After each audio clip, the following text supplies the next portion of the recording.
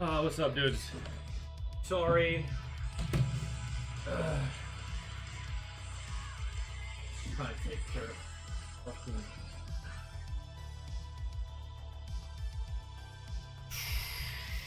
Alright, my bad. How are y'all? How's y'all's. Sorry. How was y'all's Saturday? Oh, fucking A. I hope y'all are having a good one.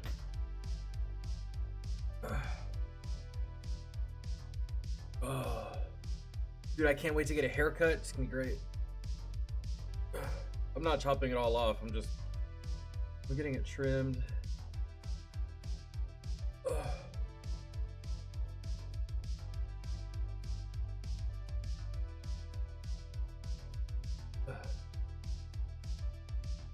What do you mean, Jeff? What, is my quality bad? Are we lagging? What?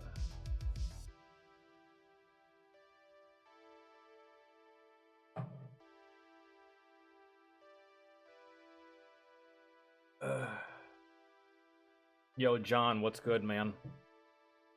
And hello to everybody. Kat, Daniel, Claymore. You're at basic training right now. How do you have your phone? Unless, like, you just got there.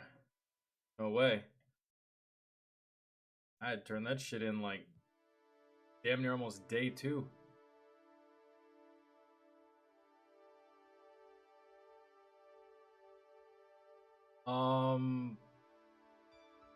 No, Daniel, I'm actually spending Thanksgiving by myself this year.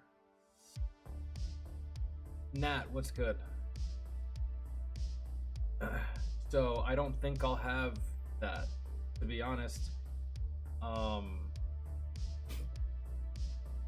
My dad's in Georgia, my mom's in Georgia, my sister's in Georgia, my other sister's deployed. My aunt is taking my niece up to Connecticut for Thanksgiving to see family up there, and I'll be in Virginia, and I don't have any friends, so I'll probably be streaming on Thanksgiving. Yeah, I don't have to show up or anything, but I mean, like, I'll probably like be here. Y'all wanna hang? Christian, what's good, man? Christian, you're 35? I don't know why I thought your ass was like 20 or something. Shoemaker, what's good? I didn't even know you. I thought you were still in your 20s, Christian. I don't know. We've never really talked about this.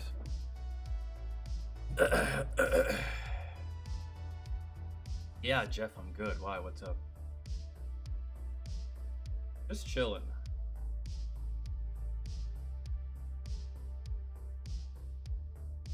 Wouldn't that be some shit?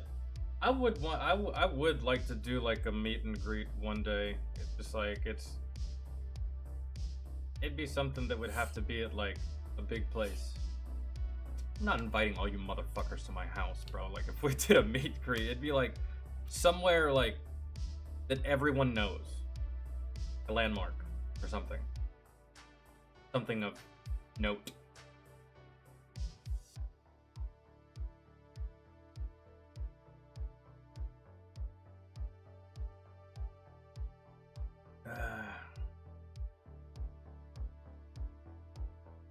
Daniel, is there a reason? I don't mind it, but is there a reason you're speaking to me in my native tongue?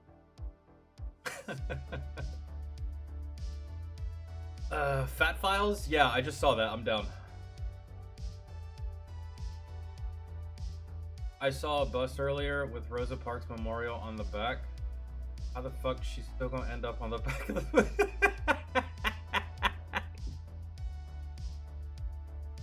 I mean, maybe because they looked at Rosa Parks and they were like, she's great. But then they looked at public safety and they were like, yeah, maybe let's not put a memorial on the front of the bus. Because whoever sees that, well, that's not good for them. Damn, Rosa Parks be the last thing they see before they get plowed by that thing. If they put it on the front. But for public safety purposes, that little memorial had to go on the back. I mean, then again, though, they couldn't have done her that dirty. They could have just put her on the side or close to the door. But oh shit.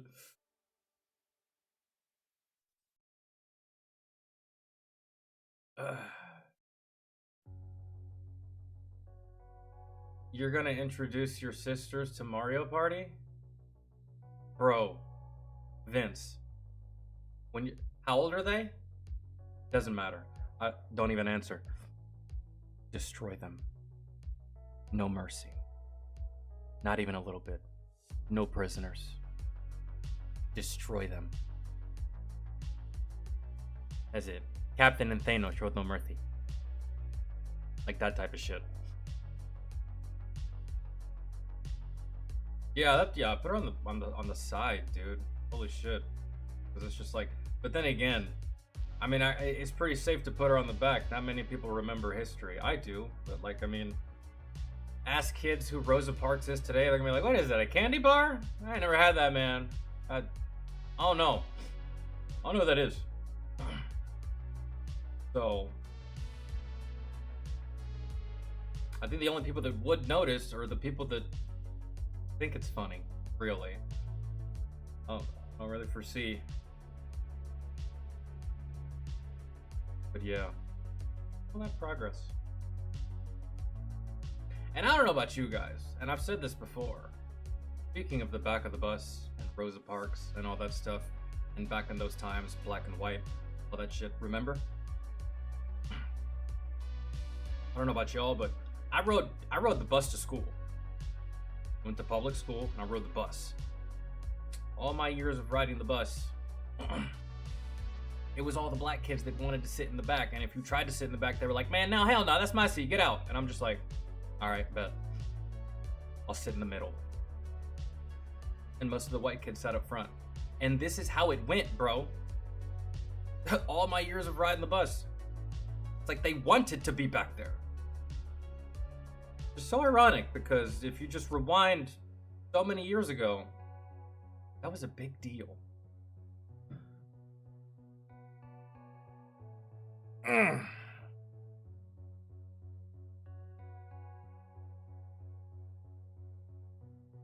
Okay.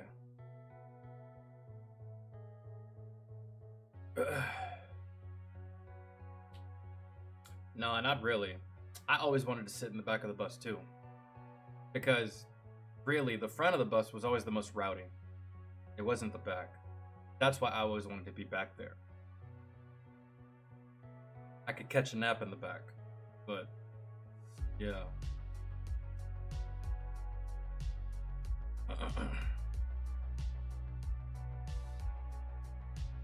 Around here, the back of the bus was for the cool kids. Same, growing up, for the cool kids and mainly for the black kids, really, for the most part. And which is, I could kind of get close to the back, but like 3/4 to the back. I couldn't get all the way into the VIP section. I was like, I was there, right? Because like, you see my skin, right? I was at the threshold. I was at the door. I didn't really make it all the way in. It just depended. As I went up in grades, your status is like an 8th grader is more than a 6th grader, right? So, yo Tracy, what's up?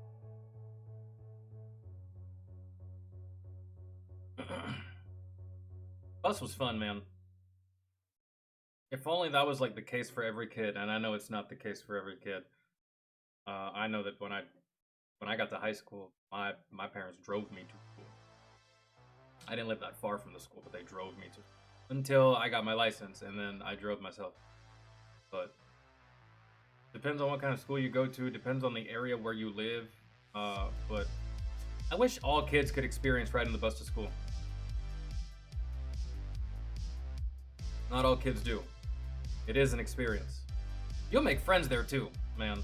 Friends that you wouldn't make. Like, dude, I had really, really good friends on the bus that I didn't have any classes with. And bro, I would just be in class, just like excited as fuck to get on the bus to see my friends. It's like I had no classes with them. So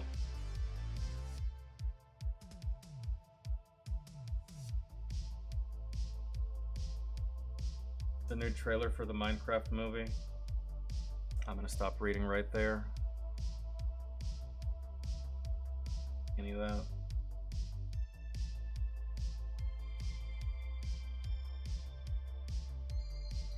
Okay, let's see what y'all put on the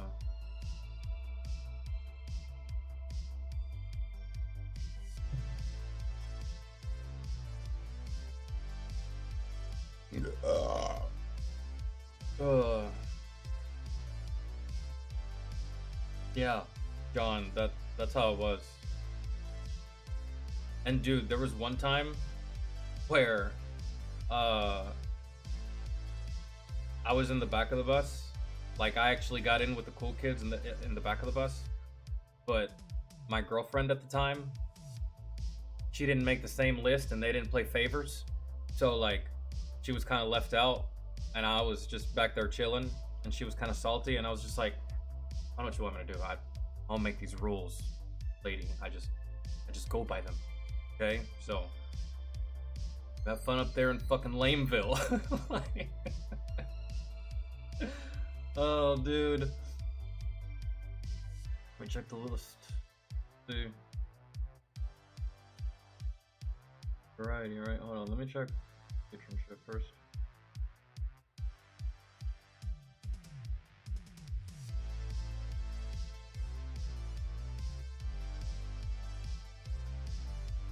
Administrative results is probably what we'll do first, because that is a patron request.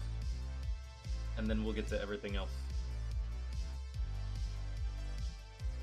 Unless donation requests get in the way, but we don't have any, so should be good. If Roth is here, which I'm sure he is. Top 5 guns of Donut Operator. Is this like top 5 guns that he owns, or like his ranking for his top 5 favorite guns, or what he thinks the top 5 guns? I don't know. Let's...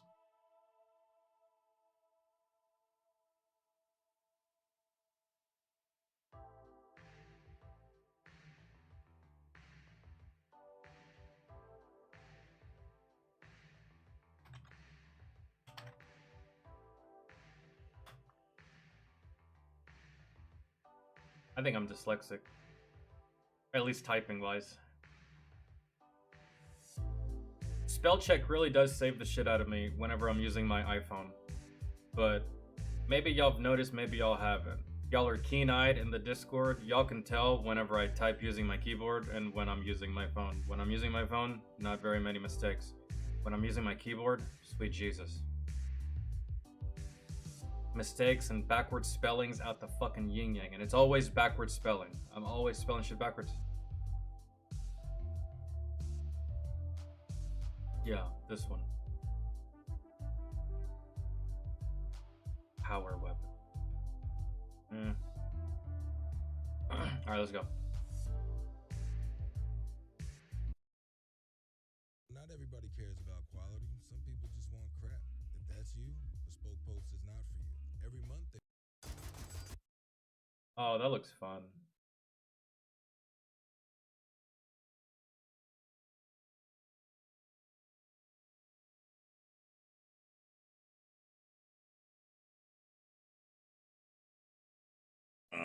That's fine.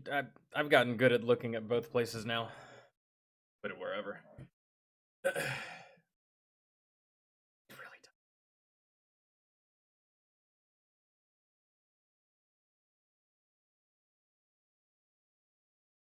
Bro, that's a lot of brass.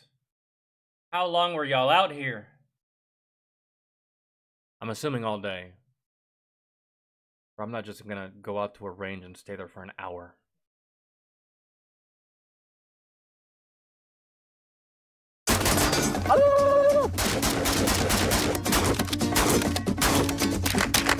I'm still sweating, but nonetheless, administrative results here. Today we're going over a very fun and interesting topic. It's going to be one of the videos of all times, and I'm hoping you're on the toilet drinking your coffee, eating your beer. Today we're going over the top 5 coolest guns of Donut Operator. Hi, everyone. Bye, everyone. And as a bonus, you get some friends. Better render in. Hey, better knock off that T-pose. Hey, you better knock off that T-pose right now, young man. So let's dive on in. Lights, camera, action. Oh, no. That was rather silly and goofy of me. I saw this in Cody's collection and I thought it was really cool. Ruger 1022 with a M1 carbine style wooden stock, integrally suppressed. One of the most lethal murder weapons ever devised. Cody, what can you tell me about this beautiful little weapon you got here? What I can tell you is that from the outside looking in, at first glance, had you not said any of the shit you just said, I would look at this weapon and think that it's a BB gun. I may be in the minority, but first glance, that shit looks like a BB gun. Same kind of BB gun I had as a kid. All right, I got this guy from Montezuma Firearms a couple of years ago. No matter how large of caliber my friend's guns are, you know, we got the 50s, we got all this crazy shit. Crazy stuff. Crazy. I was crazy once. This is my favorite gun out of anything, because not only is it super cheap to shoot, but it's fun, dude. It's an airsoft gun, basically. Just ping, ping, ping, ping. I took one of these to a local airsoft game, and I almost spent 20 years in federal prison. Yeah, it happens. Allahu Akbar! But everyone did call their hits. Very cool gun. These things are a blast to shoot. One thing we always talk about within the firearms zeitgeist is getting new people into firearms. 1022s, especially a suppressed. Oh. I left it in the fucking car.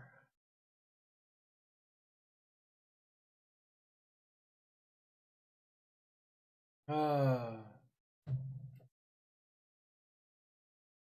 want to use that. That's gross. It already has shit in it. And I'm bougie.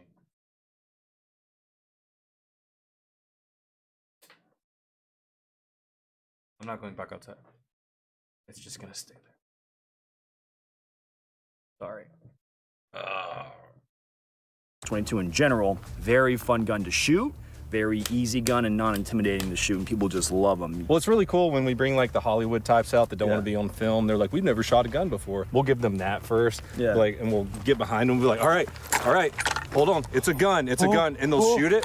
And they'll say, like, what? Wait, that was a bullet? That was a gun? Yeah, they're not scary, right? No, they're not scary. And then they'll just move instantly to like the bigger caliber things. Hell yeah. You had an interesting story, a little horrific one. Oh, the Iceman Killer? The Iceman Killer? I wonder what celebrities he's brought out there. It's interesting that he says that. It's almost like these celebrities, they want to shoot guns, but they don't want to be named or seen doing it. Maybe because of their fans. God, heaven forbid, right? Some of your fans get mad at you. That shit's easy to deal with. They're mad. They'll get over it. It's fine. Anyways. Killer? Yeah, Richard Kuklinski, dude that apparently killed Jimmy Hoffa. He says he killed Jimmy Hoffa back in the day. Yeah. He would take a panel van, he'd wait for people to come out of their house and walk to their car to go to work, and he would have an integrally suppressed 22, and he would just pepper them 30 times with it and drive off. God. My big ass could just be shooting with like a 308 or something. That'd be really kind of you. Gentlemen, looking stylish on the flat range is important, and LARPing extra hard is where it's at. Americana Pipe Dream has you covered. Fantastic young Zoomers getting after the milsurp space and arena. Night vision, knives, manuals, and now electronic bikes. They're distributors. I want to give a big thank you. With some subsonic ammo, we're gonna see how far away he can get before we stop hearing him. I can run pretty fast. All right, so we're gonna send Trout off in the distance, and we're gonna see at what point we can hear the gun very less. I'm assuming we'll hear it throughout the entire time. It may just get way quieter at distance. But Trout, whenever you're ready. Oh my God. Okay, really it might not be that far. That is insanely quiet. Wow. You could have dropped a book louder than that. That is insane how quiet. I say he's gonna get 50 meters. That is. From here? That was louder. That was louder. Some cyclical issues. Is that shooting? That was shooting. That was shooting right there. Did you just fire? I did indeed. Oh my God. That is literally, wow. That is insane how quiet that is. All right, from this distance, everyone shh. Probably what, 50 yards? Oh my God. That was actually a little bit louder. I think the wind carried that. Sounds like a mag was inserted. Yeah, I didn't know he fired. I wasn't sure. Firing in 3, 2, 1! That's so anticlimactic. It really is. Hey, Were you farting back there? All right, well, I think you guys get the gist. The gun is insanely quiet, and I appreciate Trout doing his thing to help out with this bit to show how wild the gun is. But now we have to move on. We're gonna get a little bit louder. All right, everybody buckle up! Firing! 3, 2, 1! The return of double pump in OG Fortnite, that is bigger than almost. Oh, that makes me want to throw up. That I can't even have it on this. I can't even have it on my screen. No, I can't. I'll die. I will. I felt my brain melting. I can't have that. No way. Is it over? Please tell me it's over. Get the fuck out of my life. Nope, it's still there. God damn it. That is AIDS. Oh, thank Christ. Yes. Holy shit. That was a close one there, dude. I didn't think I was gonna make it.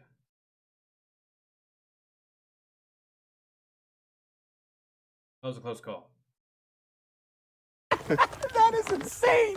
You ever seen a white boy with a Jamaican accent? I was adopted by some Jamaicans when I was a baby, man, and they raised me on the island, and now I talk like this. Dude, who's Cybertruck?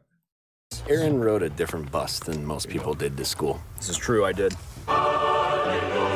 Stop, Eric Prince! I'll save you! Up next, we have one of the more interesting shotguns I've ever seen that I didn't even know existed, but I was there at Cody's abode and I saw this in his collection. I thought, yeah, the audience will like this one. It's a 12-gauge shotgun by the mercenary company known as Blackwater. Cody, elaborate. Blackwater there for a little bit. They were manufacturing firearms apparently, and I went up to a shooting range day at Point Blank Range in Charlotte, North Carolina. They said, hey, do you want one of our shotguns? Of course, I said, you guys make fucking shotguns? And yeah, they gave me this little magazine-fed pump-action shotty, which of course has the Blackwater, the popular bear print right there on the side. Blackwater firearms. I don't know if Blackwater's still a thing, but I ran across a few of them a couple years back. I don't know how many of these there are, but I fortunately was able to get one. History lesson for the uninitiated. If you are curious, hey, what's a Blackwater? Why is the water so black? There is a company known as Blackwater, and they were used in the global war on terror to fulfill certain jobs, i.e. just being mercenaries in general. They got into some hot water, and the government dropped them. But it's a really cool piece of history in my mind with a lot of fun. Like, yeah, a little bit. I wasn't present for any of that stuff, but I did run across them. Remnants of the company. Oh my god. I feel like they still operated. They operated in Afghanistan. I'm sure. And the government dropped them. But it's a really cool piece of history in my mind with a lot of fun. Because I think mercenary work is, you gotta respect your mercenary work. It's an honest job. Pretty light for what it is. Very impressive for what it is. I think it's actually pretty freaking cool. It was not bad to shoot whatsoever. No complaints. I mean, it's just weird. I never had any idea that Blackwater made a freaking shotgun. So when I saw it, I was like, okay. The Sentry 12. By Blackwater, coming to stores near you. Never ever, actually. Real quick, if you're curious, so you have your pump control right here. This actually reminds me of a FAL in a weird way. And then you have your mag release. And then a pretty nifty little safety with a very long throw for no reason. It could have been a way less of a throw, but that's just nitpicky nonsense. Really random. I can't stress how I had no idea that Blackwater made a shotgun. Now I kind of want one because it kind of looks like an ACR meets a future gun, but it's just a 12 gauge. It's like if the Turkish shotgun companies could actually make a good shotgun. What's wild is the same range day they introduced this to me. They introduced an AR platform that had a thumb trigger on it. It shot with your thumb. No kidding. They didn't give me one of those. They said, hey, do you want one of these shotguns? It's like, yeah, I'll take a Blackwater shotgun. So thanks, Blackwater.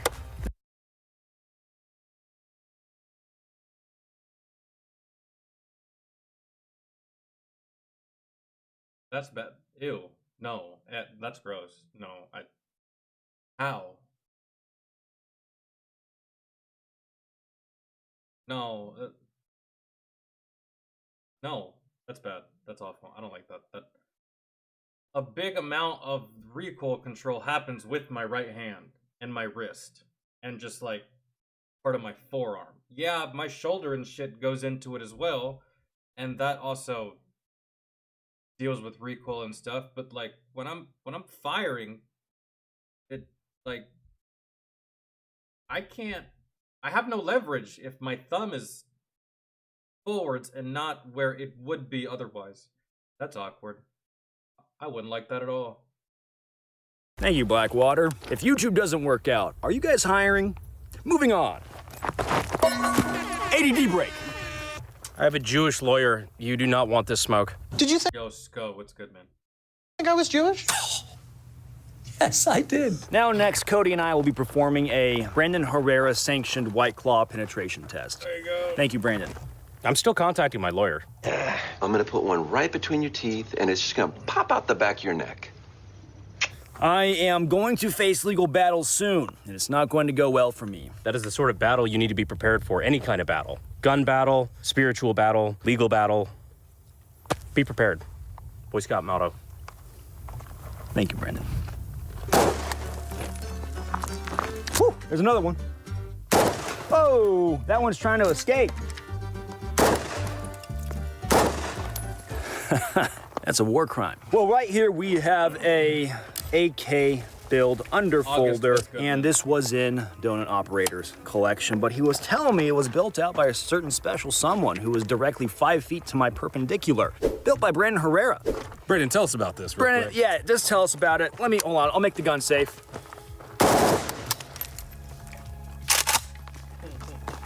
Thank you, sir. Of course, safety first. So, yeah, this one was built on a Hungarian parts kit. So we actually had a bunch of these back in the day. I was making a big run of underfolders because we just happened upon a couple of parts kits, and by a couple, I mean a few hundred, and they had underfolder stock. So cracked a few of these out, had some beautiful wood furniture on this one. And you know what? I knew my buddy Cody did not have an AK, so I gave it to him several years ago. And I think he's fired it once. You know what's crazy about this series, the top 5 series? Of all the guys I've gone to with really impressive gun collections, most of them have had a Brandon Herrera built AK in their collection, given to them by Brandon Herrera. You know who doesn't have a Brandon Herrera AK?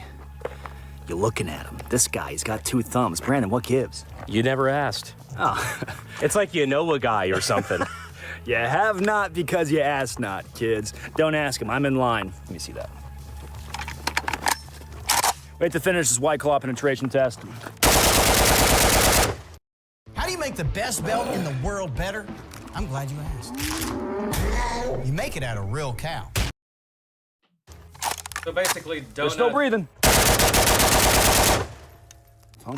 Donut's favorite guns are just I will say, Brandon, this is normal, one of the regular guns that finest everyone AKs else I have also seen in a while. loves and The enjoys. underfolder is quite a vibe. One of my favorite things about Things that are crime is just, when you know, top bad tier. guys have AKs. They always have them like this. They never use the stock, so it gives me a chance, and I appreciate that, my ghetto street friends. Really, really cool.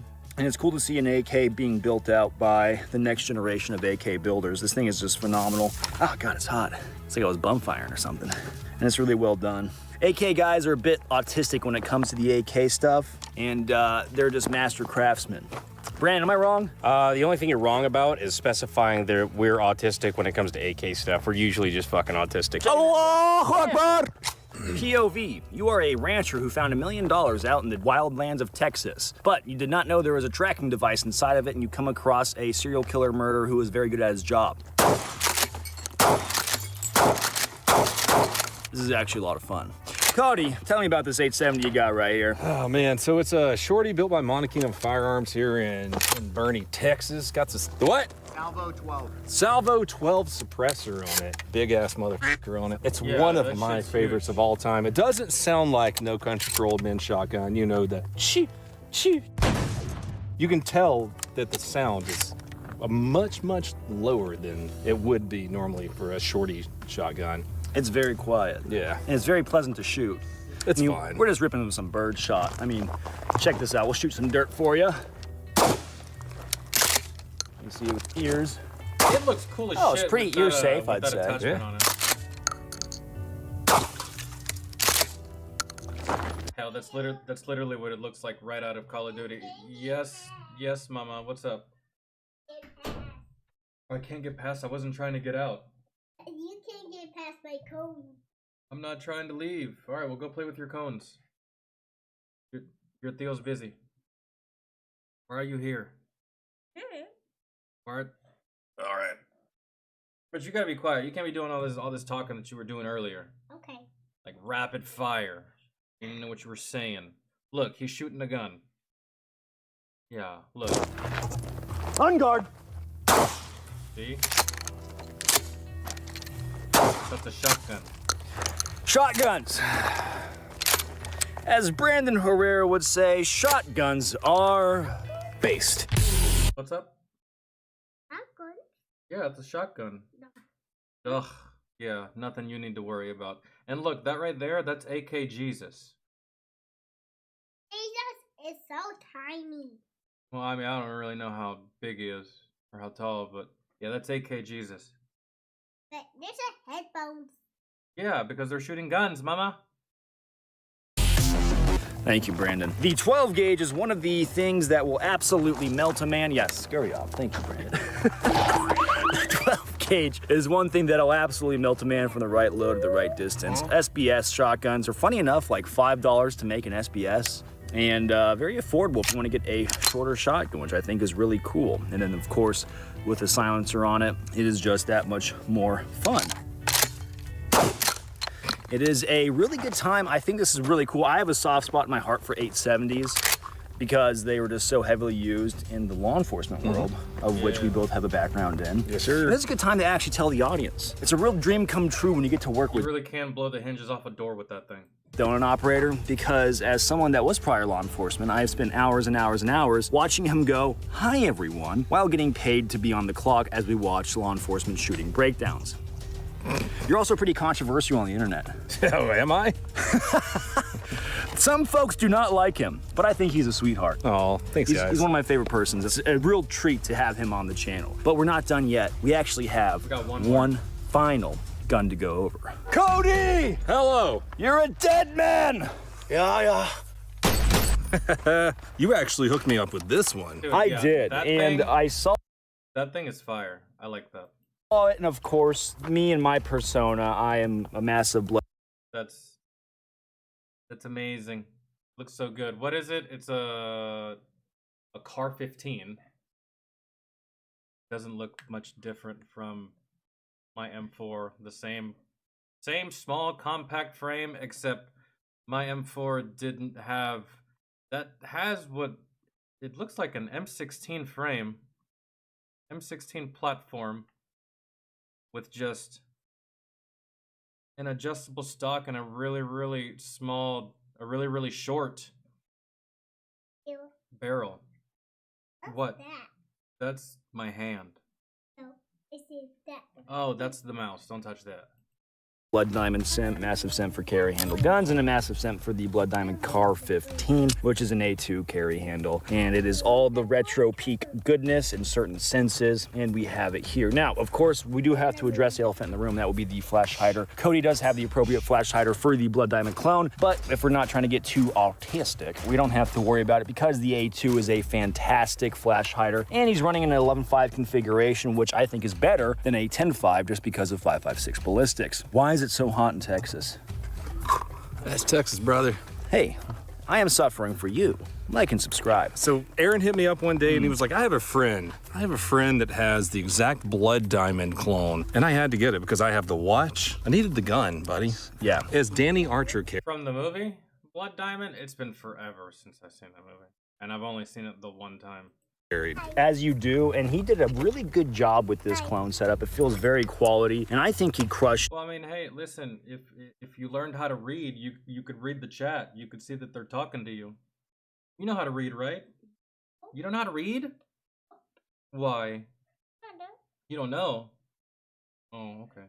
There's a few things I wish was on this one that would just mainly be a Geisley trigger, but I would say he did a pretty good job. And the gun setup is really fun, and I actually have a plan for a video of a updated version of a blood diamond gun. A little bit more modern, but sticking true to the blood diamond gun itself. Nonetheless, I really think these guns are super cool, and it was a really interesting stepping stone in the development of where ARs would end up going and how high speed they are, and then certain trends following others, high optic risers and stuff like that. But ultimately, it's a really cool piece of cinematic culture. Absolutely. I mean, because this gun also showed up in Black Hawk Down, oh, not this one, but the blood diamond gun showed up in Black Hawk Down because I believe the prop house was Bapty & Co. And you can see it in some photos on IMFDB of the blood diamond gun in black. Oh, yeah. Dude, for the longest time, I thought those were just M4s. Like when I saw the movie and even when I was in the service, I thought those were M4s. I didn't know exactly what they were. But, dude, I just don't remember that little M16 style handle up top being on there. So maybe that's just something specific to that. Maybe that's something that makes it different from the M4. I don't know. Yeah, that's what I thought it was for the longest time. All right.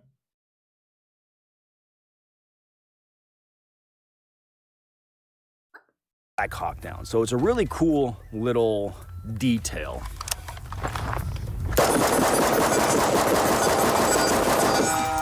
Yeah, that's my favorite one, really. Remington, AK, shotgun. Somebody shooting stuff like that. Okay, yeah, the Ruger was pretty cool. The Ruger 1022, I like that. Out of all the ones in here, I'd want that and then R15. That one's nice. And these things are just so much fun. It's just everything that I would want. It's everything that I had, dude. Just like short, small, compact, easy maneuverability, lightweight. It's great. Issue 11.5 is probably one of the most goated SBR barrel lengths you can have for an AR. Quote me on that. I'll run on that. I'll campaign on that like Brandon Herrera and lose thanks to APAC, but it's one of the exquisite. Cody, I appreciate you having me out. All right, we're gonna pause right there. Are you out? You just wanted to see AK Jesus. Now you're gonna bounce? No. Are you leaving? Okay. Hey, come here. What the hell is this? Beso. Beso. Beso? Is it my beard? Yeah. I love you. I love you. Go.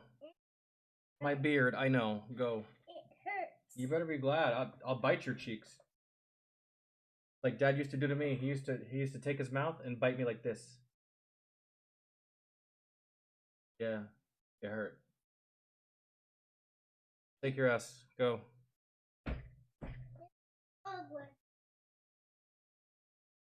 Step on it. Are you sure that's a bug, Mama? I don't think that's a bug.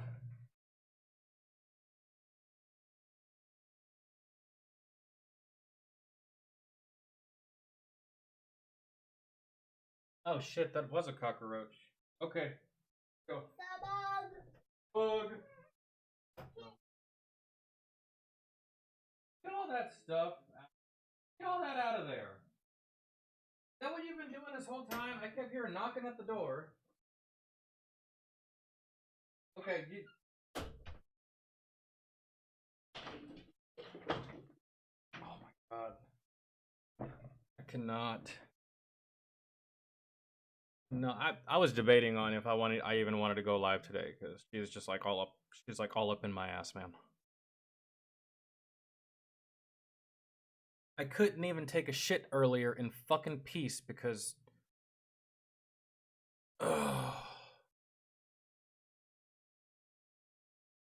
no fucking privacy at all. Yo, Sage, what's good?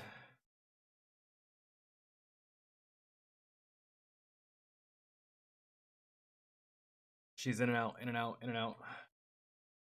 She'll go from her tablet to her room to me.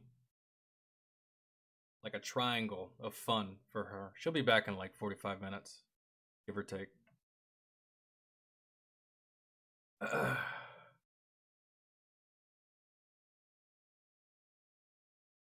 Okay.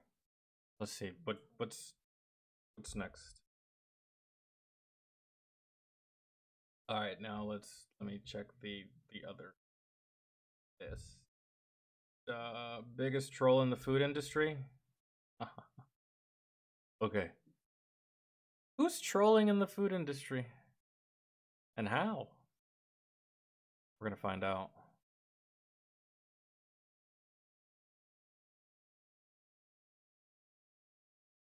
Fat Files.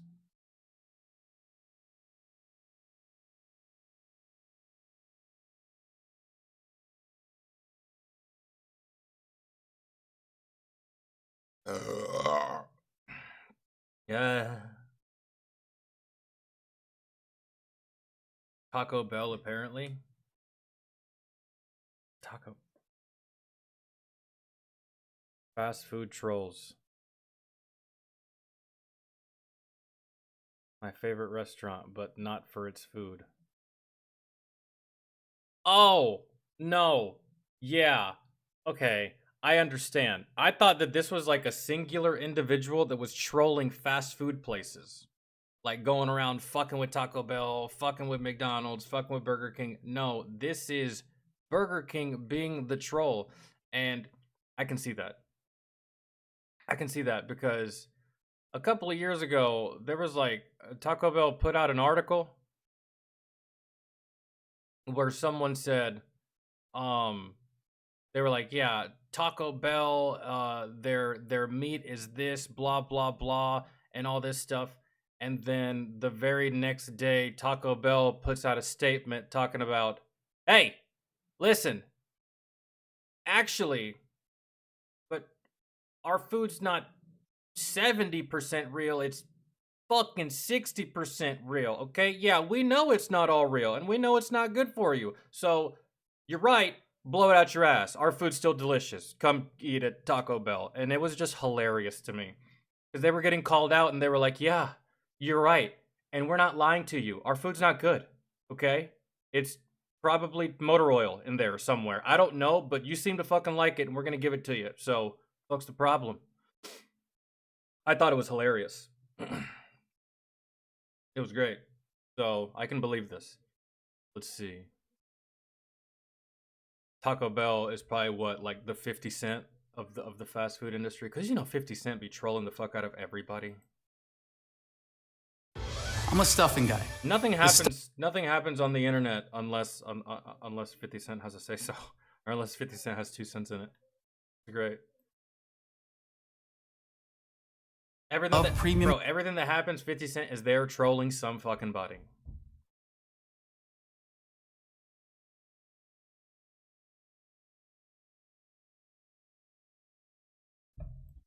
I just think he's hilarious, man. It doesn't get... He, to me, is like the definition of like the perfect troll. 50 Cent. Did y'all know that he bought out like the entire first 2 rows? Actually, the entire first 5 rows of the arena of where I think Ja Rule was performing or some shit. Somebody that he did not like, that pissed him off, he bought out the first 5 rows at their show. Just to make it look like no one showed up. How petty he is. Oh man, it's so good. It's so good.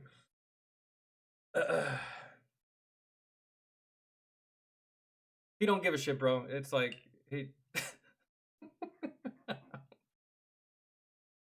just to make it look like no one showed up at your show, bro. Like that is just so hilarious, and that's so petty, and that's like I can't even say that's something I wouldn't even do myself.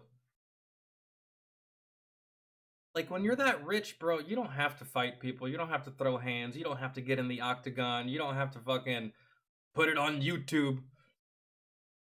You do shit like that, it's great. You still win either way.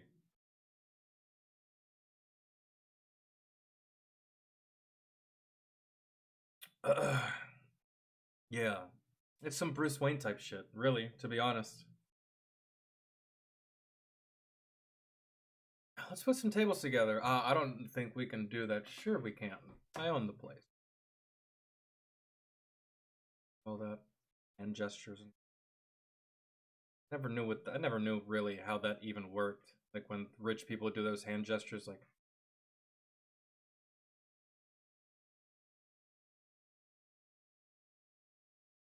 You have like a meeting for all these gestures and shit. I feel like it's baseball and shit. Like they be giving you signs and shit. Like.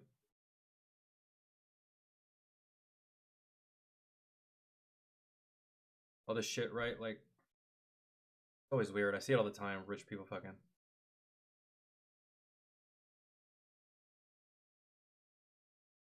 Alright, here we go. Biggest troll in the food industry. Taco Bell. I mean, they kind of gotta be, really. It's the only food I know of at the moment that can send you to the bathroom and have you wanting to self-delete mid-shit. Yeah, you still turn right around and eat it the very next fucking day. One of the only foods, man. I still eat Taco Bell to this day, bro, but it's rare. Occasionally. Maybe like once every 6 months. I'm no longer 18. I can't process food the way I used to. This is gonna be one of those times where you're like, man, I feel like I knew that. It just never really dawned on me until now. Today we're talking about Taco Bell, probably the biggest troll in the restaurant industry. I really am upset, though, at Taco Bell for getting rid of the dog. That was iconic. That was legendary. That was a staple. What happened to the fucking dog? Unless you just had one dog, his name really was Taco, and he was beloved, and you couldn't bring yourself to replace him. I can understand that, but, like, I feel like any fucking Chihuahua would do here. I don't know. They never brought back the dog. That kind of upset me. Buh! That's not true. Have you read Wendy's Twitter? It's hilarious. Buh. Yeah, we know. Wendy's has a funny Twitter where they clap back at people in the comments section. Okay, what I need you to understand is that Taco Bell has been out here actively trolling entire government agencies, and they've been doing it since back in the 90s before the internet made that shit easy. They're quite literally one of, if not the only pioneer. Yeah, back in the day, they were taking out ads and, like, billboards and shit. Of meme-style marketing. And we're gonna get into it right after word from our sponsor. This video is brought to you by Sheath. Okay, look, I'm not gonna overcomplicate this. It's underwear with a pocket inside so you can stick your junk in it so your balls aren't stuck to your thigh. Okay, I've got this piece of paper with this page of all this shit. You know what you should do, Fat Electrician, for fat files? You should go over the, you should go over the battle between, what was it? It was Verizon and, was it Verizon and Sprint? They had like a battle going on for like fucking ever. Can you hear me now? Can you hear me now? Can you hear me now? And then I think the spokesperson for Verizon went to Sprint, and then now their ads are, it's kind of hilarious because he's like, can you hear that?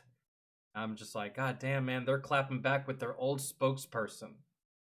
Like, that used to be their spokesperson. They fucking hired that guy, and now they're using the guy that used to speak on behalf of you to talk shit to you. That's fantastic. I saw that commercial, and I was like, I see what you're doing here, man. And I like it. That's not bad. That I'm supposed to read, like, oh, they have all these fancy new designs. Like, yeah, that's cool. They're also the official underwear of the UFC. Like, great. Okay, but look, here's the truth. You know who doesn't really need underwear to keep balls from sticking to their thigh? World-class athletes with six packs. Okay, you want to know who does need this underwear? Bigger dudes that have been told at every doctor's appointment since they were like 11 that they needed to lose weight, and they just so happen to sweat anytime the temperature gets above 72, okay? Don't fucking look at me and I won't look at you, all right? And you want to know the best part about this underwear? You can buy a pair, try it out. Worst case scenario, you're like, you know what? Turns out I actually do enjoy my balls sticking to my thigh. You can just not stick your junk in the pocket, and then boom, you've... You know, it didn't really dawn on me that this was an ad. I thought this was part of the Taco Bell thing. I really wasn't paying attention. I got kind of baked earlier. I was like, I don't know where I was for a second. I knew we were talking about ball sex and shit. You've got a normal pair of underwear that feels the exact same, except now you've got a secret pocket that you can, like, I don't know, hide stuff in if you wanted to. You can hide your... I was gonna say it. You can hide your weed there. Oh, and you can put your weed in there. So yeah, you absolutely need to try some Sheath underwear. You literally have nothing to lose. The worst case scenario is that you bought some underwear. The best case scenario is that you never have your balls stuck to your thigh ever again. I'm gonna have a link and a discount code down below. Let's get back to the video. That's great and everything, But I don't know, man. That was one of those things that I thought it was just part of being a guy, and I kind of just got used to it a long time ago. Really. I mean, I had plenty of ways of mitigating it.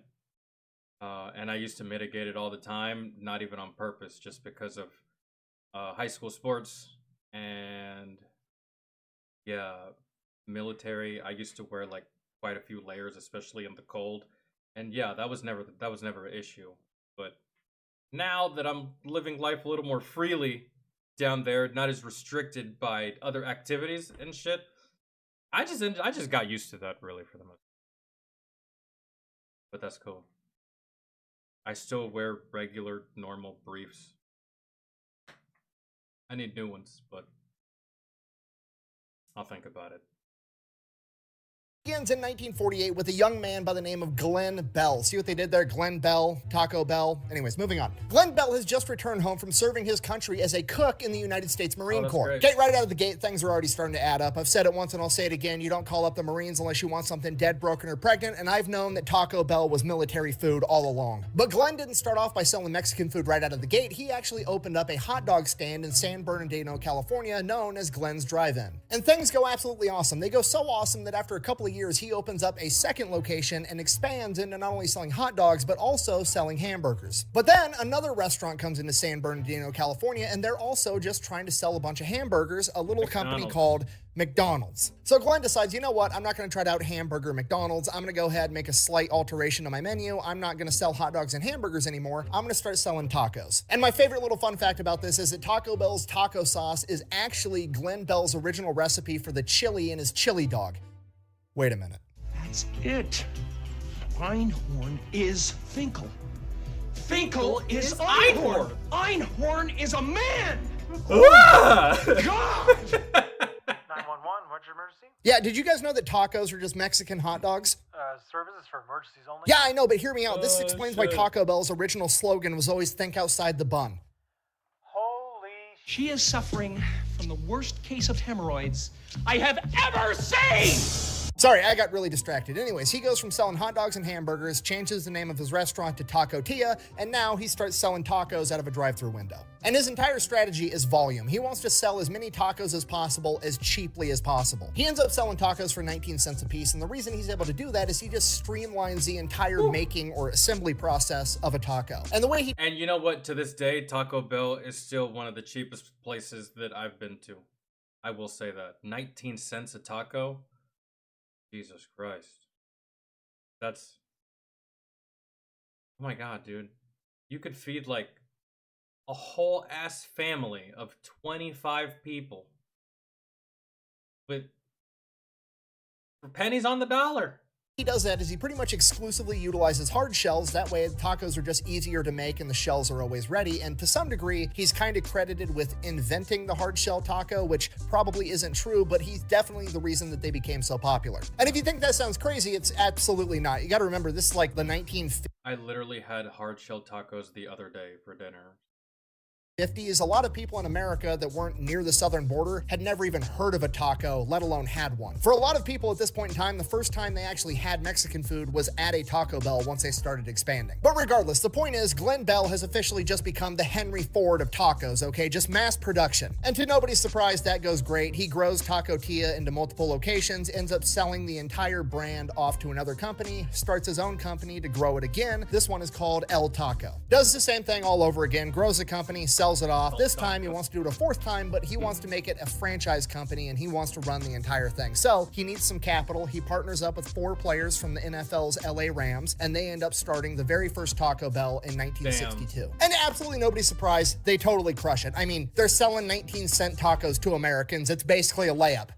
This is literally one of the very few times that an NFL player invests in a restaurant and it actually pays off, because notoriously going into the food industry or getting mixed up with fast food or restaurants or food chains is at the top of the list of being one of the biggest reasons why NFL players, NBA players, MLB players, professional athletes lose a lot of money, get swindled, and go broke.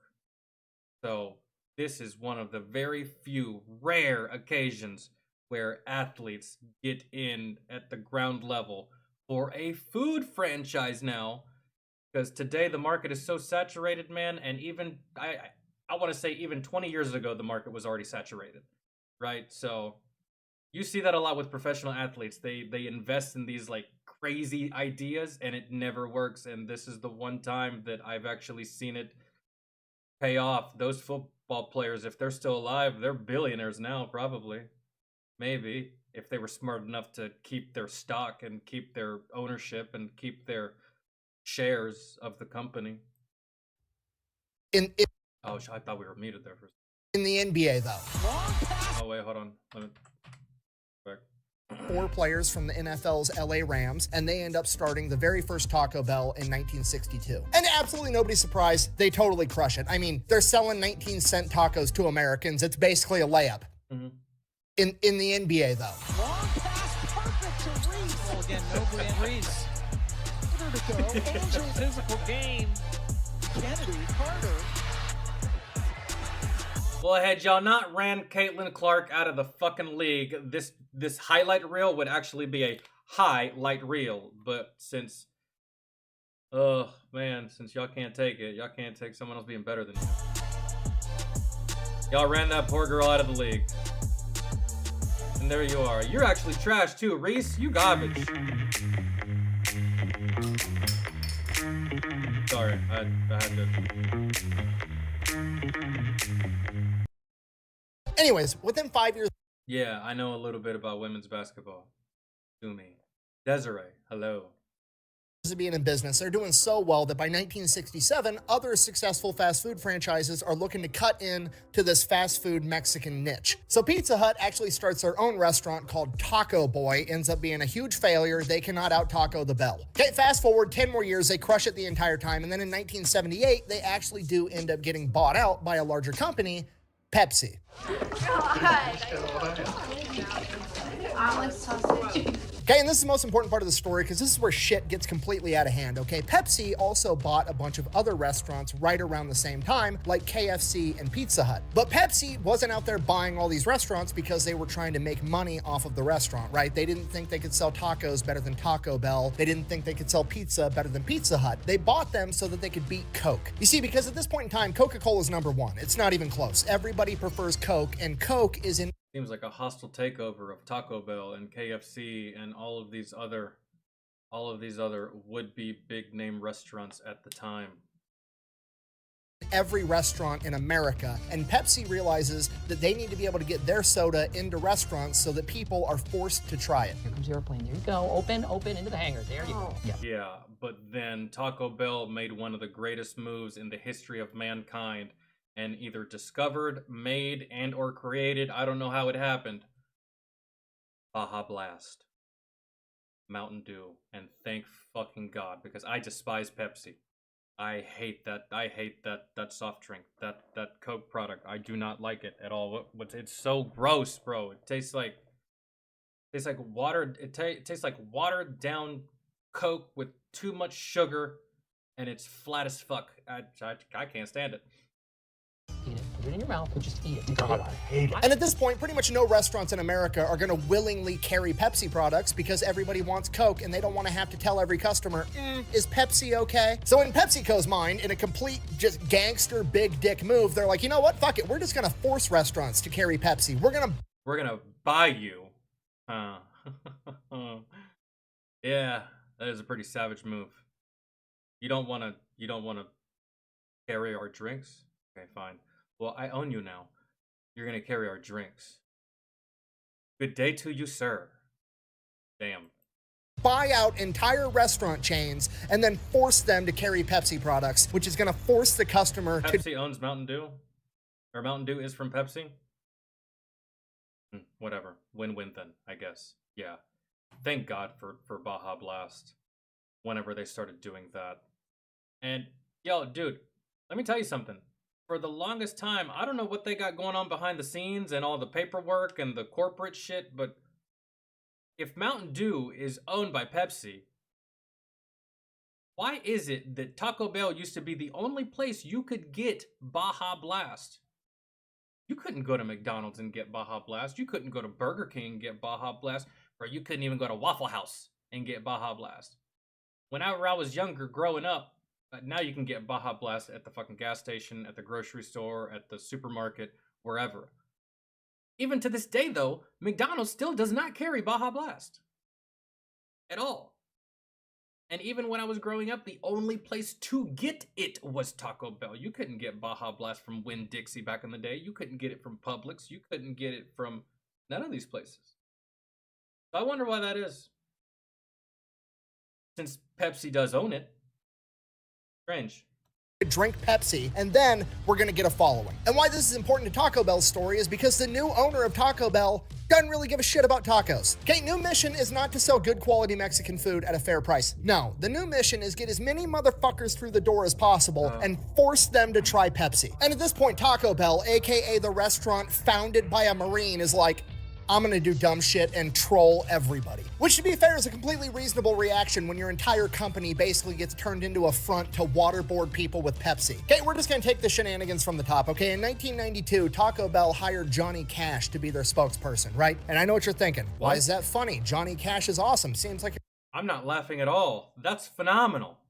a great spokesperson. A, I completely agree. But B, it's funny because he's the guy that got famous for singing The Ring of Fire. Okay, moving right along, the very next year, 1993, Well, I mean, that kind of works, man, because Ring of Fire is essentially your butthole after you get done eating Taco Bell, so it works.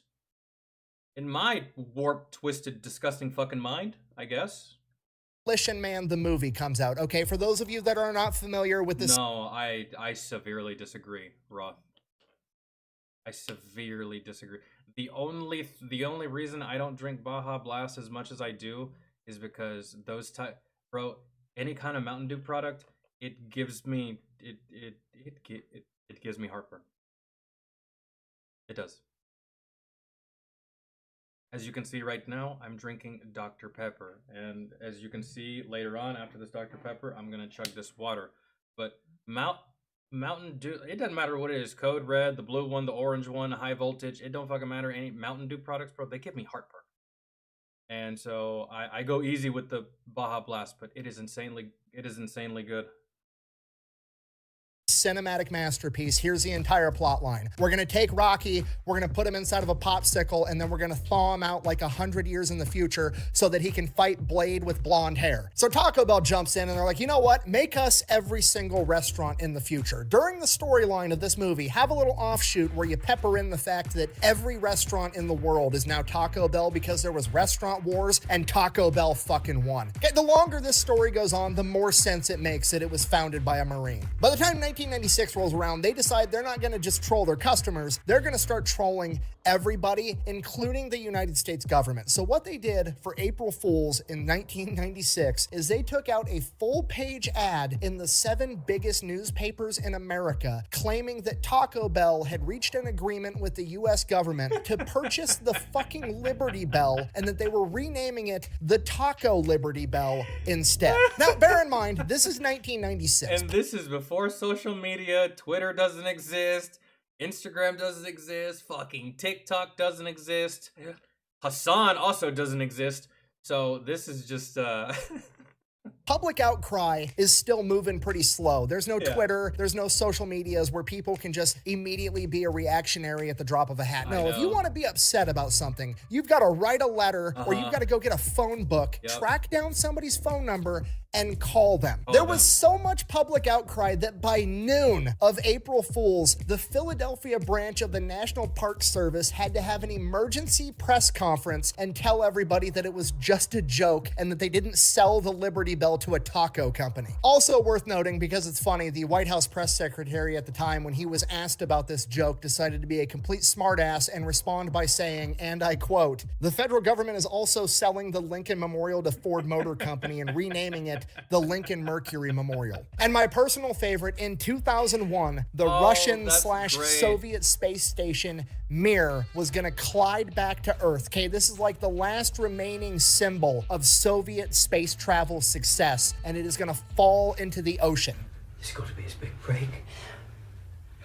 We've got to fuck with him. So Taco Bell is like, fuck it, we're gonna get a giant inflatable target and stick it in that part of the ocean with a big ass bullseye that says free tacos here. And if the Russians can manage to hit this fucking target with their space station, we're gonna give free tacos to everybody in America. Okay, this is why Pepsi's my favorite soda brand. Do I like the taste? No, but I just like how much they hate the USSR. Okay, for those of you a little fuzzy on the timeline, the USSR disbanded in 1991, right? 6 years later in 1997, Pizza Hut, the other restaurant owned by Pepsi, gets Mikhail Gorbachev, the former leader of the USSR, to appear in a Pizza Hut commercial to send the very clear, very loud message of communism can't out Pizza the Hut. And now, 4 years after that, the Mir space station, the last And that's a shame too, because Pizza Hut is no longer, in my opinion, was the last time you went to a Pizza Hut. Be honest. Come on now, man. I haven't been to a Pizza Hut in over 25 years. It's a shame, right? It was just I don't know, man. I don't know what happened. I don't know what happened to Pizza Hut. Weird. remaining symbol of Soviet success at literally anything is about to fall out of orbit and collide with the planet. No, not Mountain Dew. Mountain Dew had a very unique flavor to me. You're thinking about, like, I remember, like, Canada Dry tasted just like fucking Sprite. I remember ginger ale tasted just like Sprite. Which is why, growing up, the house was always full of Canada Dry and ginger ale, because at the time, Canada Dry and ginger ale were cheaper than Sprite. And me, along with the rest of my fucking family, we didn't really taste much of a difference, so we just went with the cheaper option. And a taco company is putting a giant target in outer space, offering free tacos to the entire country that beat them in the Cold War if they manage to hit this target with any remnants of this Soviet space station. Not only is this going to maximize the amount of people watching with anticipation as one of the last living memories of the Soviet Union dies, it's also one giant last middle finger letting them know, hey, we have complete confidence that you guys always miss. Which is exactly what happened. The Soviet space station did not hit the target, probably because it wasn't at point blank facing a wall, and Taco Bell did not have to buy everyone in America a taco. So But they could have, probably. Taco Bell is just god-tier level shit talking and trolling, but on top of that, they also have brilliant marketing ideas. My personal favorite and most infuriating, mostly because it didn't stick around, was in 2017, Taco Bell collaborated with Lyft to have a taco mode inside of their app. And what taco mode was is that when you got picked up by your Lyft driver, they would then immediately take you to the closest Taco Bell drive-thru, let you get food, and then take you home from the bar. That is phenomenal. Do you know how many times I just stumbled home drunk from the bar on foot, hungry as shit, and I'm just like, man, should I walk the extra 2 miles to get food? I'm starving. Or should I just, like, walk, I don't know, a couple hundred more meters and I'm at my barracks and I can just throw up and go to bed? This would have been fantastic. This would have been grand. Okay, I don't know how this feature didn't stick around longer. Maybe I'm in the minority, apparently, but this is exactly what I want, okay? I spent my entire childhood getting told don't talk to strangers. As a grown-ass adult, there's nothing I want more in my life than to be able to summon a stranger with my cell phone and have them take me to Taco Bell before dropping my drunk ass off at home. Well, you know what would be great too is if they also offered a Waffle House option. Those are really the only two places that are open at 2, 3 o'clock in the morning. Taco Bell and Waffle House, bro. You can pretty much fucking bank on it. If it's Saturday, then yeah, Taco Bell's open till like about 2, maybe 3. On the weekdays, they close at like 10 and shit. But like on the weekends, man, which is when which is the would-be drinking hours and time. Throw in a Waffle House option, and you're really cooking with something. Like Jack in the Box is open late. Well, Jack in the Box doesn't exist where I'm from. And from everything I've seen in my immediate area, I don't think I've seen a Jack in the Box here. You know what? I'm gonna order all the ridiculous shit they've had on the menu over the years, because remember, they're only there to push Pepsi products. They don't care about having good quality Mexican food, and that's why they've essentially turned their entire menu into a circus show. I love it. The entire menu is just like the shit that you would talk about with your buddies when you were like drunk or high. Like, bro, you know what would sound good if we made a quesadilla and then turned that quesadilla into the shell for a burrito? We'll call it the quesarito. Oh man, this crunch wrap sure is good. Dude, that and crystals. I don't know about you guys, but you're fucking plastered drunk at 2 in the morning and you go to Crystals and get a sack full. Yep. That'll do it too. Ugh. You know what would make it better? If we replaced the hard shell tortilla on the inside with a giant fucking Cheez-It. And you know what? While we're at it, we might as well make the hard shell tacos shell a giant drink. The Doritos Locos Tacos is fantastic. The Crunch Wrap Supreme is amazing. I don't know if they still have it, but back in the day, they used to have this thing called a Mexican pizza. That shit was bomb. It was so good. Burrito, why not? So yeah, in conclusion, that is the story of Taco Bell. That time that aside from Taco Bell, I think the only other restaurant I've eaten at more than Taco Bell would probably be Chick-fil-A and Zaxby's. Taco Bell still being the cheapest of all of those other options. And really, the reason that Taco Bell has such a stranglehold and they can compete so well, even though Pepsi doesn't really give a fuck about their food, is because there's no one else in the market that's competing with Taco Bell.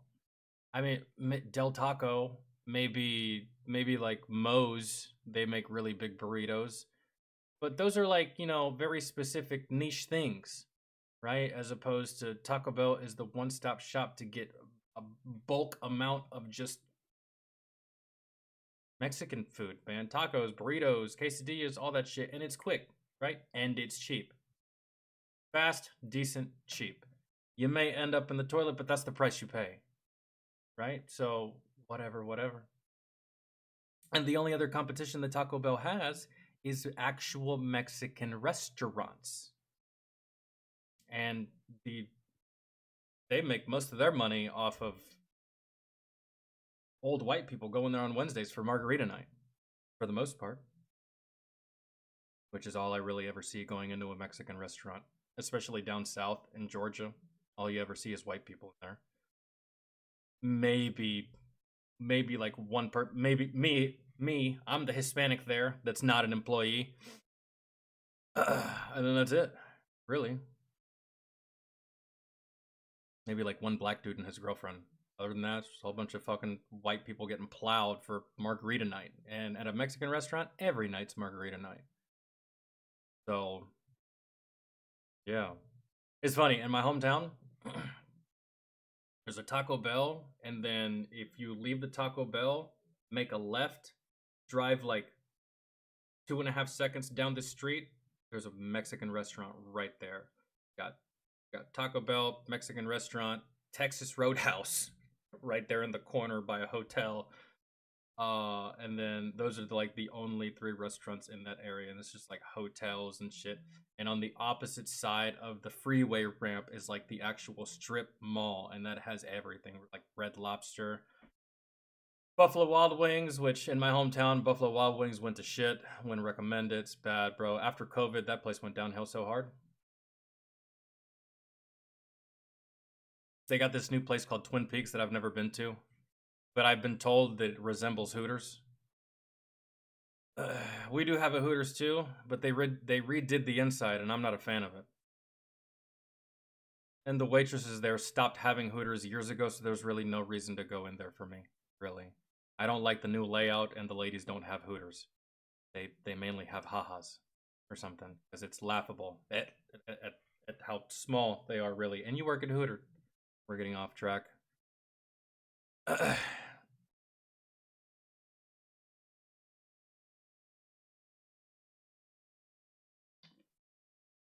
Well, yeah, Katai, where me and Kenny live, there used to be a Korean. It was literally called the Korean Steakhouse, and it used to be there right on the corner of this four-way intersection on the opposite end of the runway by the airport. And they went out of business, which I knew it was only a matter of time before they did, because every time I looked at the parking lot, it was empty. But the place had such good food. I think it may have been COVID that killed it too, really, because they went out of business like last year. I don't know if anything's been replaced since then, but Crystal's near me is super slow now. I'd love to go to a White Castle just so I could taste the difference. Because I've had a ton of Crystals in my day, but I've never had White Castle before. And White Castle is like a northern thing, so I'd like to try it just to see.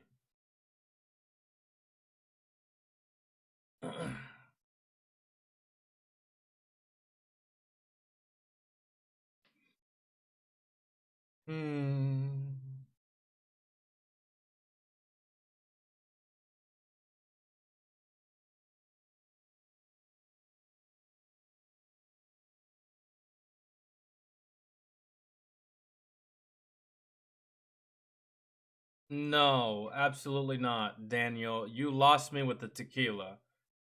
I've done exactly that before.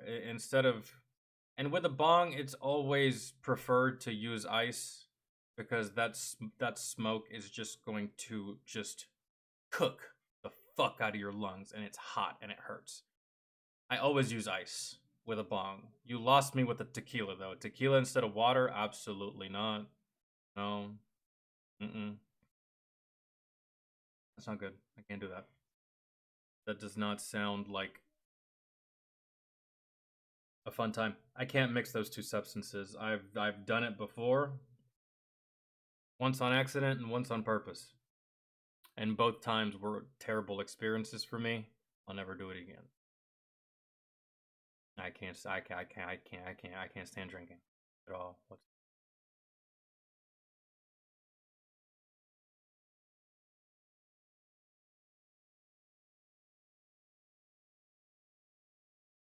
Well, yeah. There's a lot there's a lot of Mexican restaurants down south. They pop up every now and again. There's only two that I'll go to. One is the one that I just told you about, and then the other one sits on the opposite side of the highway. And it sits right next to a car dealership. And it's not bad. Pretty good. But typically, for the most part, the only times like that I've ever really wanted to get Mexican food is if, I don't know, like my sisters went and invited me, or if like my parents invited me and my sisters and they said they were going to pay and stuff like that. But for the most part, I don't really put too much conscious effort into finding or going to Mexican restaurants, because I'm Hispanic myself. So like a lot of the food that I already eat is that. Like rice and beans is part of like my daily intake of fucking food. So I already eat food like that on a somewhat daily, semi-daily basis. So going to Mexican restaurants, that's like very rare thing for me to do.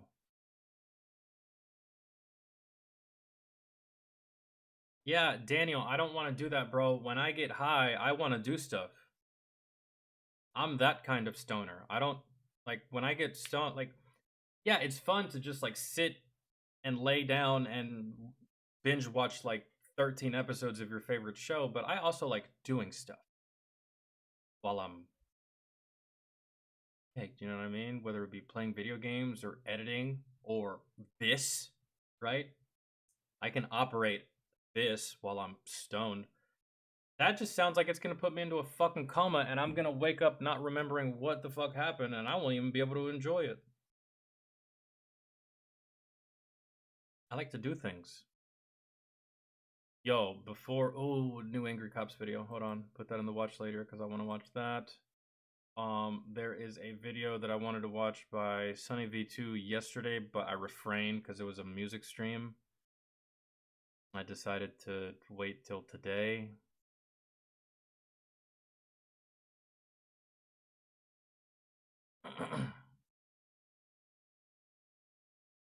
So let's watch we can watch that Sunny V2 one if y'all want first, and then I'll get back to the list. I kind of want to.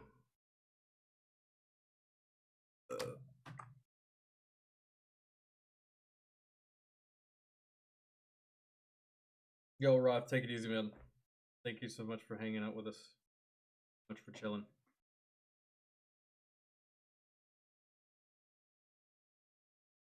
Here we go.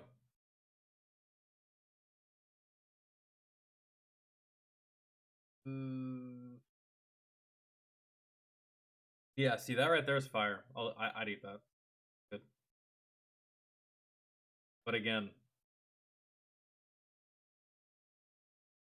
my body only operates well if I stick to my habits. The second I break my habits, I end up in the bathroom and it's not fun. Really. Like, even though I've been eating it my whole life, if I go a whole month without eating rice and beans, and then on that 31st day, I decide to eat rice and beans, it's going to be catastrophic on my stomach. I can't break away from my eating habits. Once I'm locked in on something, I have to like stay within the realm of that. The second I deviate to something else that I haven't had in a long time, there it goes, bro, it's over. The most stoned I've ever been.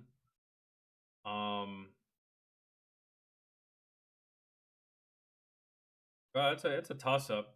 It's a toss up between when I got stoned with my buddy Jared, my roommate, and when I got stoned in Afghanistan.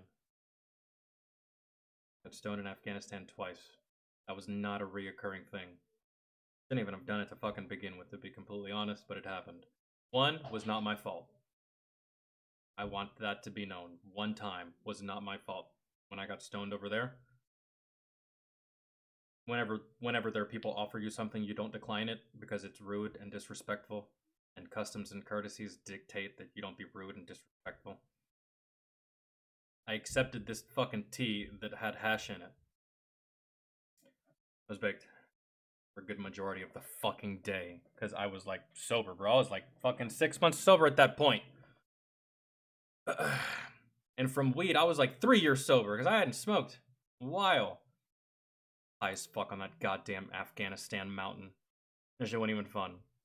And then it's a toss-up between that and then when I was with my buddy Jared, and I got so high that I was literally sweating, like literally sweating bullets, like sweat was dripping from my face, and I felt like I had to shit really, really bad, and I thought I was going to shit myself.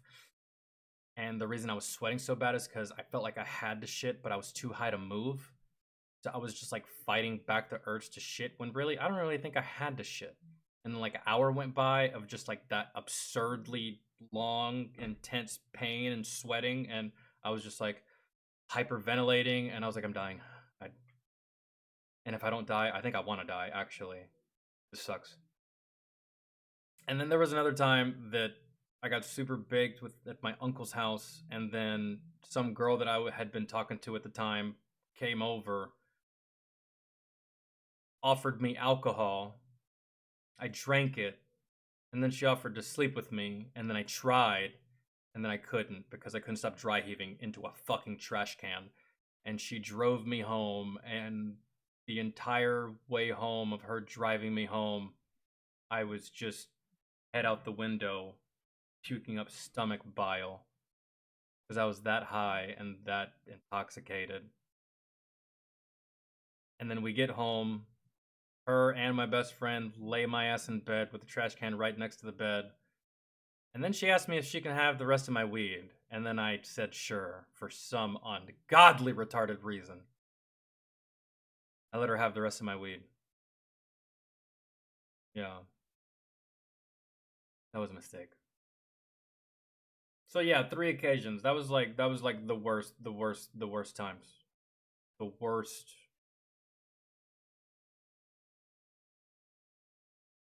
Okay. This is my favorite meal hack that's quick and easy, and it only takes 10 minutes. These meal soup dumplings come with 50 dumplings in each bag. Fuck. I mean, that does look good though. I'd probably eat that. Yeah, I'd eat the shit out of that. I love dumplings. Soy sauce too? Yeah.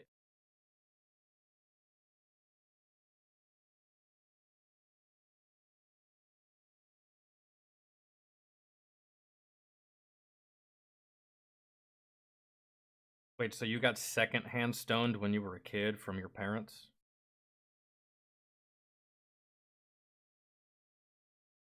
Of the Mountain Dew flavor? Hold on.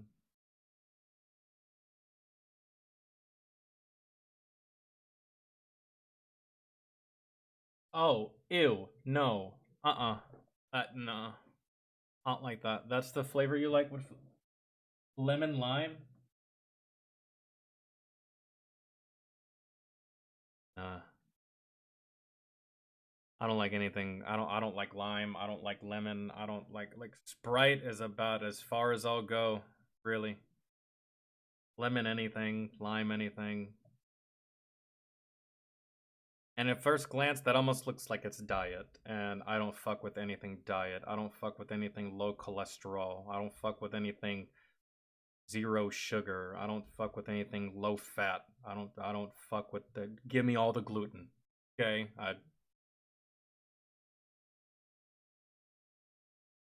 Anyways. MTV Cribs was extremely fake. Here's the evidence. Like I said, when we were gonna watch this yesterday, I never really thought to myself of this either being fake or real.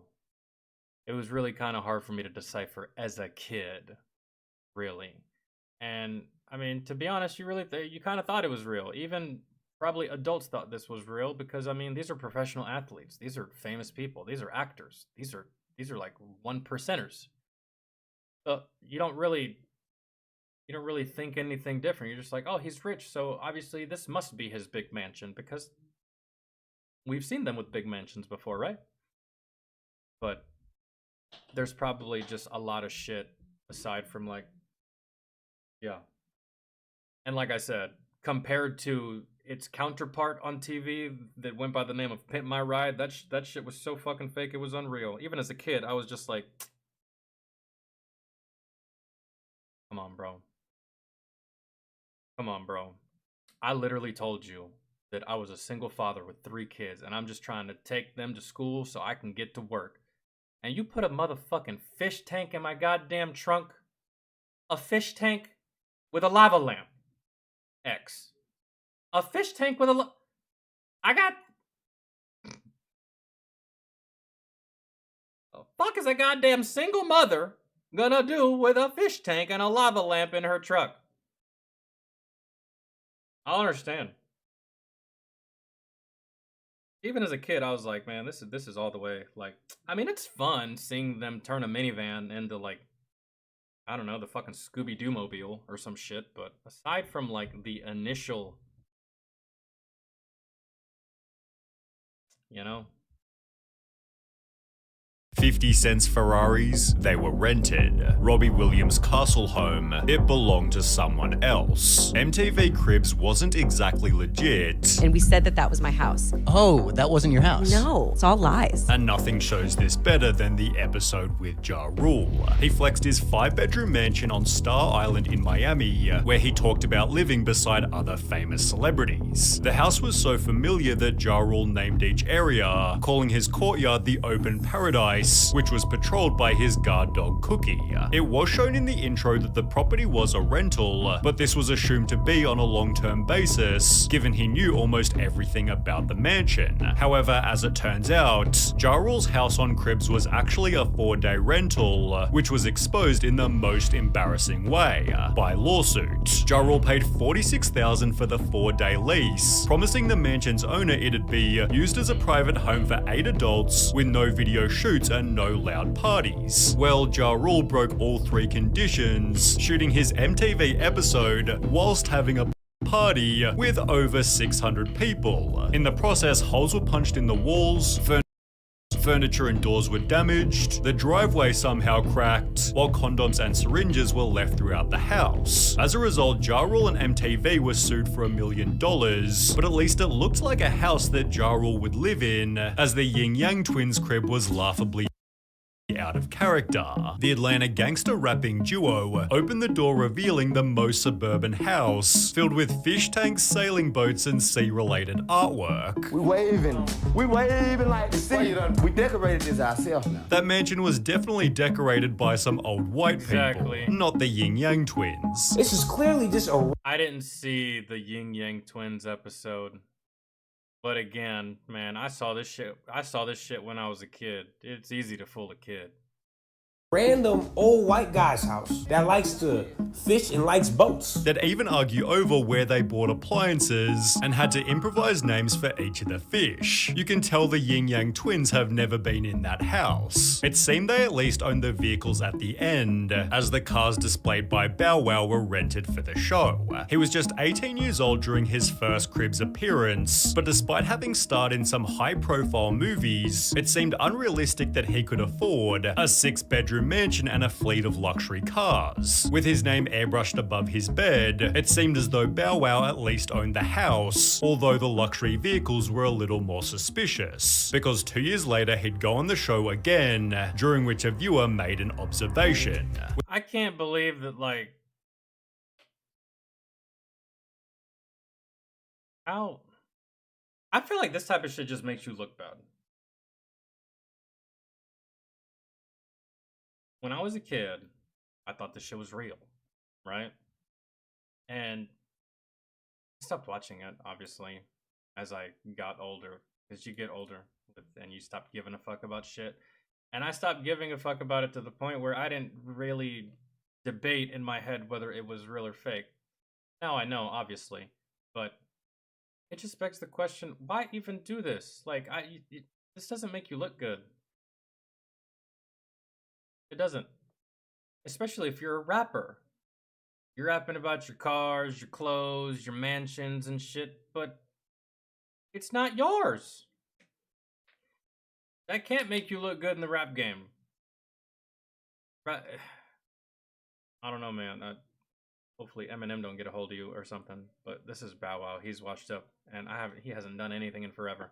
But still, I just feel like this would make you, this is like faking it till you make it type shit. Really, like, yeah, you can fool the audience, but you ain't fooling your counterparts. You ain't fooling the people in the industry. You ain't fooling other rappers. You're not fooling other celebrities. I feel like this just makes you look bad to them, really. Like,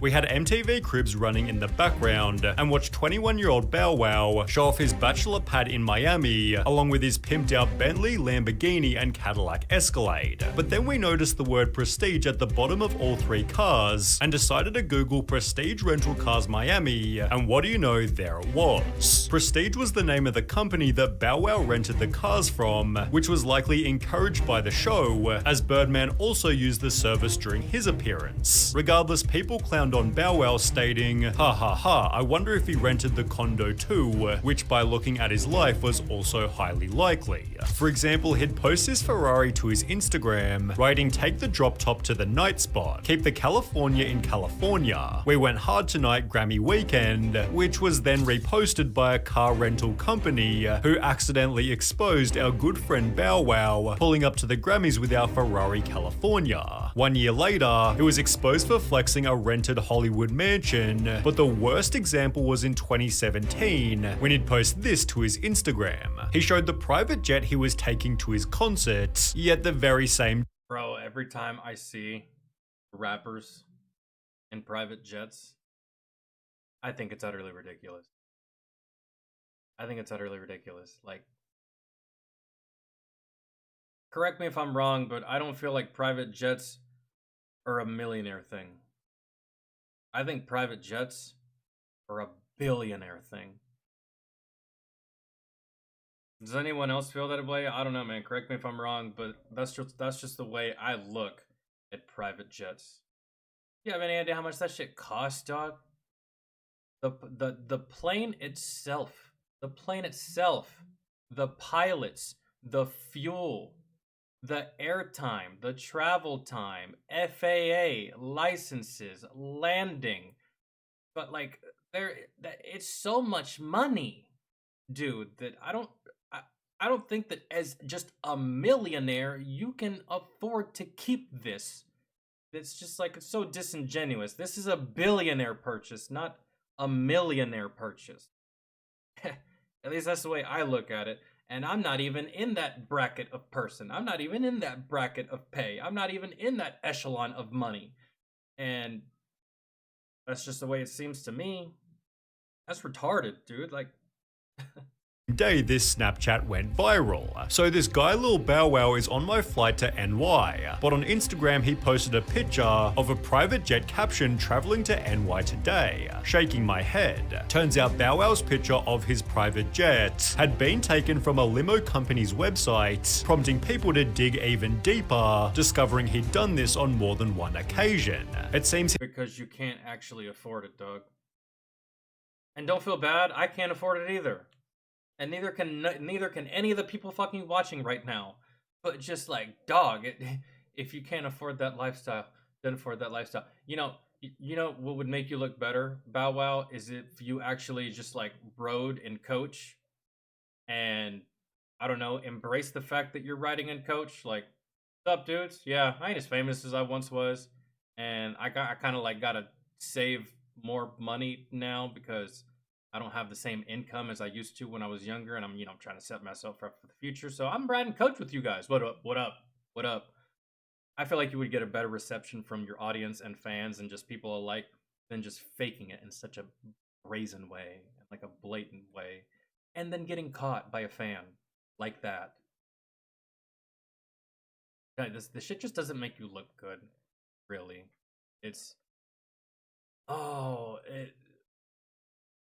his MTV Cribs episode led to years and years of faking luxury, but as mentioned in Bow Wow's expose, 50 Cent had done a similar thing. 50 Cent's episode was the definition of excess. He showed his 19-bedroom, 35-bathroom mansion. Let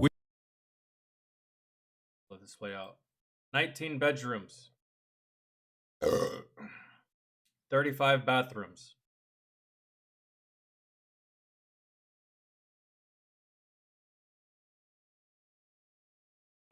He showed his 19-bedroom, 19 bedrooms, 35 bathrooms.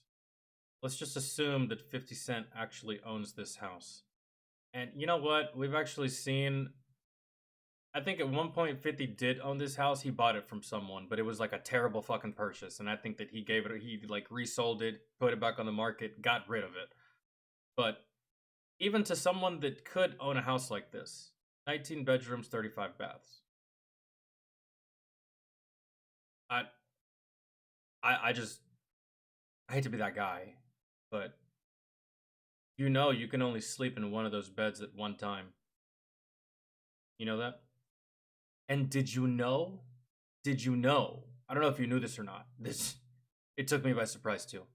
But did you know that you only have one butthole? Which means that you only need one of those 35 baths, right? Right? But your family, right? I get it. Well, that's what, maybe 6, 7 extra buttholes? You still don't need 35. Oh, well, what about a party, right? What about a party? And you want to make sure that that there's no lines when people have to use the bathroom in your house. That's stupid, bro. I'm just sorry. That's just stupid.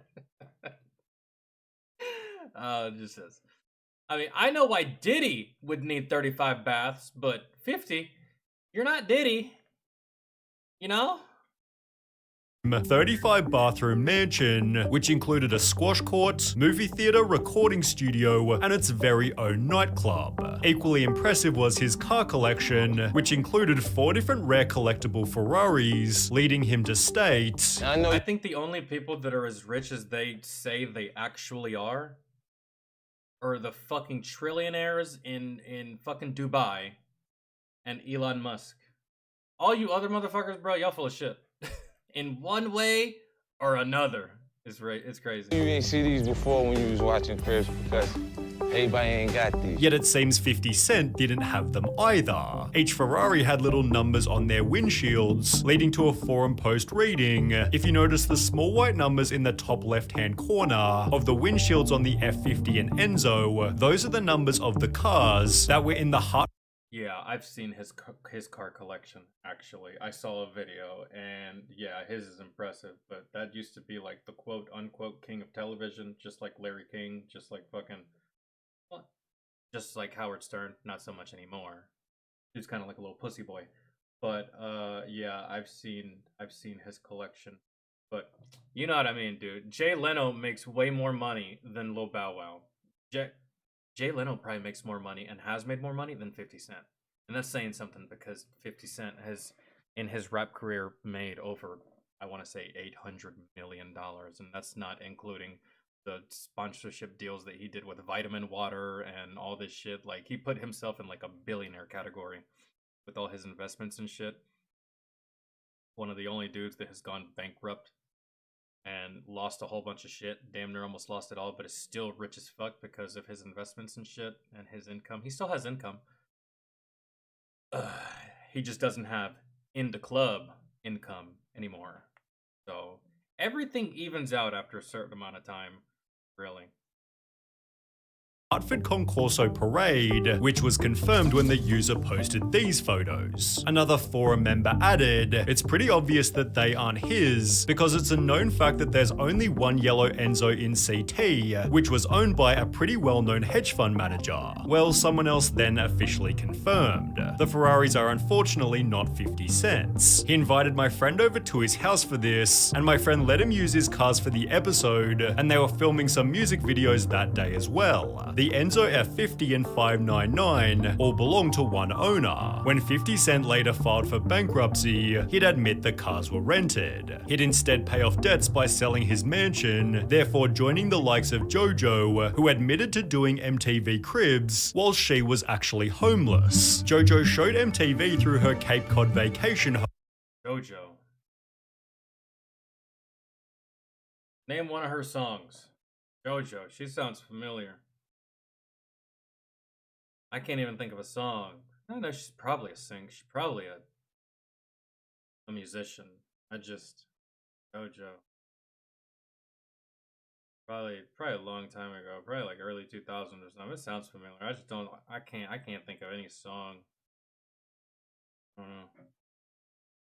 Home where she supposedly loved spending her summers. It was therefore a little weird that she'd invite her extended family, but she'd reveal the reason for this exactly 10 years later. JoJo was asked about the episode in a Huffington Post interview, to which she'd respond it was so ridiculous. The thing is, we didn't have a home at that point. My mum and I were living out of suitcases and were mostly in hotels. So then why not tell this story instead of going on MTV Cribs?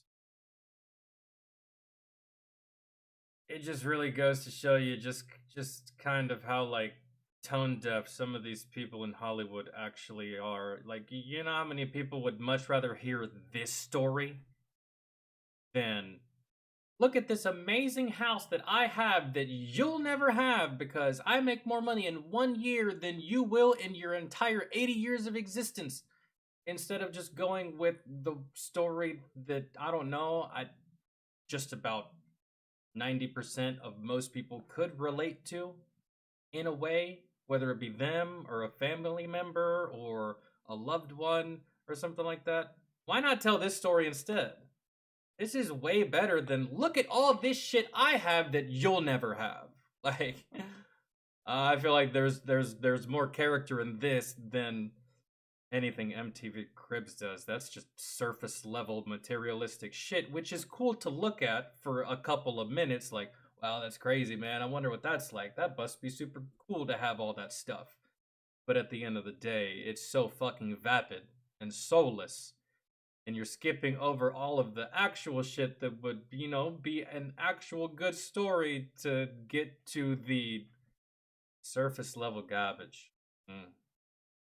So that was actually my uncle's house on the Cape. That wasn't my house, that wasn't my stuff. I should have balled hard and been like, welcome to my crib, look at how luxurious it is. God, dude, MTV Cribs is literally fucking Vought from The Boys. Remember they got Homelander walking through a room that's not his, pointing to pictures that are not of him, pointing to a father that's not his father. Like... Oh man. And I should have rented out a place. But no, I just used my uncle's crib. Jojo further clarified. So we went to the... Let me see this. Annual cost, $500,000 to $4 million, and to buy a new $2 million to $90 million plane, I would say if $500 million net worth and a high income for it, which is not a rapper. Bro, it's not. That's why I hate I hate when rappers inject the private jet. Like, bro, that's not. You don't own that, bro. You don't make that much money. I know that you're a millionaire, man. And I know that you do make a lot of money. You don't make that much money. So stop it. Man. Stop it. Stop making it seem like that's something that we could also possess. No, it's not, because you're rich as shit. You also can't possess it. So stop lying to people. Oh, I knew it, bro. I knew that private jets were not a millionaire type of endeavor, bro. It's just, and it's not just being a millionaire. You have to have more than enough income to supplement that purchase and the continuous future upkeep of that purchase, and still have money left over to do whatever the fuck you want to do. If that's not the case, you can't afford it. If you can't buy it twice, you can't buy it once. So it's like Cape, which I've like never been to the Cape. I like never go to the Cape. And we said that that was my house. Oh, that wasn't your house? No, that was not my house. We brought in some like items that I had. It's all lies. Should also answer the question. Why even bother doing the episode then? For the exposure. Oh, okay. But no episode was faker than the one by... Hey man, at least she was honest about it. And most of them, if you asked them, they'd probably say the same thing. They probably don't want to, or probably don't want to own up to it. But cat's out of the bag now, might as well. So, there's a lot of fakery on this show. Can anyone point? Maybe the comments can. I would like to see the episodes of MTV Cribs that were real. Because surely, bro, this show ran for quite a bit, and there was a lot of people on it. Ran for several years. So there is some fakery, but I'd like to know which ones were actually real. Doug, I saw a episode of MTV Cribs that was covering a Major League Baseball player that goes by the name of CC Sabathia. CC Sabathia is a pitcher for the New York Yankees. Maybe he still might play. I don't know. He's getting kind of old, man. If he's not retired by now, his retirement's coming up. MTV Cribs did a tour of his home. And in his bedroom, he had a massive bed. His bed was bigger than this room that I'm sitting in. And at the foot of his bed, a TV came up out of the foot of the bed and just like rose up like this. I want to genuinely say that I believe that was CC Sabathia's house.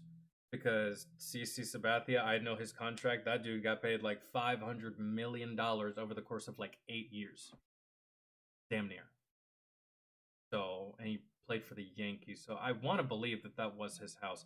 It wasn't as extravagant as 50 cents. That's stupid. That's a billionaire's house. That's not a millionaire's house. But I want to believe that that was his house. It was super nice, but it wasn't like a stupid mansion. It was big, but it wasn't obscene, right? So I want to say that some episodes were believable, while others were just flat out retarded. Really. And they probably just took whoever was in the limelight at the time. 50 Cent was popping back then. Like whoever is on the rise, they'll just put them on MTV Cribs. The show gets attention. That person gets exposure. It's a win-win for everyone, except for the audience that thinks it's real, really. But at the end of the day, it's not that big of a deceit. So. Robbie Williams. He showed MTV his massive British castle, talking about the spots where he'd been snapped by paparazzi. Robbie Williams. I don't know who this is. He then shows his group of friends before making a joke. I don't really know these people, but what I do is I actually phone Rent-A-Friend. But apparently he'd also phoned Rent-A-Castle. You see, the building was so big that people recognized it as the famous St. Catherine's Court, which was owned by someone else completely, Jane Seymour. She had no idea that Robbie ever went. This lady owns that castle?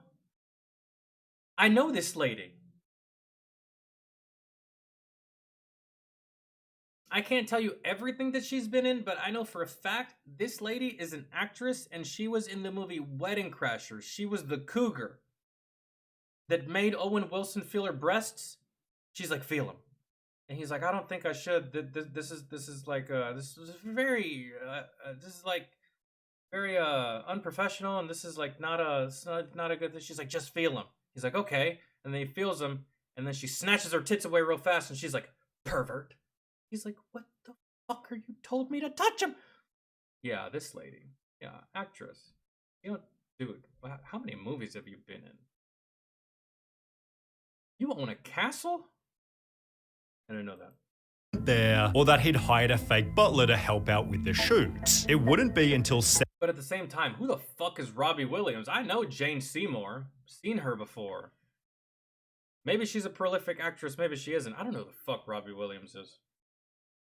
17 years later that Robbie finally admitted, we didn't let Jane know that I was gonna pretend it was my house. And because I was like 23 and full of spunk, I didn't even consider other people's thoughts or feelings. Yeah, but see, this is actually against the law. And this castle's in another country, and I can't remember what country it was, and I don't know how it works in that country, but here in America, we call this squatting. And it is against the law. And you can get fines and quite possibly jail time for this. Doesn't matter if there's camera crews or there's a pursuit of money. This is like trespassing, squatting, breaking and entering because the owner didn't know that. And you got away with it. So I'd like to take this opportunity to apologize. If you're not a celebrity like Robbie Williams and you do this in this lady's house, you go to jail so fast. To Jane Seymour, but it might not have even been Robbie Williams' fault, because Redman explained in a DJ Vlad interview that MTV tried to get him to rent a house for cribs. Wow, that's so garbage of MTV, bro. Like, you're the one doing the show. You're the one inviting these people to show you their homes. Like, you know what would have been better, really, than MTV Cribs? I get it, this was part of the culture, so you get influential people that are, you know, relevant in the scene, relevant with society and stuff like that. I get it, but if you wanted to be true to form, you could have just done an entire show where you just cover the houses and purchases and cool shit of actual billionaires. Maybe that's already a thing, maybe it's not, but you could have done that, really. People would watch that, right? People are into that, seeing the extravagant lifestyle that they'll never have, but they just like seeing it because it's just absurd and it's obscene and it's ridiculous and it's like a car crash. You can't look away, right? Could have done that. That would have been more true to form than instead of getting people to fake a lifestyle. And on top of that, you don't even want to put in the heavy lifting. You want this motherfucker to also rent the house too? And what? He incurs all the risk and you just show up with a camera and then get paid later? Nah, dog. What do you mean? Wanted me to rent a house so I can open the big double doors and shit like, yo, look at my shit. With MTV trying to choose the home themselves. The first thing they said was, all right, we got a couple of houses picked out for you. Wow. And I was like, oh, okay. Well, Redman simply refused. And I said, you know what? No, I don't want to rent a house. I want y'all to come to my house. Accidentally making the show's most relatable episode. He brought MTV Cribs to his 2-bedroom apartment where he ironed his shirts on the floor. And why can't you do this? What? See, that's why Redman, that's why he's beloved. That's why everyone likes him. Really. No one really has a bad thing to say about this man. Ever. And man, his movie How High, that shit was just so good. Redman, Method Man, that little Asian dude. Man, that shit was so funny. And then obviously I grew up listening to his music. That's fucking fantastic. You could have done every episode like this, bro. Not every rapper is living in luxury. Dude, they're just not, bro. It is such a misconception. It is such a lie. Yeah, bro. These grilled filet, taquitos? I fucked those up before. His freezer looks just like mine. And flexed his frozen fish fillets. Redman's recording studio was just a messy bedroom, whilst the rest of his house was in such disarray, you could barely notice his cousin sleeping on the ground. That's real life. That is real life. And Redman's super famous. Redman would get recognized anywhere. Man, I feel like Redman would get recognized overseas. Really. He's that into the culture and that pretty much iconic, man. He's great. Right? So why can't every episode have been like that? Man, what do you think you're selling here, man? What are you trying to sell? Nothing. Really, at the end of the day. I don't know what's so bad about seeing this side about your heroes, or about your idols, or about the people that you look up to. What is so bad about seeing the truth? I feel like it's more relatable. You know how many times I've slept on the floor? You know how many times I've barely had anything in my refrigerator? You know how many times I've basically gone a whole month just living off of Famous Amos cookies and frozen burritos? Huh? And for the most part, my room usually looks like that. I mean, it's somewhat tidy, but there is disarray because that's just normal, really. Not, oh, say hello to my 15 maids. Here's Josefine, Rosa, right? And just go down the list of all these fucking Mexican ladies that work for you and shit. Like, no one relates to that. No one cares. They're gonna see that and be like, oh, that's cool, man. You just spend all your money on stupid shit. All right, cool. I'm gonna go fuck off. Like, he concludes the episode stating, next time y'all need to find me, just rub these 2 wires for the doorbell. Don't worry about the screen too. You know it's still good. The realest episode of MTV Cribs. Redman didn't fake it. wow, I cannot believe that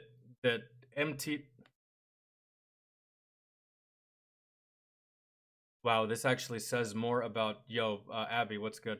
This actually says more about the people that are on MTV Cribs than MTV Cribs himself. Because MTV Cribs approached Redman and said, yo, we got these houses, right? Because we plan on lying to people and not telling them the truth. We got these houses we want you to rent so we can lie to people and tell them that you live in this house. And he was like, nah, how about you come to my real house? And MTV Cribs said, okay. And they did that. Maybe the other people that came before Redman didn't know that was an option. And would they have taken that option had MTV Cribs put the option out there? But MTV Cribs probably didn't put the option out there. They probably didn't come right out and say, oh, you have to do this. They just basically left that part out. I'm pretty sure a lot of these celebrities that showed up on MTV Cribs, if they could have been like, yeah, you can see my real home. Or maybe some of these celebrities are just like, actually, I don't want people seeing my real home. It's not a piece of shit or anything. I just don't want them seeing what it actually looks like. So yeah, I'll rent a house, right? For like anonymity, maybe. But like, it's still disingenuous at the end of the day, regardless of the reason. So, you see the new Jaguar commercial? Nah, man. The only ads I see are on YouTube. I don't watch TV. And I haven't seen a Jaguar ad on YouTube at all. I can't even remember the last car commercial I saw on YouTube as far as an ad goes. No.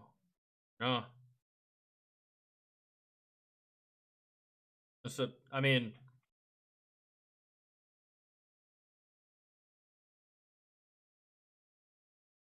Jaguar going woke won't hurt Jaguar. Why is that, you ask? I'm glad you asked.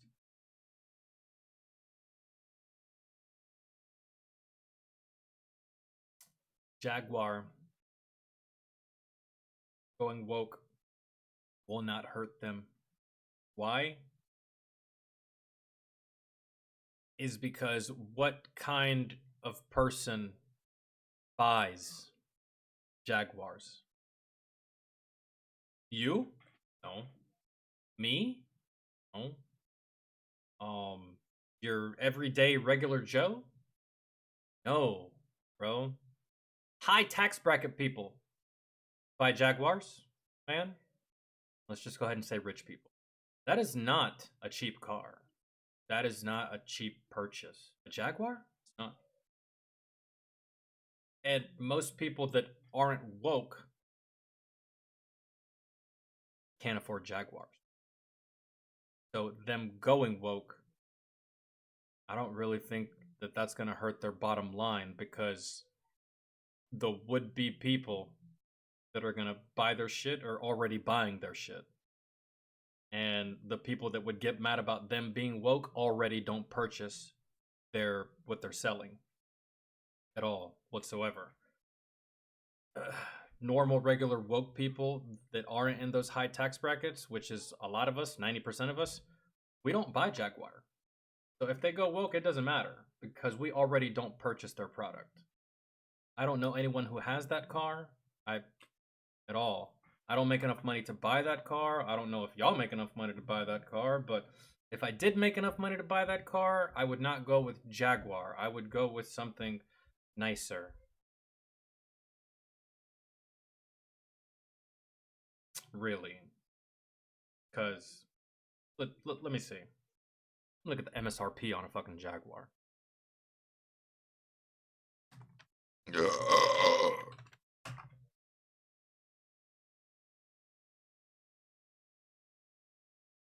Never mind, this one's surprisingly cheap. 57K? Never mind, bro, it goes up.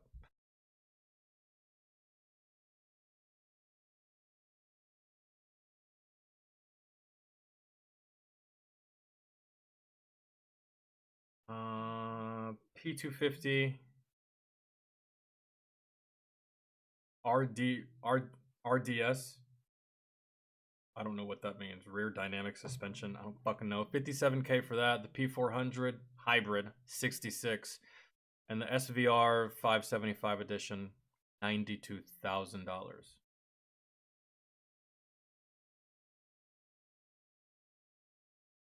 Bro, if I'm gonna spend $92,000, I'm not getting a Jaguar, bro. I'm getting like a really, really nice Range Rover. Or a Telluride. Y'all ever seen those Tellurides? They're so nice. I just don't think Jaguars look all that good to me. But I mean, from far away, man, be honest. From far away, if you cover the logo, what does that look like to you? What does it look like to you? From far away, at first glance, don't even look at the logo, forget the fact that we're talking about a fucking Jaguar. What does that look like to you? It doesn't really look like anything special to me. You know what it looks like? It looks like Jazz from the first Transformers movie. Remember Jazz? I can't even remember what kind of car that was. That's what it looks like. It's really nothing special. It doesn't really look like... That does not look like $92,000.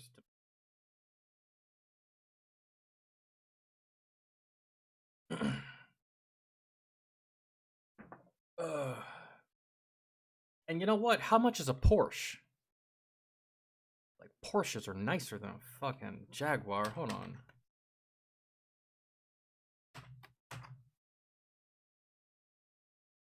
Oof. Roughly around the same price. Okay. What did I say for that last one? 92,000 for one model that I saw. Almost 100K. 2025 Porsche Taycan, 99,000. 2025 Porsche Panamera, 102,000. Porsche Cayenne, I've seen the Cayenne, that thing's nice, 84,000. And then the iconic, the legendary, the Porsche 911, $120,000. 92,000 for whatever the fuck that Jaguar was, or for an extra 25K you can get a Porsche 911. For me, the answer would be so easy. I'm going with the Porsche 911. And the difference is only 20 grand. I'm already spending over 100. An extra 20 doesn't matter. I've never looked at Jaguars like that, really. They just look meh to me. They always have. Ryan, what's good? But at the end of the day, I would simply just be happy with an old, rusted, dusted version of Eleanor from Gone in 60 Seconds. That Mustang, the Shelby.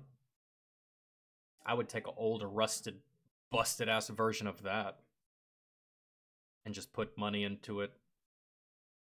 Make sure it runs. Doesn't even have to be the nicest thing. It's a Shelby. That's all that would really matter to me at the end of the day. Get an old busted one for like, I don't know, 25,000. Like an old Shelby that's just like hasn't been taken care of. Maybe it has like 50,000 miles on it. What would y'all pay for that? Around like 25 to you're still gonna cost you, bro, because it's a Shelby. I just think it's the sexiest thing in the world. I would choose that over a fucking Lamborghini. I don't care about the speed. To me, it's just about how it looks and how it sounds. I don't need to go 200 miles an hour. So, I don't know, man.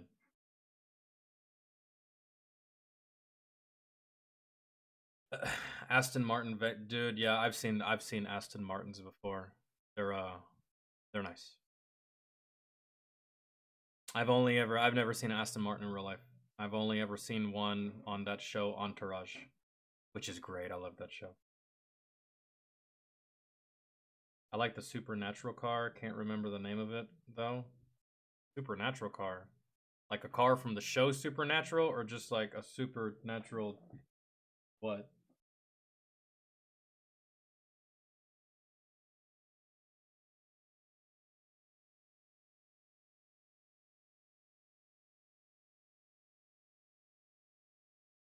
I grew up building old cars. You can get old Mustangs non-running for cheap and build a Shelby clone, but you need to know how. That's the thing. I don't know how. Man. Like, remember in the movie Gone in 60 Seconds where, like, they actually gift him, like, a really, really old rusty Shelby? And their plan is to fix it up? I don't know how to fix shit. So I would just take that old rusty Shelby and just make sure the engine was good and just leave it looking like shit. I don't care. I got a fucking Shelby. That's all that would matter to me, dude. I don't care what it looks like. I just want one, man. As long as it drives and it goes. That is all that fucking matters to me with that car. It don't gotta be shiny. It don't gotta be sparkly. It doesn't even have to have a fucking radio. I'll learn how to sing. I don't care.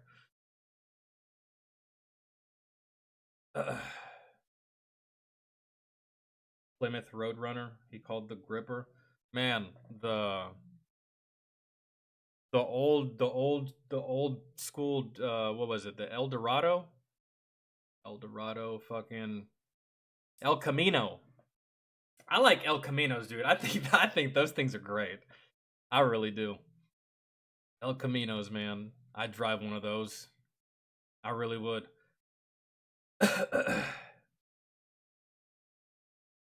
Hell, dude, I'll even take the beat up version of the Camaro that Sam Witwicky bought in the first movie. Remember when his dad takes him to the car dealership for the first time?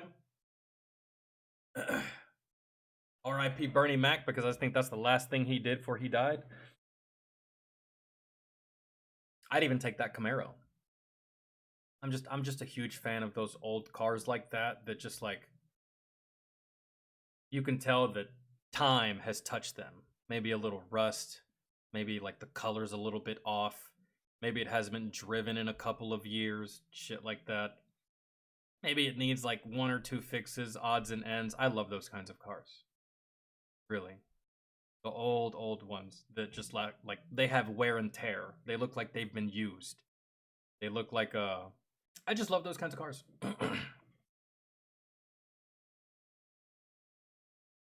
Wait, was it 4000? Was that the last movie that he made? I thought it was Transformers. Was it 4000? No, not 4000. Mr. 3000. And I believe that he got to 2,999 and sacrificed his record just for his team to get a win. It was a good movie. I like baseball films. I think it was Mr. 3000, not 4. Unless you're talking about something completely different.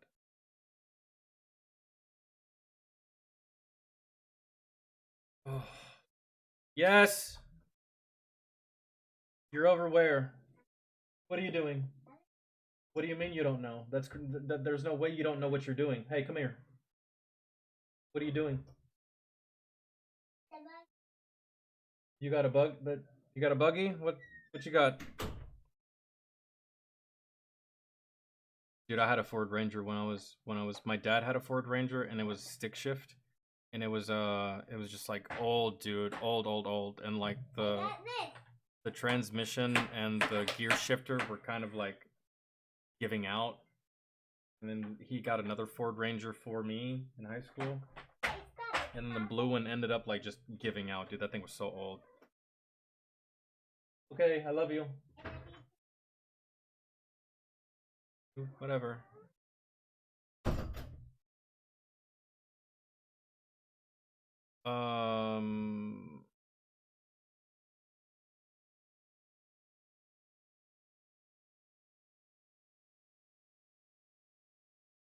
So hungry.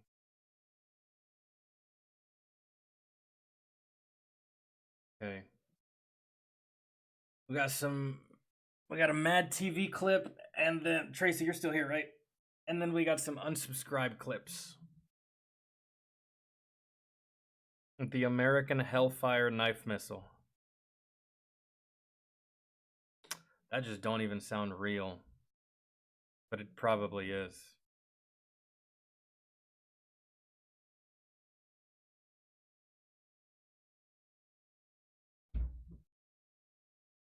Nayeli! I'll be right back. I think she just fell.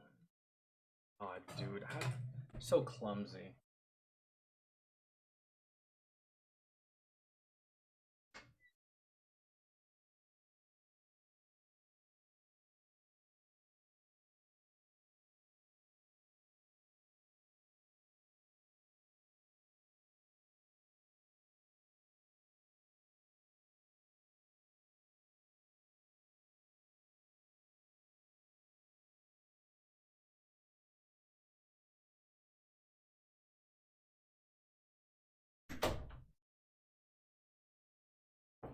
Fucking Christ, dude.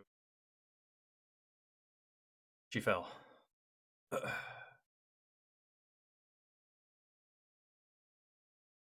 From like 6 feet too. I don't know how. She didn't cry all that much either. She was a little upset. There's this like opening in the wall that has like cupboards and shit that like goes like 4.5 feet up off the ground. She climbed on that, climbed on the next shelf, fell off the shelf, back onto the thing, onto the floor. And I was just like, fucking Jesus. I'm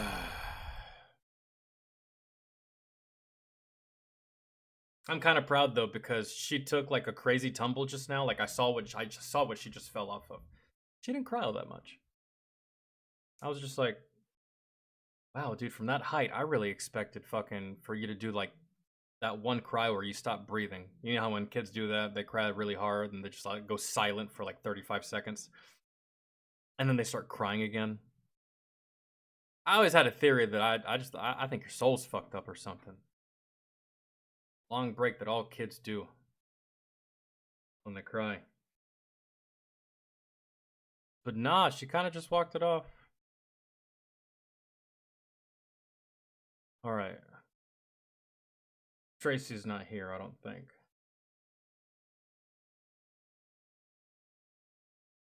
Hold on.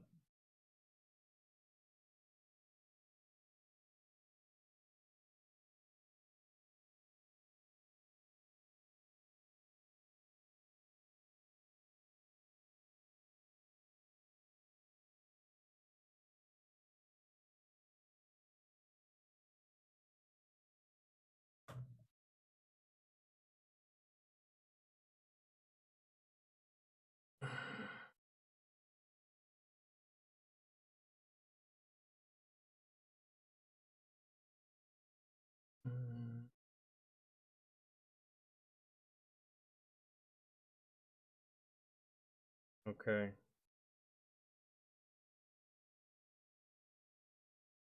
Dude.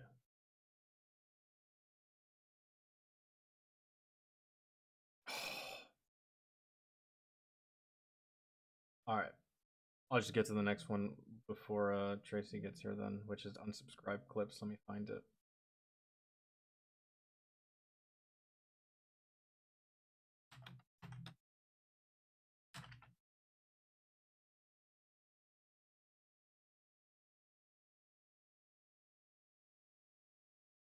Oh, and we gotta watch that Angry Cops video.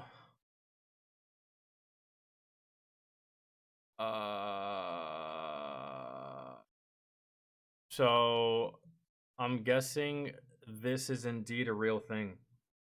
The American Hellfire knife missile. Right. Okay. Well, I approve of this method of government spending. At least this has the capacity to be useful, you know, instead of sending millions of dollars to Iran for gender studies. This is actually worth it. We can fix so many problems with this one thing right here. So I'm glad that the money went to that and not to some random fucking country on the request of like 17 crybabies.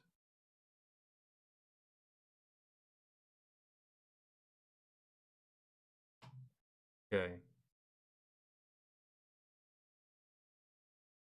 What'd you find out about planes? Who had the coolest planes? So yesterday at Range Day, I was walking around asking everybody, like, what is your favorite aircraft? And shout out to my buddy Rich here, because we definitely fucked that up, because we both thought that a Chinook was a UH. I looked it up, it's a C. I think that, Abby, I think that the Cybertrucks in the future, I hope that Elon makes it more affordable for normal people. And on top of that, I hope he takes the design and makes it a little more appealing to people that like trucks that actually look like trucks, and not like a Tonka toy that was just spray painted in excess with silver spray paint. Right? Yo, if you could make a Cybertruck look like a GMC Sierra, I used to have one of those, man, and it was so sexy. It was so clean. Had some Mickey Thompson fucking tires on it, big ass tires, a 6-inch lift, chromed out, all red. Called it Big Red. Actually, I called it Clifford. Big Red Dog, right?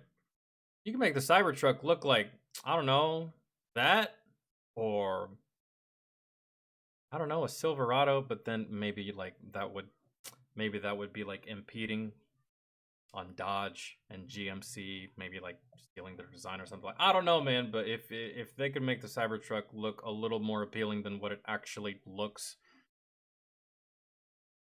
then maybe. CH, because I'm retarded. Yeah, we're both dumb. That's all right.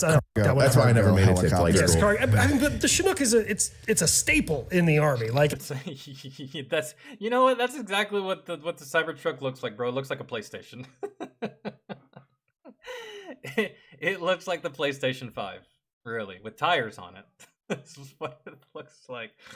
And if he could just make it look better. I understand that he had to make it stand out and look different from the competition, but there's a reason that competition exists, because we love the way those trucks look.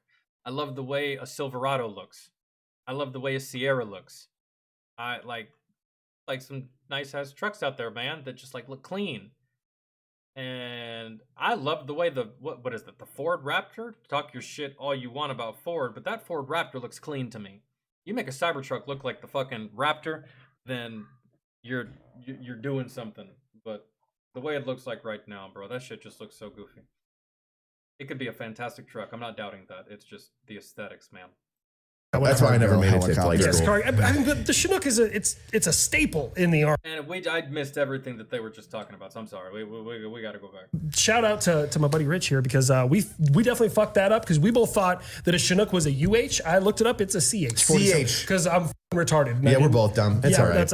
Nah, I thought it was UH.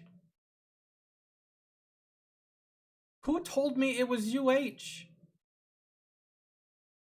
Maybe I would just see it.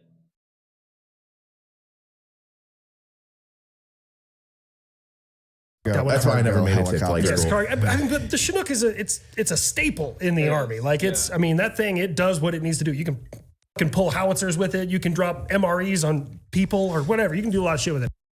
You can transport, you can extract, you can, a whole bunch of utility with the Chinook. However, not so much with the offensive capabilities, really. That's the only downside of a Chinook. You got a tail gunner. You probably might have some door gunners, but that's about it. Yeah, that's about the extent of your offensive capabilities with a Chinook, really. You're always going to have escorts when you're in a Chinook, though. You had what was the one that the propeller broke the sound barrier 900 times a second? The Thunder Screech. And then the what is it? Grandpa Gaming. He's so nice, man. I love that guy. He's such a cool dude. Grandpa Gaming is fucking cold on Battlefield, dude. Oh my god. He had the F-101 Voodoo, which I've never even fucking heard of, so I need to dig into that one. That's how you know he's old. But a lot of people went with like the 737 and the 787 were just like popping jokes about different things falling out of like doors falling off and fucking, you don't know if it's going to land or it's going to make it there all the way. Like, I think someone did the 737 Super, the one that was having all the flight issues and was just nosediving for a couple years and they had to like park them. So a lot of civilian airliner, but yeah, you were the only one that had like a real, well, you and fucking Grandpa Gaming were just way out there. And now I got to do homework on your fucking aircraft because I got to find a picture of it and put it on there. And It's fucking funny. The Thunder Screech. Oh, is the one you did the video on? Yeah. I remember seeing the video. One. What is the Thunder Screech? In the Cold War, they tried to have a prop-driven plane that could break the sound barrier. That's hilarious. So it's like it spins super fucking fast. They spin. And it like just hit the sweet spot where when it was like accelerating the propellers, because the tips are traveling further than the base, the tips would break the sound barrier, but then it would be pulled out of the sound barrier by the rest of the blade that wasn't breaking the sound barrier. So it was constantly going in and out, in and out, in and out, in and out. The loudest fucking thing. It was 900 sonic booms per second that it was generating. You could hear it from 30 miles away. It was hearing damage from 30 miles away. That's fucking like there nuts. were towns 50 miles away complaining to the government. Like, what the fuck are you guys doing? Nothing. Hilarious. They got just flying. Dude, that's gotta be scary though for like an enemy that's never encountered this plane, right? Like, hey, we got incoming, and then they just get fucking scared. They're just like, what the fuck was that? Like, are you good? Were you hit? Yeah, I heard a whole bunch of stuff, but radio's good. I'm good. Even Johnson's good, and Johnson's a jackass. What happened? And yeah, it probably sounds like you're getting hell rained down upon you, when in reality, that's just the... Yeah, definitely no stealth missions for this thing. So like, through the air. Test pilots, period, are fucking crazy. But the ones during the Cold War are fucking insane, right? They got 2 test pilots to fly this thing. The first guy got in, flew it once, got out, and told the chain of command, you're not big enough and there's not enough of you to get me back in that fucking plane. Fire me. Refused to do it. The fucking ground crew almost had a casualty. Like one dude had to get hospitalized just from the concussions that this thing was given off when they started it. Not service related. No, not at all. And then, 10% maybe. Yeah, 10% hearing loss. Oh yeah, you definitely lost you lost your hearing at a nightclub, soldier, not on that plane. That's it. Oh, what's that? It's a secret. Oh, it's a secret plane that you were trying to. Okay, Yeah, it's redacted. Right. Okay. Yeah, we can't give you compensation because if we give you compensation, we'd have to acknowledge this secret thing. We ain't doing that. Speaking of fucking hearing loss, man, I don't understand because so the Army and the VA, I guess, just changed it where hearing loss is no longer fucking counted. And when I went to do like my hearing after Afghanistan, they're like, "Well, didn't you get issued the ear pro?" And I was like, "Yeah." I couldn't be like, "Time out, Taliban. I got to protect my fucking hearing." You. Bro, I always told people that, and like it's just like they always looked at me like I was stupid. They're just like, well, I don't understand. And I'm just like, well, listen, when I'm in the truck, I have a headset on, right? I have my helmet. I have a headset that goes over my helmet. The truck is loud as fuck. Heaven forbid we get into a firefight. You got the truck being loud. I got the headset on. My teammates are talking to me. The 50 cal's going. There's other gunfire. I already can't hear anything, man. And what, on a foot patrol, man? You want me to walk down the street with headphones in? What if my teammate's trying to tell me something? I can't hear him. Well, what if someone's trying to get my attention? I can't fucking hear him. What am I gonna do? Just take him out of my... Just take him out... On a foot patrol, right? Falcon. Falcon! Yeah? We're moving over to this building over here. We need you to cover us. Okay, give me a second. Dead because I'm too busy fucking with my goddamn my ear pro or this or that. Most of us didn't wear it. That's why we have hearing problems. The enemy doesn't give you enough time to put them in, and you're not just going to walk around with them in because then you can't hear your environment. And if you can't hear your environment, it puts you at a disadvantage. I try to explain that to people, and they're just like, well, I don't understand, man. They give you hearing protection. Yeah, that's cool, bro. And you know what? Your junior high school teacher gave you condoms, and you still got 3 kids, so I don't want to hear it. So, like, stop it. Like, you return fire, get covered, and then you're like, oh, exactly. I can't hear shit anyways. Exactly. But yeah, no, that was, so I don't understand why it's not service connected. It drives me insane. They just don't pay. Because it was expensive. But did you hear? Did you hear? You'll like this because the Sonic. No, I didn't hear. None of us can hear, man. Boom. They've designed an aircraft. I think it was Skunkworks. Might have been Skunkworks. Probably. Has designed an aircraft. Looks like a fucking dart, and it goes supersonic. Goes past the sound barrier without creating a sonic boom.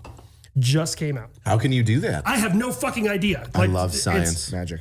These are the same guys. Either Elon or Neil deGrasse Tyson will probably be able to explain that. I don't know. That are designing, it's in theory right now, a supersonic underwater fucking supersonic drone. Underwater drone. It's using a process called supercavitation, where they create an air pocket in front of it and it fucking goes through the water at supersonic speed. Supercavitation. Wow, that's literally like the same concept as the movie The Core. Y'all remember that movie? A little bit ridiculous. Kind of reminded me of Armageddon. I still liked it because I love sci-fi. And it was a little wacky at times, but it had a good cast. The core, where the center of the Earth, the core stops spinning, and if the core stops spinning, then it doesn't provide the proper static electricity that we need for our atmosphere to stay on. And if our atmosphere turns off, then all those UV rays from the sun cook the planet.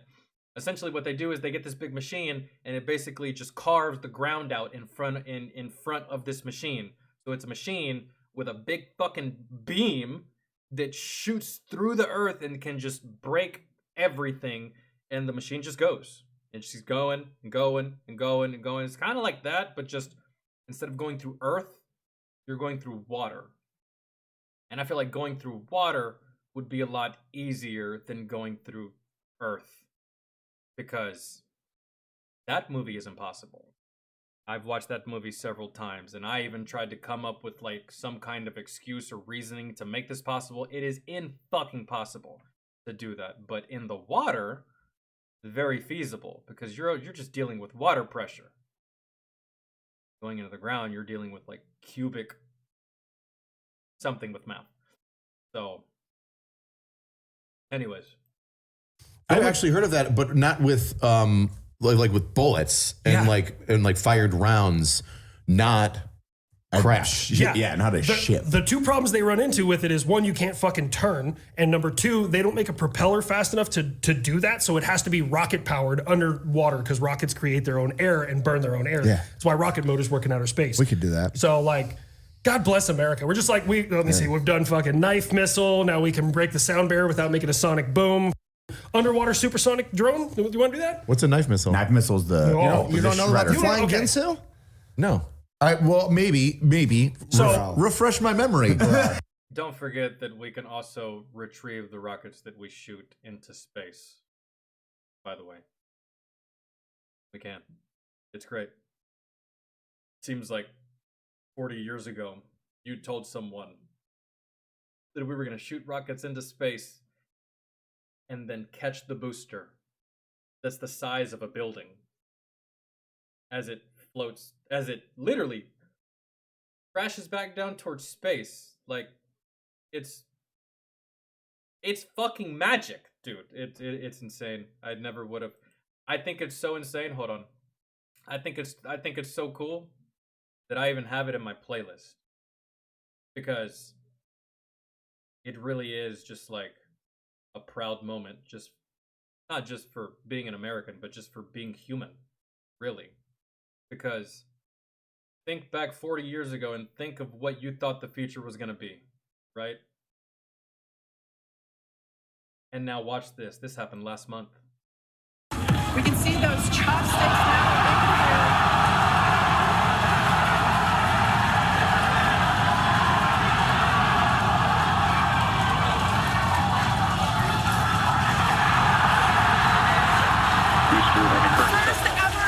Is that not fucking crazy? That's mind-blowing to me. It really is. I'm a nerd when it comes to this stuff. That is mind-blowing to me. It's mind-blowing.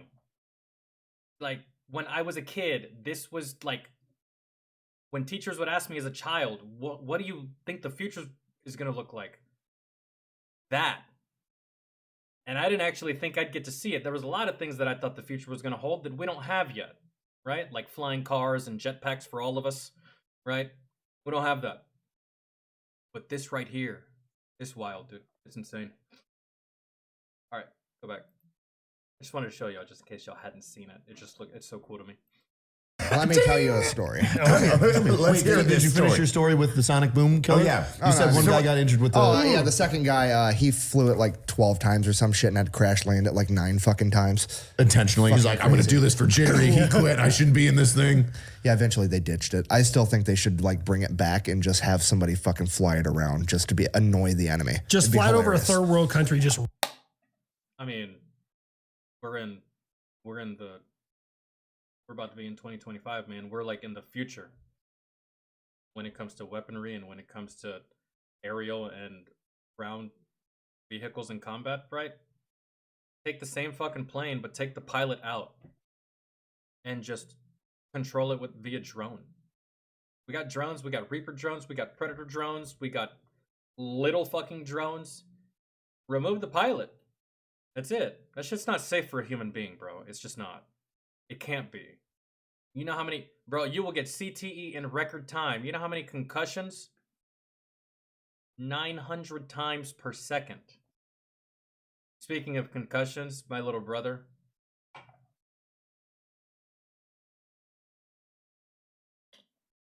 My little brother got his first concussion today. He's about to be 13. He got his first concussion today. And I said, what were you doing? He's like, playing football. I was like, were you playing with the bigger kids? And he was like, yeah. I was like, were you playing tackle or were you playing touch? Or were you playing touch with a little bit of tackle? He's like, touch with a little bit of tackle. I was like, there it is. That's what happens. Welcome to the club. I've had like 9 of those things, man. They get easier to deal with the more it happens, so you'll be fine. Just lay down, drink some water, get some sleep. You'll be good. It was hilarious. It was like his first experience, like getting his brain rocked in a different direction.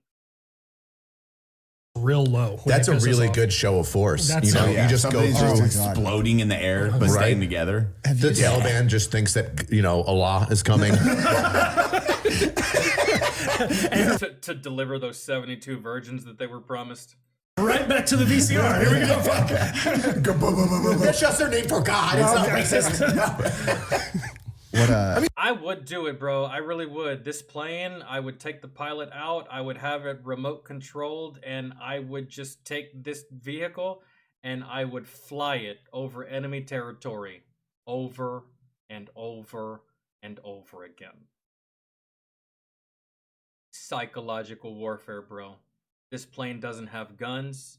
It has nothing offensive. It couldn't kill you even if it wanted to. But you know what it can do? You know what it can do? It can keep you up all night. 1 o'clock in the morning. 3 o'clock in the morning. 4 o'clock in the morning. And I repeat this day in, day out, week after week, month after month, year after year. Do you have any idea what that will do to your mental state? What it will do to your morale? What it will do to your ability to fight? I would be a psychological fucking terrorist with this piece of machinery right here. Just meow, meow, meow. I'll keep up your whole goddamn country up all fucking night. That way, when it comes time to fight, you're too tired to do it. That would be the plan. Using their words. If you want to go down a funny rabbit hole, look up, because you know, like whenever they drop a bomb or whenever they get an air-to-air kill or whatever, they put like a little sticker by their cockpit where they get in. Look up some of the funnier versions of the stickers on there, because there's like legit fighter jet pilots and shit that have cows on their shit. Like there's dudes that have confirmed kills on like cows because they were flying low and like broke the sound barrier and just murked a cow, and they're like, yep, putting on the plane. There's one guy that has a Winnebago because it fucking supersonic boom went. Like some Winnebago was on a road they were not supposed to be on a military base, and this guy's like, fuck it, went supersonic or broke the sound barrier right over the top, just ripped the fucking Winnebago in half. Oh my That's God. nuts. That's fucking nuts. There's all kinds of funny shit. Speaking of sound, I don't know why my brain put this to memory. I don't even know how you would ever do this, but apparently, according to theoretical physicists, if you create something that is 1,100 decibels, which is louder than anything that has ever existed ever, 152 to 168 is like a gunshot. Yeah. Just for reference. 1,100 decibels, you can rip space and time and create a black hole. I don't know why my brain put that to memory for fucking ever. The knife missile. That honestly sounds. Yeah. Me and him, we'd be pretty good friends. That really does sound like something that I would just say to my friends or to a group of people that I'm with very randomly and very suddenly and very awkwardly. And I would say it and they would look at me and be like, I don't know what brought that about, but that's cool, man. I'm glad I now know that. I appreciate that information. Yeah, that's me. I know stuff like that. Weird shit that makes no sense. That does you no good at all. Doesn't even make you any smarter after the fact. It's just, I know a lot of useless shit like that. Yeah. You need to go back to that. Oh, yes. yeah. I'll let you give a synopsis and then go ahead, do your thing. Or with the Hellfire missile. I'm familiar with the Hellfire missile. I'm not really familiar with how it works. I just know that I'm familiar with the Hellfire missile. I'm not familiar with the Hellfire knife missile. Maybe it's the same thing. it's a missile and it's really effective. Okay, so Yo, Vinny, I have been good. And how have you been? I honestly feel like I haven't seen you in years, and that's not even an understatement. I really feel like I haven't seen you in years, to be honest. How are you? You're one of those names that I still remember from like 5-6 years ago. Back when I first started YouTube. Really. I'm glad you're doing good, man. No, yeah, I kind of figured. It has been years. Kind of figured you were doing good. As I feel like most of you. I don't think I have any viewers that have died. So I kind of figured you were doing good. So, but yeah, we're just chilling, man.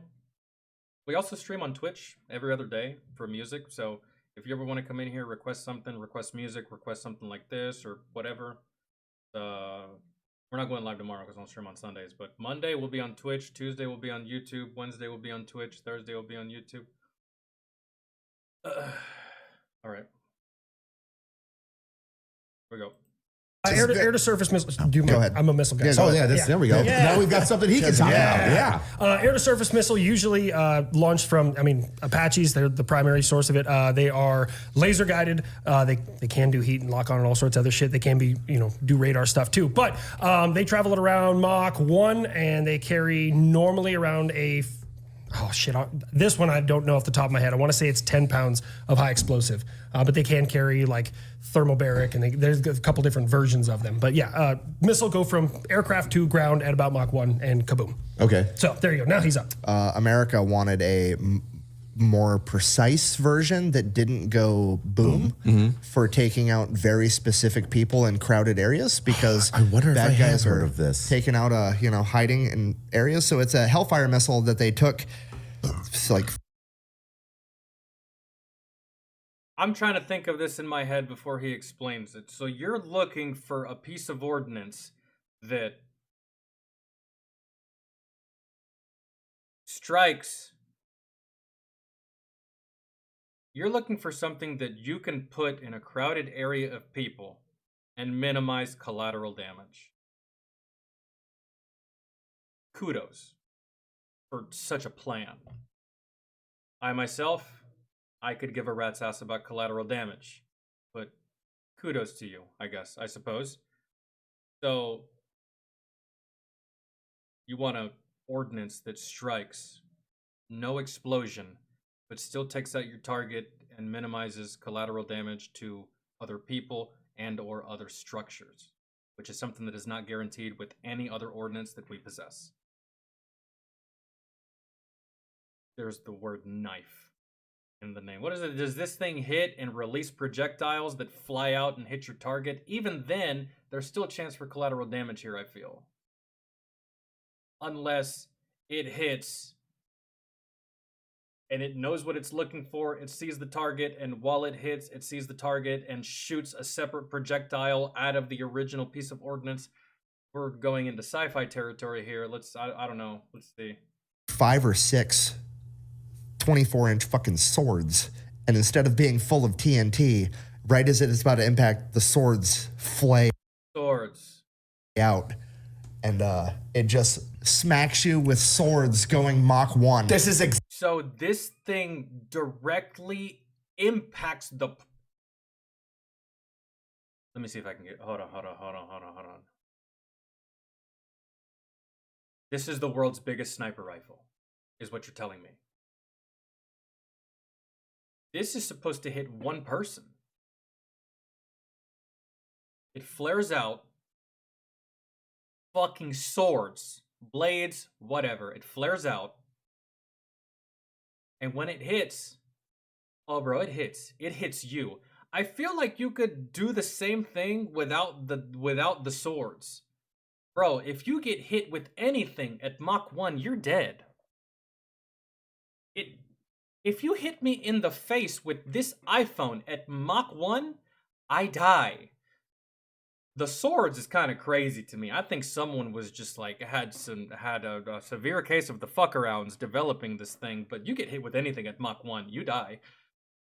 But this is supposed to directly impact your target? That's rad. And there's no blast damage, there's no collateral damage, there's no explosion, there's no... It's just like... Ugh! Shit! Ahmed! I think I just got hit by an American Hellfire knife missile! Maybe it's that? That's wild. And it just smacks you with swords going Mach 1. This is exactly what I saw. Who did we take out with that? That was when the... not al-Baghdadi. It was before. No, it was 2019. It was a guy before him. It was the guy that was the head planner of 9/11. Yeah, it was in 2019 in Kabul. Because I know exactly what that guy looks like. Then I still remember his face to this day. It was on the road too. Like it was a... Because you can see the picture and like the blades you can see in the That's the roof one of on the car. road. So he's looking at the car, but we used it like a year or two ago on the dude that planned 9/11, and he was living in a house, and we found out about it. And every morning he would go out on his fucking balcony to drink his coffee, and just fucking murked him on his balcony. Y'all got him during coffee time? That's fantastic. The only thing better would have been to get him while he was taking a shit, but that's great. That's phenomenal. That's what you get, bitch. Balcony with this fucking thing. But here's the thing. Fuck you and fuck your coffee. Wonder what that... Just katanas. Let me see that This thing. Reddit post says it's a Hellfire X variant made by the CIA. The CIA didn't fucking make it. Shut up. No, man. Fucking DARPA made that. The CIA doesn't make shit. At least to my knowledge. The only thing they make is agents. And those agents turn around and use all of this cool shit that was more than likely probably made by DARPA. Or the Koch brothers. Or any other business entity inside of the military industrial complex. That's where these weapons come from. And something like that, probably DARPA. Or just the good old US of A, man, Uncle Sam. Fucking Lockheed skunk works. and Martin did Yeah, that. fucking skunk works. We know that. But see, here's the thing.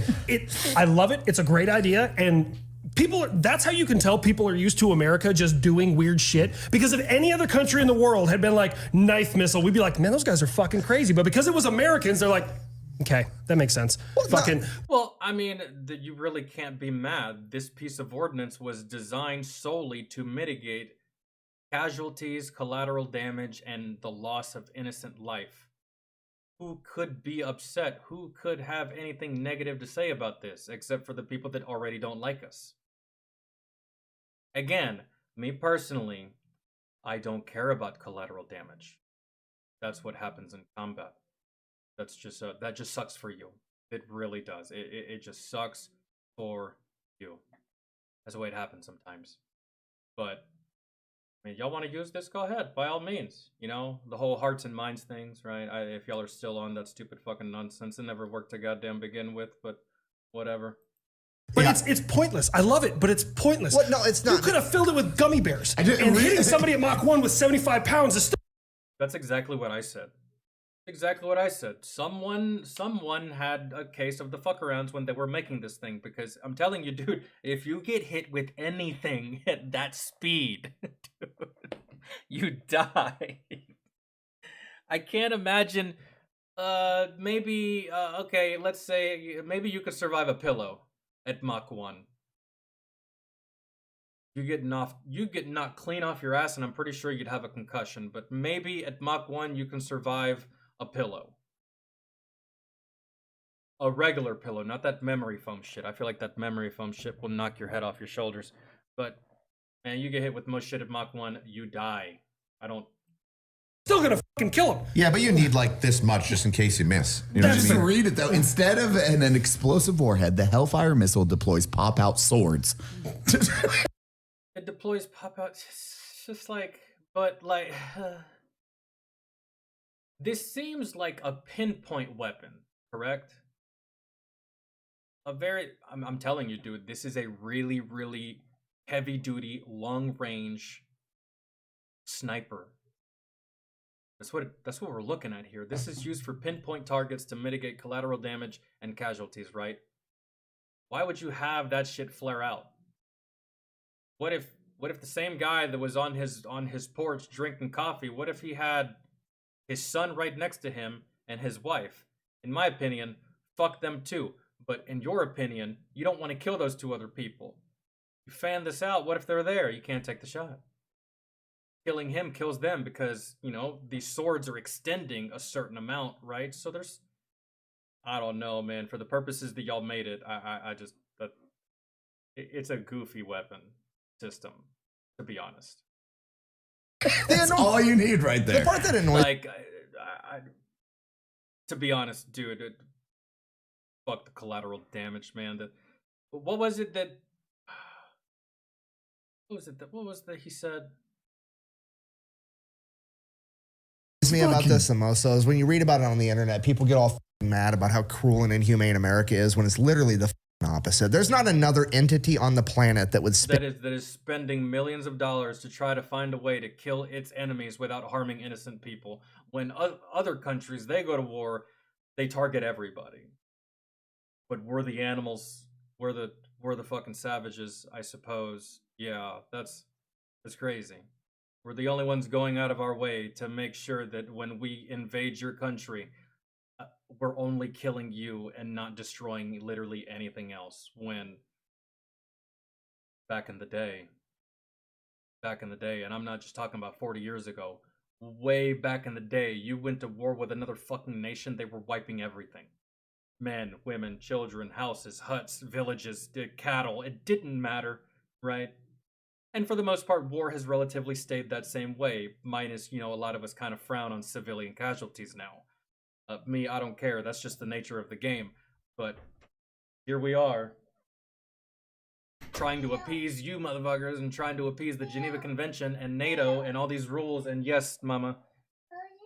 Okay, my eyes are closed.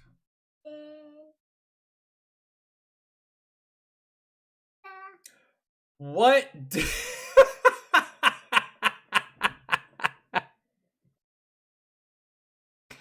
What did you do?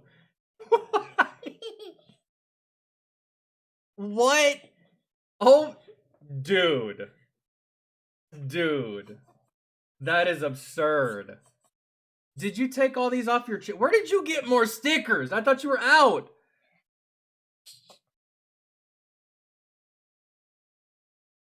Where did you get these? I got them from my school. Lord have mercy. It is better than the Sharpie. Yes, thank God. But are you bored? I told you she'd be back. I'm telling you, it's the triangle of life. Tablet, toys, Theo. The 3 T's of her day. Stickers. Tablet, toys, Theo. Toys, tablet, Theo. Sometimes I come first, not always, but I told you her ass would be back. It was only a matter of time. And she came back in full force with a new face.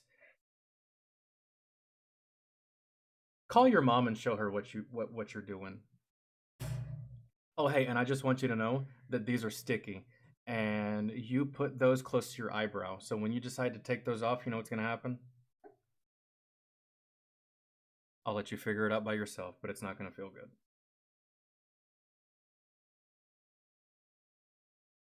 Remember when I took that Band-Aid off your arm last week and you got mad because I yanked it off fast because it hurt?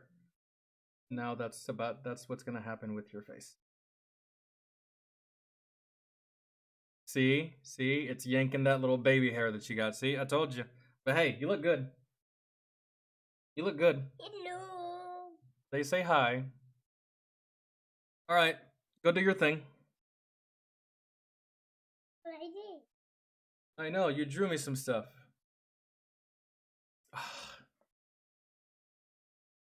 They're on her eyelid. What? They're on her ear. On her earlobe.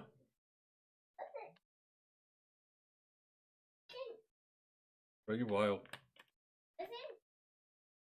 An earlobe is the bottom of your ear. Where your earring is. That's your earlobe. They're right there.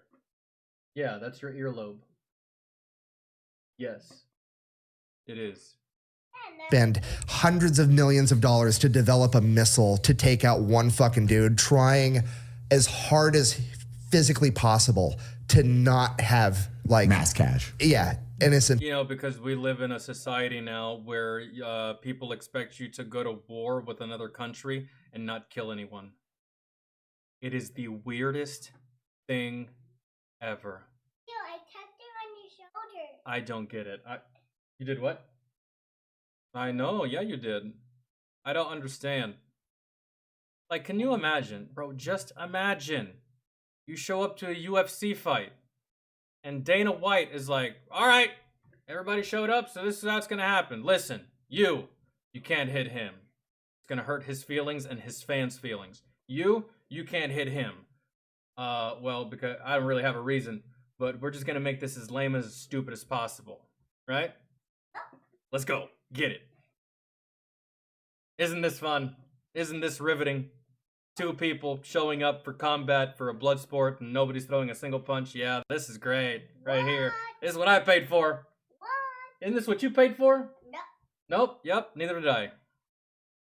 People getting hurt, and people still look at it like, oh, you guys are fucking assholes. Dude, like, I saw a meme that captures that shit perfectly. It was like modern day, and it shows, okay, we have the target. Which seat of the car is he in? And then it showed like 1944. And it's like, we're over the city, bombs away.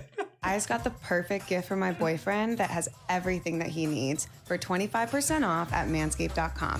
Shipping was free, and they even sent me. You're on one, mama. You are on one today. I am. No, you're on one. I am one. You are on one. I am one. Okay. Does she know mom can throw flip-flop from where?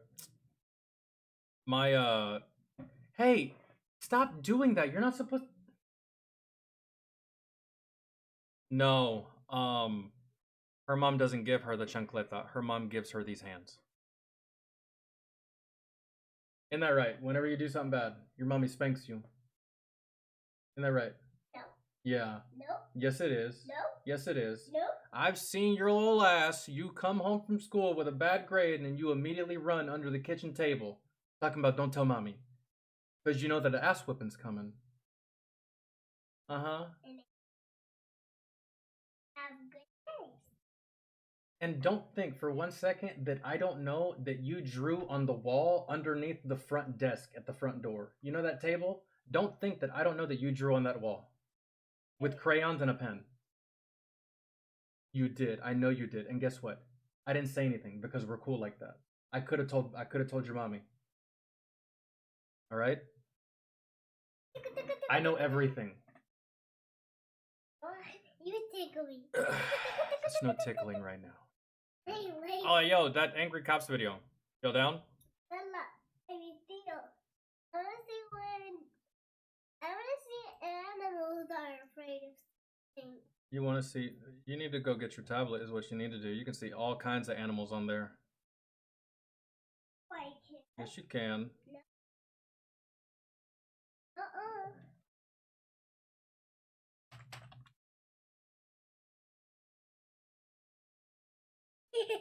All right, this is what I wanted to click on.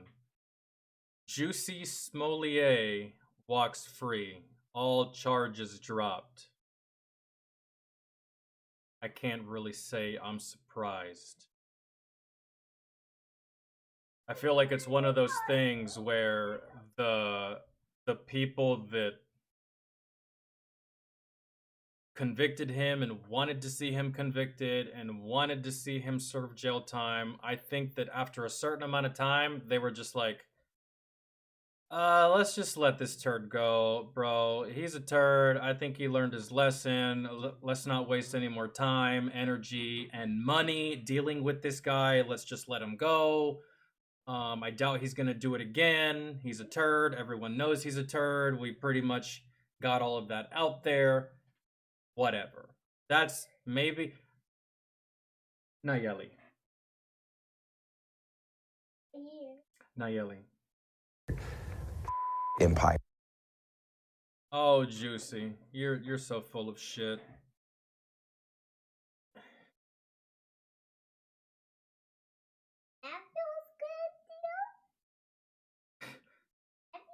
Yes, Mama, that feels good. Thank you for the unsolicited massage. You like that so much, and me too. Okay. Well, thank you. I appreciate it. I needed that. Okay. Monkey your ass over there somewhere. There you go. Hey, what did I tell you? That's attached. That's gonna break. Get it. Go get your tablet. You're trying me. Ow. Go get your tablet.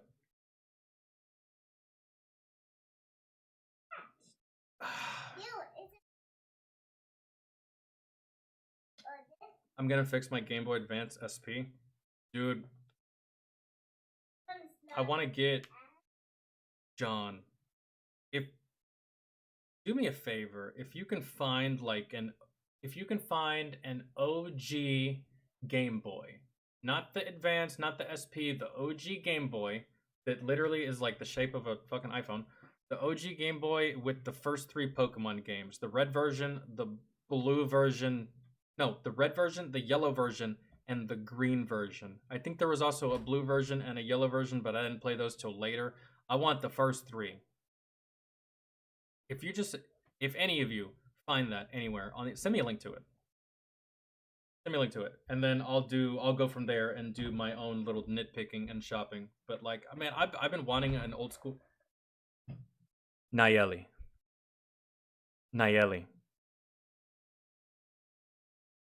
Girl, I know you hear me. You're testing it. Get out of the closet. Nelly, if I have to take off my headphones and get out of this chair... Okay. No on me. I'm in now. Get your ass up. Either stay over here or go get your tablet. Girl, you're doing too much. You're doing way too much.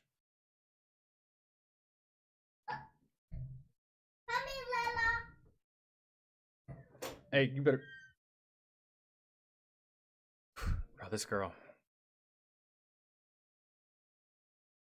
What is it? 8 o'clock? No, it's her. About to be her bedtime in like an hour.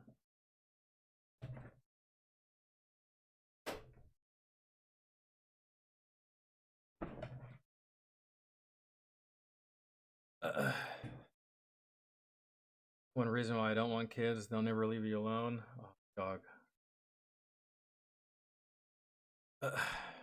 I love spending time with her. I do. But, like, my brain loves spending time with her. But eventually, my body doesn't want to spend time with her anymore. You know what I mean? I get tired, exhausted, get sleepy. I'm just like, no, I don't want to do round 87 of hide and go seek. I'm so good right now. Like, you know what? Let's just fire up that tablet. You know, I'll go fuck off. You stay here. I'm gonna go in the bathroom and cry and enjoy my solitude. You're killing me just a little bit. Fuck. Okay.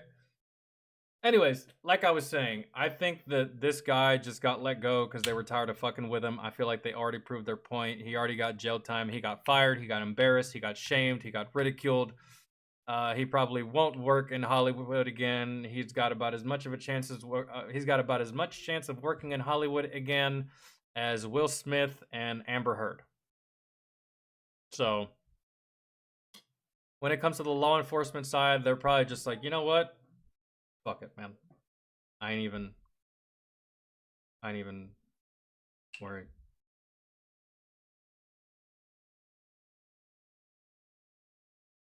Is my little sister from my dad's side? It's really confusing the way it works with me. So my little sister that goes by the name of Gabriella. Y'all know her as Gigi, the singer. She is the youngest of my sisters. She, my biological sister. My other sister, Regina, is not my biological sister.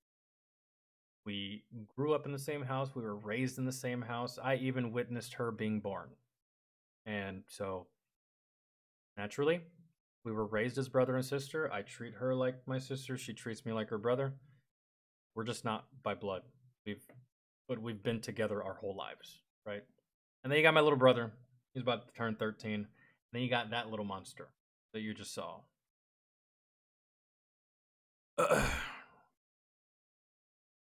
Oh no, we didn't do that one. We should do that one first before we get to the angry cops. Thank you for reminding me. I was gonna do it earlier, but I think you were gone, Tracy, and now we'll get back to it.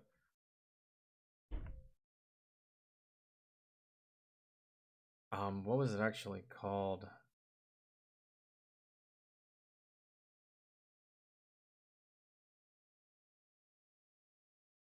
Yeah, Abby, I said that to an ex one time. I was like, hey, just an idea, spitballing here. Nothing crazy or anything. But how about we just like forgo the kids and we just get like 9 puppies? You want to do that? I'm down to do that. You want to go in on that? And she's like, you're fucking ridiculous. No. I was like, okay, Jesus. I knew we were going to say that. That's why I have a counteroffer. 7 puppies. Final offer. She got so mad. I was like, what's the problem, man? 7 puppies is as much work as 1 child. Same. What's the problem? She wasn't having it at all.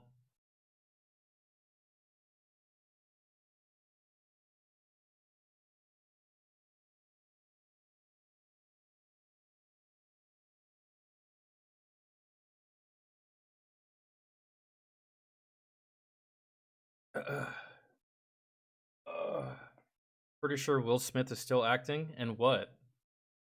I mean, he did, what, Bad Boys? But he was already slotted to do Bad Boys before the slap. What is he doing now? I saw him in an ad for a mobile game. A zombie survival game. He did voice acting in that. So I don't know.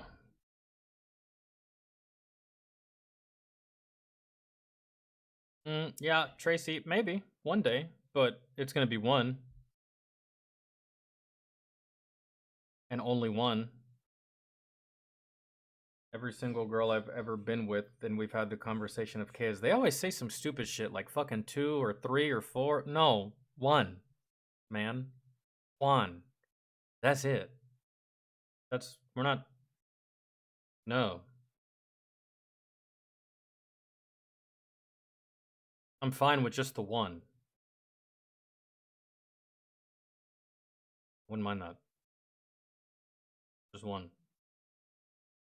Homelander did a gaming ad. Yeah, but you gotta remember, Homelander's a TV actor, and most of these TV actors, they be doing, well, mainstream Hollywood actors do the same thing. So, I feel like the reason for that, John, is because when you're in the acting business, your work is not guaranteed, your job is not guaranteed, and your roles are not guaranteed. So, they got to make money in between, and seeing that The Boys is coming to an end after season 5, yeah, Mr. Anthony Starr here is looking for other forms of revenue to supplement the loss of revenue that he's going to have when the show ends, unless he's got something else lined up. And I've seen Anthony Starr in other films before. He was in the movie The Covenant, and then I saw him in another supporting role for another film. And then I saw him playing a prison inmate in some TV show that I saw as a short on YouTube. But that's usually how it goes with these actors. Their job isn't guaranteed, and neither is their work. So you know how, like, well, back in the day, I don't know how old you are, but like maybe you heard stories or just like that was just the vibe of back then. But remember how like back then, actors in between films or like just actors trying to make it, what did they do? They were waiters. They were waitresses. They worked at hotels. They worked in between jobs, right? When they were acting. These days, they don't have to go work at Burger King. They can just do an ad for a mobile game or do or plug for some kind of product or something like that. We're not too far off. We're roughly around the same age. We're both in our 30s. But like, I don't know. I remember just back then, man. And just from what I heard, from what I've heard over the years, like back in those days, those actors, they'd go be a waiter waiting on their next role, or they'd go work this like menial job, hoping to get their big break. Whereas in these days, they just do an ad, they do a commercial, they do that stuff in between jobs. And I can't even imagine what you would need to do those ads for. And like, because, I never understood the idea and thought process of like, okay, I'm going to do this movie that's going to pay me $15 million, right? And I don't know when my next movie is going to come. So I'm going to do work that is beneath me and do a mobile game ad because I need more money in between my movies or my TV series, even though I got paid $15 million. How bad are you with money? How bad are you with money that you're getting paid so much from your normal job that you have to go work some stupid, dumb bullshit job because you need money? How much money are you actually getting paid, Anthony? I've always seen it that way. It's so weird. Like, I know you're getting paid all this money, yet you're willing to do this work that is beneath you. And honestly, that's my opinion. These mobile game ads, like, oh my God, when I saw Ronda Rousey, her career kind of tanked, so she really had no choice. But when I saw Ronda Rousey doing ads for Raid Shadow Legends, I was like, oh God, there it goes. And the reason why? That the UFC's not paying her anymore. You gotta make money somewhere. And that's what they do. That's what they all do for the most part. So, that's just how I've always looked at it.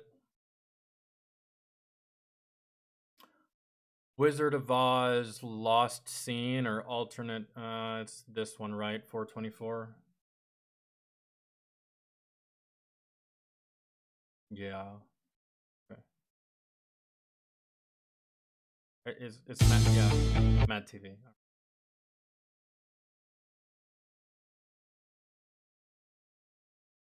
Did I click on the right one?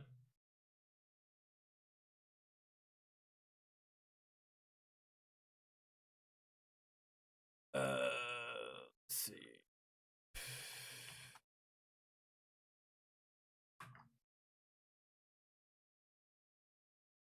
Ah, okay, here. Yeah, found it. Right. Golden Era, Mad TV, Wizard of Oz, Lost Footage. Is this like a parody by Mad TV? I hope it is, and it's not actually Wizard of Oz footage because copyright.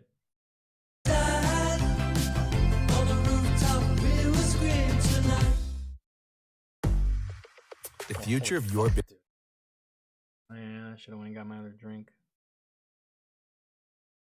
Hello, I'm Eudora Schneider, and I have the distinction of being the oldest living munchkin from the MGM classic, The Oh, hey, by the way, just a quick question. Will I have had to have seen Wizard of Oz to appreciate this or understand the jokes or stuff like that? Yay or nay? We're gonna watch it anyways. I just no? Okay, good, because I've never seen Wizard of Oz. I know. Hold your fucking pitchforks. Alright? I was never into it, man. I just didn't. That's my thing. Wizard of Oz. I was also an Oompa Loompa, and I screen tested for R2-D2. Anyway, what you might not realize about The Wizard of Oz is that there's an entire sequence that the studio cut from the film.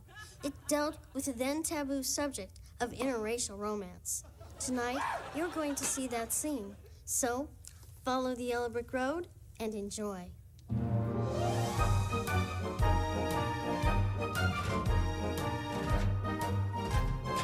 Help me! Oh my God, help me! Dorothy, did you hear that? Oh, good God Almighty, please help me! Jiminy Crickets, it sounds like a Negro in distress. What? Negro.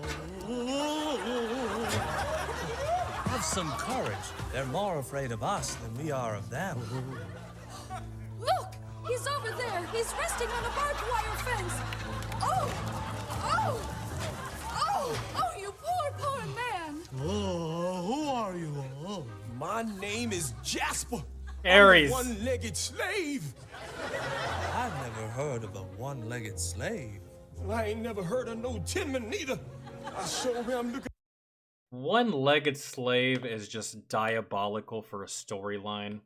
You know good and damn well they can't run away. Like, I'm sorry. And then an ugly one. Why, you black bastard. What happened to you? Did you get drunk and fall off a shed? No.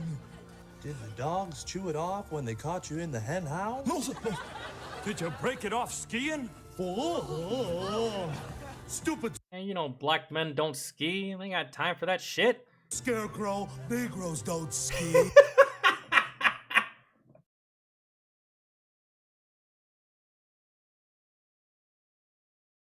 I'm sorry. That, hey, if I didn't say it, he was gonna say it.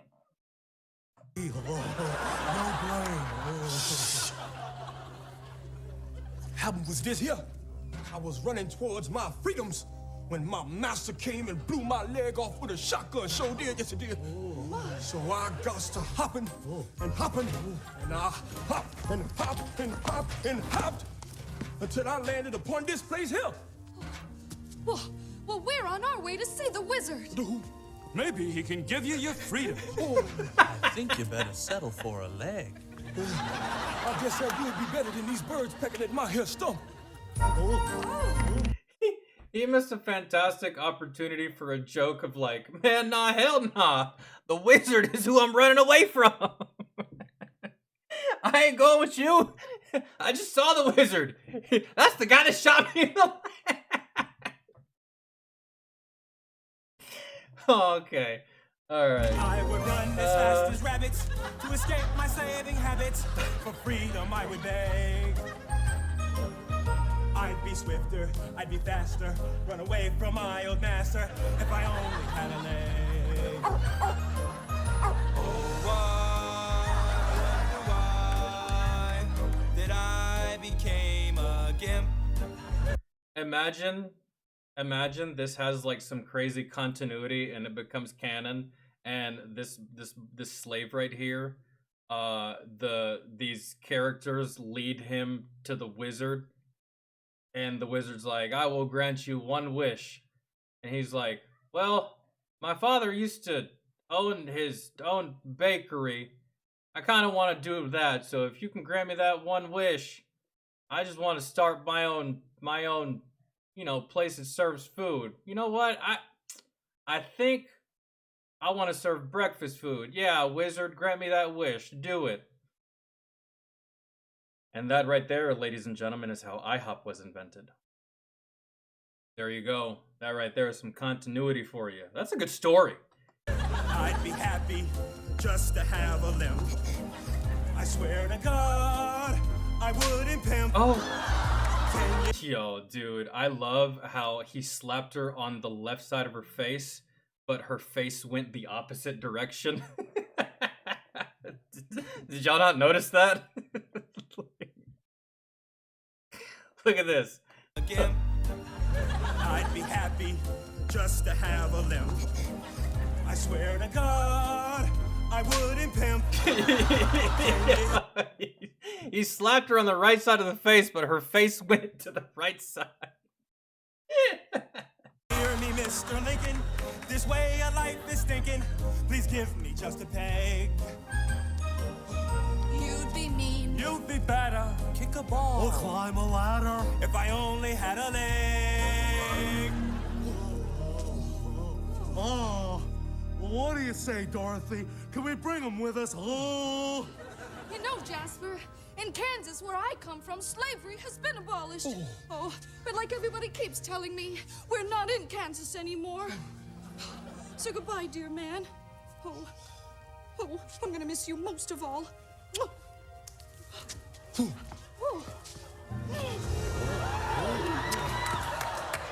my. Oh, oh, oh, oh, oh my.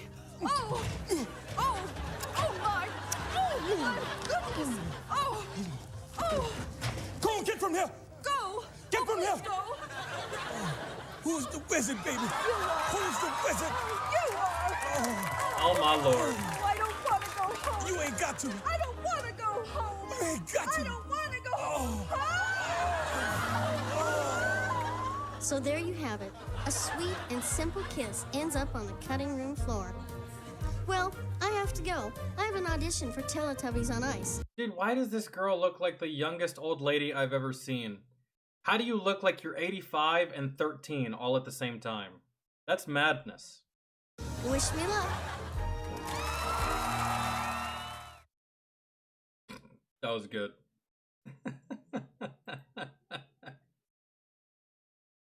Oh, that was good. Holy. All right. Let's. Now we're doing this. That was a good one. I appreciate that one, Tracy. I love me a good parody.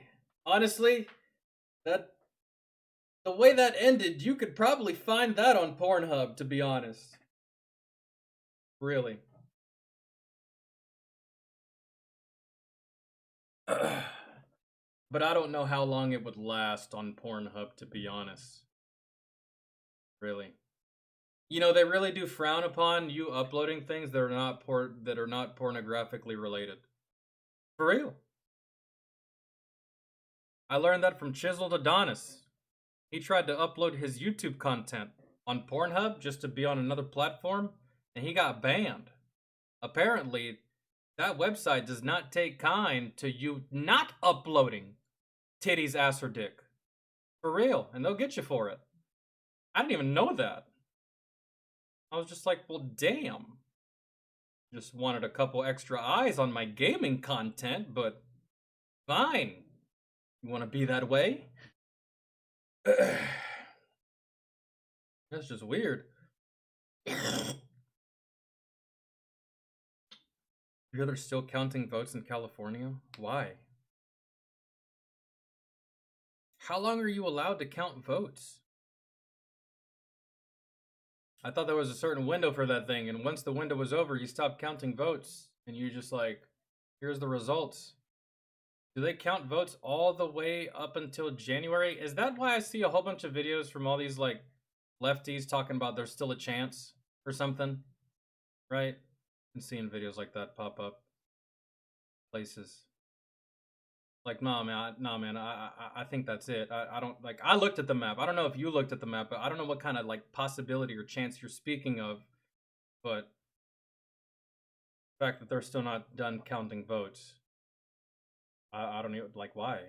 Is there a problem with the counting? Is there a problem with the machine? Or are they having a hard time coming to terms with the fact that damn near their whole entire state is red now? And they just keep counting like, this has got to be a mistake. No, let's do it again. Let's do it again. No. One more time. One more time. Yeah, it still says that Trump won. No, that can't be true. No, one more time. Do it again. Maybe. I don't know. I have no idea. But all right, now let's get, bro. We've been trying to watch this for like the past 2 days. I'm not even gonna get an intro because I've given this video an intro twice. And I haven't been able to watch it, so if I decide to edit this, I'll just go back to the original intro that I did for this, like, I don't know, 30 minutes ago. And then I'll just attach it if I decide to upload this. So, let's see why this turd bag got released. Honestly, I'm glad he did. That's less tax dollars that we have to spend for this fucker being incarcerated.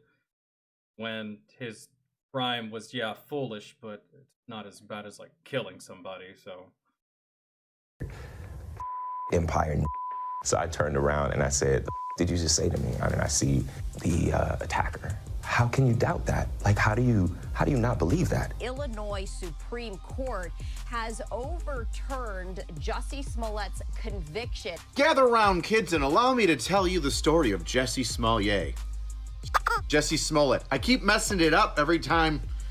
I only think of Dave Chappelle's Juicy Smollett. Juicy Smollett. Oh. Yes. I can't read your name because I think that's in Russian. But yes, I do remember the Bush and the Gore recount, albeit I was in 5th grade during that, but I remember my teachers were losing their minds about it, and it was like a really big deal. Like my math teacher, I went to school that day, and my math teacher gave everyone a copy of that day's newspaper. And she's like, here you go. Here's one for you. Here's one for you. Here's one for you. Here's one for you. And I'm just like looking at this like, yo, Mrs. Hankins, what's going on? What is this? She's like, well, Edgar, that is history, my dude. You can hang on to that. That is fucking history right there that you're holding. And at the time, I didn't really realize it because I was a 5th grader.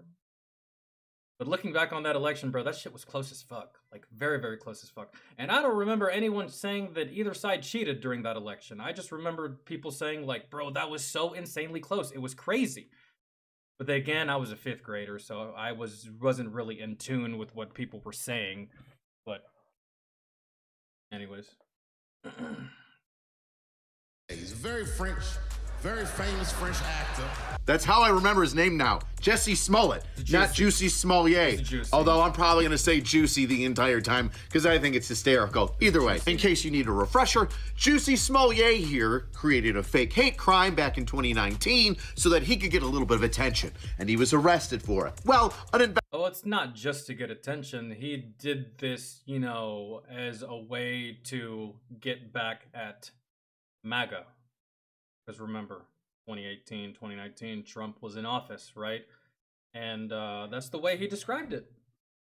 I got attacked by 2 white dudes wearing MAGA hats, and they had a noose and bleach. Which, I knew that was a goddamn lie right off rip, bro, because I've been in situations where I've almost been in fights with people, and they didn't take the time to go get bleach or a rope, bro. You just fight with a motherfucker. So the fact that, like, was like a whole story that just like, yeah. Investigation happened, and then he was arrested for it, and then he was given nothing, and then it translates to Sam from. So what language is it again? Yeah, I didn't know that. What was it before? Maybe I remember who you are, because right now I don't. People change their names all the time, and sometimes people's names are different on YouTube than they are on Twitch, and I'd be reading different names all the time. But gotcha. A special investigator happened. What do you want me to? You just want me to call you Sam? I feel like that'd be better, so you can have a name instead of I can't read that. It was just Sam before. Oh, okay, cool, yeah. So I do remember you then. And now we're here today, where the state of Illinois Supreme Court has decided to come down with a ruling and let Jussie Smollett walk completely free. Well, almost. So let's get down to business and talk about the importance of the Jussie Smollett case. Some people would say that this sets a dangerous precedent and that this would simply just galvanize another person to spread lies in such an ignorant manner this way and then get away with it, right? But at the same time, it doesn't, because Jussie did get punished. I know that his problems with the law are over. That's fine. But again, when it comes to a celebrity, sometimes the court of public opinion is it hurts a lot more than the actual courtroom of law. We see it all the time, bro. And I'm telling you, these celebrities, they die by their reputation. They do. So it's it sets a bad precedent, but at the same time, it doesn't, because he did get his punishment. Man, he really did. I don't think he'll do much working in Hollywood after this, man. Maybe 10 years from now, 15 years from now, he's still young. People forget who the fuck he is. Maybe a new generation comes in and just is willing to be like, oh man, well, I wasn't even alive when you did that shit, so you do your thing, right? And they might like you in the future, but for right now, you're done, really. If I worked for Hollywood, I'd never hire you. If I was a director, I'd never hire you. A writer, a producer, a showrunner, nobody. Bro, I would never hire you. If I was your publicist, I would dump you. There's no way. So case where the bungling happened, and then what this overall verdict on his case means for everybody around us. Can we just start creating fake hate crimes? No. But didn't he just get away with a fake hate crime? Again, like I said, yes and no. Yes and no. Remember, if y'all are nerds like me, remember Spider-Man No Way Home? Where Mysterio reveals Peter Parker's identity, and Peter Parker has a sit down with Daredevil, right? Because Daredevil's a lawyer, and he's like, Peter, you may have dodged your legal issues, but there still is the matter of public opinion. And right after he says that, a fucking brick comes flying through Peter's window and almost hits Aunt May. Y'all remember that? It's the same thing here. You may have dodged your legal battles, but there is still the matter of public opinion. And public opinion can make you, or it can break you. It can sway, or it can destroy. And with you, you have no chance here. That's it. Kind of. But stick with me, because we're going to break it down after a word from this video's sponsor. Delete Me. Do you know what a data broker is? I'm sure you do. But in case you don't, every time you sign in, or Jussie Smollett, a member of the fantastic show Empire, which I never watched because I just don't give Well, Jussie, I don't give a shit about Empire either. I never got in. I couldn't. Wanted a little bit more coin in his next contract on this fantastic show Empire. So he did what every normal American would do. Create a fake hate crime so that he could be splashed all over the news, be a shining star, and get a little bit of bump up in that pay. You call attempted mayhem a normal citizen's reaction? Denzel Washington became Denzel Washington because Denzel Washington is a legendary actor. Denzel Washington did not become Denzel Washington because he played a fucking victim and people felt bad for him and offered him more roles in the future for what the white man did to him. It's such a stupid way of thinking. So what happened that night late in 2019?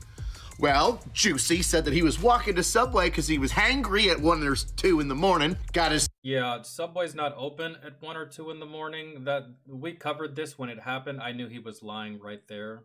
And Subway's not open at 1 or 2 in the morning. I don't know where y'all live, but literally every place I've ever gone to in the continental United States, Subway closes at 10 p.m.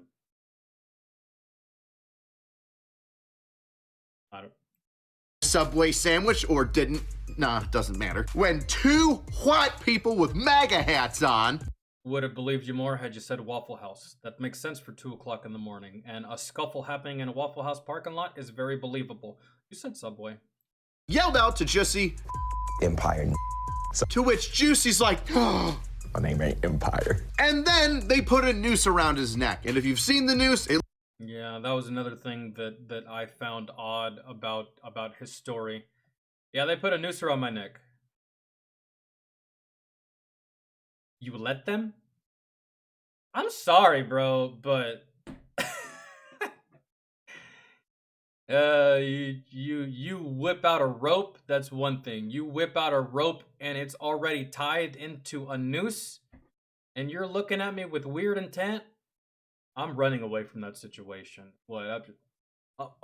You got me, guys, and we all know that at 2 o'clock in the morning at Subway, if a white man wants to put a noose on you, you as a black man, you were obliged to just be like, yes, okay, here you go. Thank you for your contribution. Get the fuck out of here, bro. You full of shit. Shut up.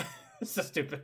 It looks like a weird shoestring thing because Juicy isn't just an African-American actor, he's also a gay African-American actor. Double the hate crime, half the price. And after garnering Juicy... You know, you're gay and black. You could have easily just, like, gone to an audition and not gotten it and then just blamed the studio for not giving you the role because you were black. Instead, you made some fucking garbage, unbelievably untrue, wild story.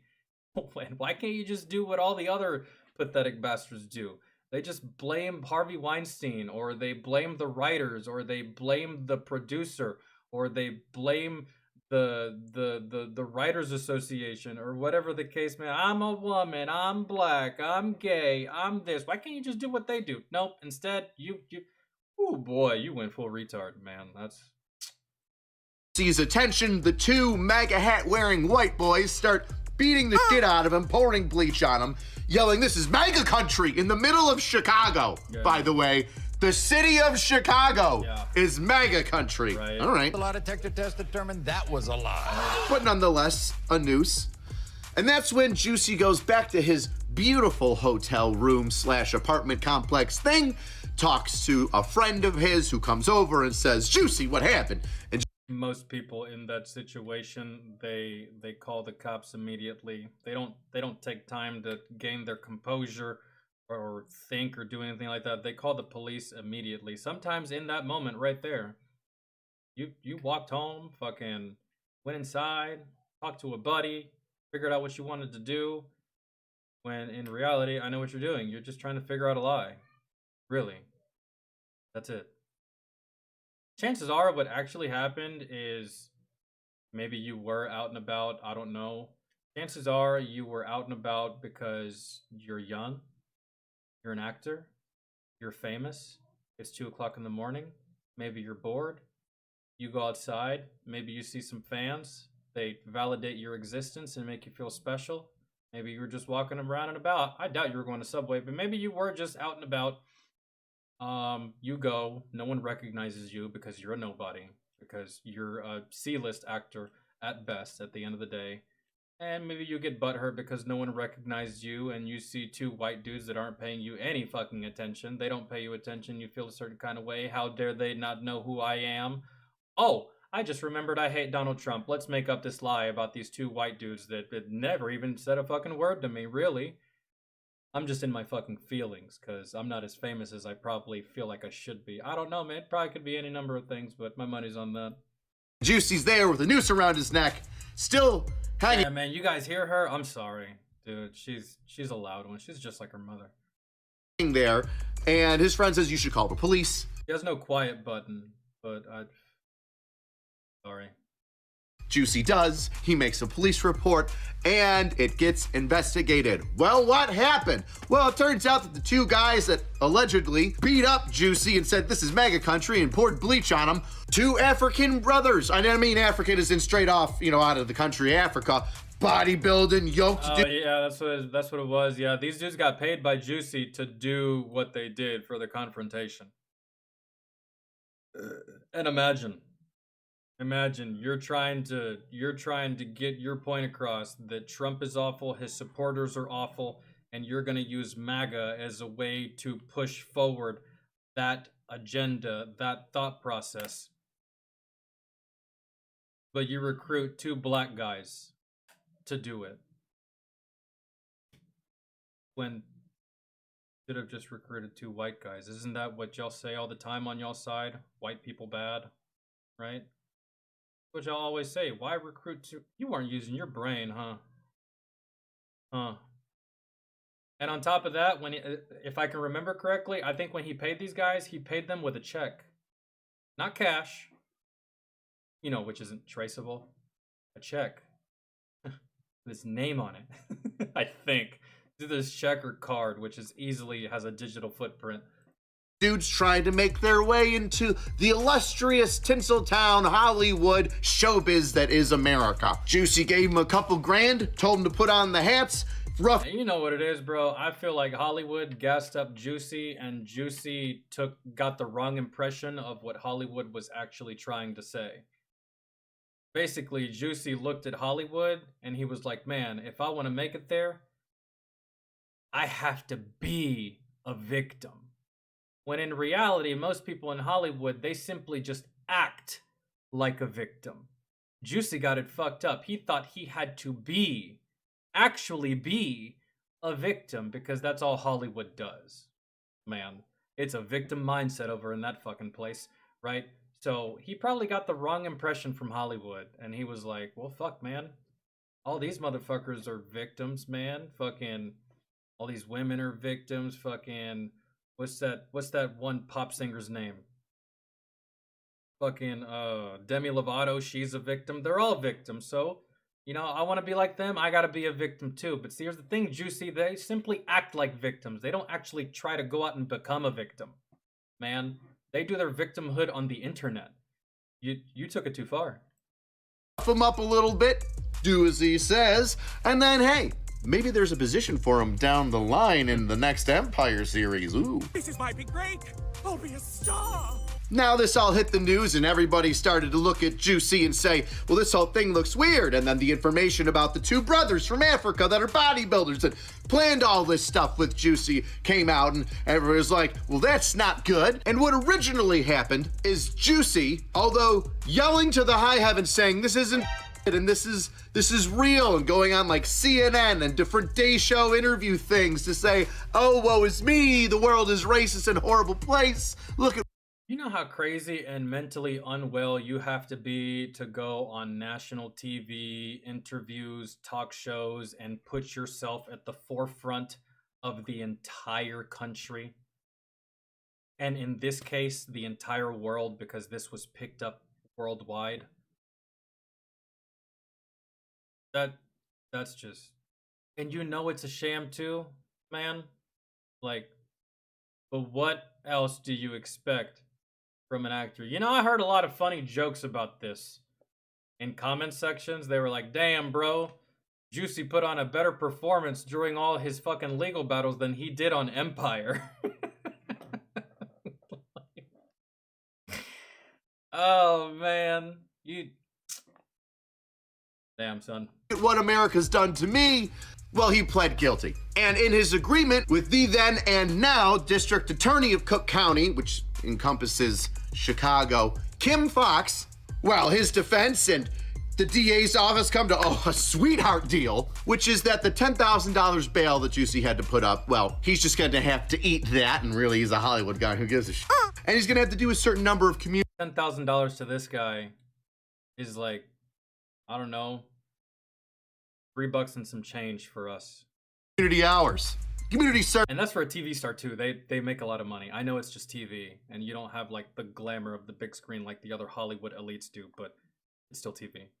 Goddamn Harvey or fucking Steve Harvey's on TV. That dude makes buku money. Service. And what a service he's done to America. I'm sure that 50 community service hours are going to make up for the fact that he was on. I can't really think of what's more embarrassing, what happened to Will Smith or what happened to Juicy. Let me rephrase it. What Will Smith did or what Juicy did, because nothing happened to you motherfuckers, bro. Y'all are just jackasses. I wonder, man, what? I can't even tell, man. What's more embarrassing? I'm gonna go with Will Smith, man, but Juicy, you are up there, bro. You are up there with Amber Heard. You're up there with Will Smith. You're up there with... Name another celebrity that catastrophically self-destructed their own career. Name another one. Bill Cosby. That's wild, dude. Like, man. And you would think... You would think that at some point someone would have taught you, right? Being a black man, right? Someone would have taught you that you don't fuck up the money, dude. Never, right? And you claim that this country's so racist and that you're so marginalized, so you would think that being in such a racist country that marginalizes you, that you would, want to not fuck up. You would, not want to fuck up all of the good things that has happened for you, because what happens for you, Juicy, doesn't happen to every other black guy, right? So you would think that you would be counting your fucking blessings and playing by all the rules and staying as out of trouble as you possibly can, but you threw it away. You fumbled the bag. You dropped it. You man. There's people that would literally kill another human being to be in the position that you're in right now, and you just said, career? Millions of dollars of just remembering lines and saying them in front of a camera? Fuck that! Who needs that? That's for fucking losers. Not me! Oh man, that's... On TV 24/7 for like 4 months, talking about how bad America is and racist and how woe is him. Yeah, I'm sure that's gonna do it. So anywho, that's a sweetheart of a deal. Would you take Only small group celebrities are down to earth people. I don't know, man. I hear a lot of good shit about Keanu Reeves, and he's like a megastar. And I hear from a lot of people that he's like the most down-earth dude ever. Like, you see this guy just like riding a subway. No security, by himself. No entourage, no people, just him on a subway, chilling. Right? So, it depends on the person. Really, for the most part. But you're not all the way wrong. Usually, the ones that are up there, they've been famous and inside of their little fucking famous rich bubble for so long that they don't think or behave like the rest of us. But there are some outliers. that deal? I'd take that deal. Damn good deal. But then the outrage happened, an uproar, a community swelling of grievances. Well, then a special prosecutor got involved, started looking into all the ins and outs of this and said, hey, guess what? We're gonna rescind that offer that the district attorney's office gave Mr. Juicy Smollett, and we're gonna look at some legitimate, serious jail time for these offenses and fines for his fake hate crime, which turned the entire city upside down, cops running everywhere, people being like, why aren't the police investigating this? How can the police have just let this drop? Why are they doing their job? Oh wait, it was yeah, all that headache, all the headache. Yeah, that's just noise, really. You just need to get down to what actually matters. The cops had to go through. The special prosecutor investigator was like, no. That's not enough. And that brings us to today. You see, Juicy's case went all the way up to the Illinois State Supreme Court. Damn. In New York, we call it the Court of Appeals. Jesus. The Supreme Court. Bro, just imagine... that's just one place I'd never want to be. The Supreme Court. Whether it's good or bad, I don't want to be in that setting at all whatsoever. Supreme Court. And that's where you willingly took yourself. I bet you didn't think it would go this far, huh? I bet you didn't think that your web of lies was going to... But that's what happens with lies. You never really... The lies you spin, you never really know how far that's going to snowball into something that you can no longer control. And guess what, Juicy? You can't control this. You are now at the mercy of the Supreme fucking Court. And let me tell you something, man. No one wants to be at the mercy of the Supreme Court. Just like don't nobody want to go to jail in Mexico. So... That sucks for you. Highest court within said state. And what did the justices in the state of Illinois say? Oh, I can't stay mad at you. Juicy gets to walk away scot-free. I told you at the beginning and in my intro that I've done like 3 times over the past, of course, 2 days. Yeah, that's kind of what I figured. They're tired of dealing with this. They're tired of dealing with this dude. They're just like, man, this guy's just a jackass and he lied about some shit. And yeah, people got mad, but whatever. The court of public opinion will fuck him up. It doesn't really matter. I kind of figured that's what they were going to do because at the end of the day, would you rather have your local representative spending money on Juicy, which, yeah, what he did probably pissed you off, but at the end of the day, is it really worthy of that much attention? Like, let's say someone trafficking people or someone trafficking children or someone moving a shit ton of drugs or any number of new Venezuelan gangs that have popped up over the US, right? Would you rather them working on that or working on Juicy? I agree. I'd rather have them working on that than Juicy. So that just that gets kind of figured, man. I'm not upset or happy about any of it. It's whatever. It is what it is. But I kind of figured that was the case. Well, almost. From all the charges that the special prosecutor placed on Juicy after Juicy had already struck the deal with the DA of Cook County. Let me go back a second. That the special prosecutor Hold on. walk away scot-free. Well, almost. From all the charges that the special prosecutor placed on Juicy after Juicy had already struck the deal. Yeah, that's a problem. That's a problem. And they don't want to deal with that because that would you would have to go to court again. And you would have to go through the same process all over again, and they don't want to do that. And on top of that, that would actually piss me off. I would not want someone doing that to me.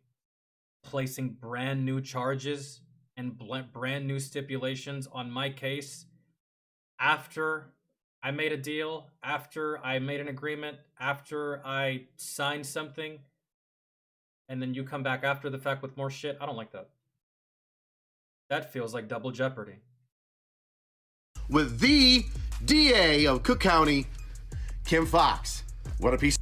By the way, she's no longer going to be the DA anymore in Cook County. She didn't run again. She's getting replaced. Can't wait to see how she's elevated someplace as some great...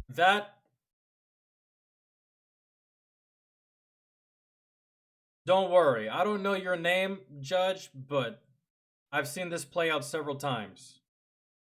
Someone like you, in your position, black and a woman, you are going to fail upwards, I guarantee it.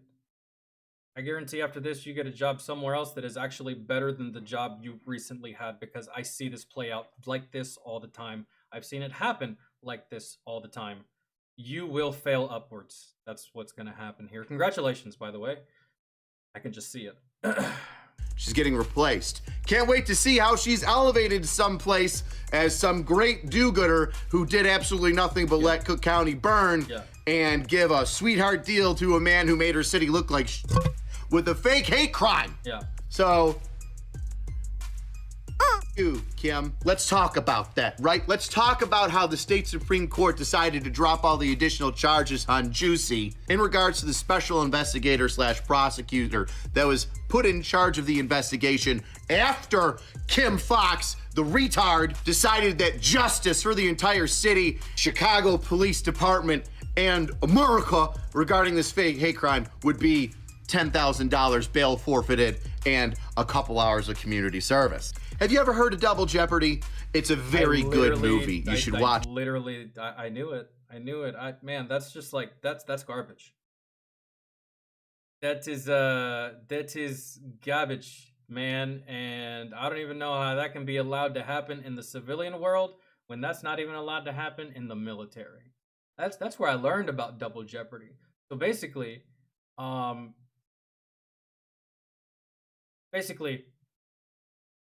if you do something wrong in the military and your commander punishes you for it and you serve your punishment, so you do something bad and your commander says, all right, you know what, it's not worthy of an Article 15, but I'm going to give you extra duty. You're going to clean the offices, you're going to clean the bay, you're going to do this, you're going to do that, and you're going to be restricted to your barracks for a week. Your commander gives you this punishment, and you do it. Now, 2 weeks later, your first sergeant finds out about what you did, and he decides that he also wants to give you punishment. He cannot. You have already been punished for what you did. You can't get punished twice for the same thing. That is illegal. You cannot do that. That's just... And the only way that you could get punished for the same thing in the military, thus throwing the concept of double jeopardy out the window, is if they charge you in a different country.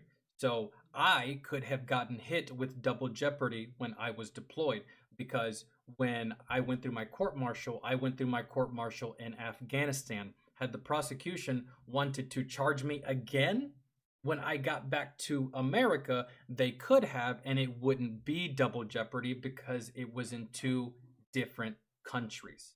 That court-martial was specifically for Afghanistan. If they wanted to court-martial me again in the States, they could, and it would not be double jeopardy.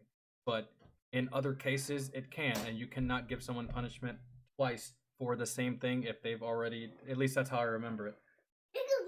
You take all those stickers off your face. What is this? Pretzels? Yep. Nice. Here. Open them. There you go. You didn't take all the stickers off your face. Come here. You got 2 left. One here. Here.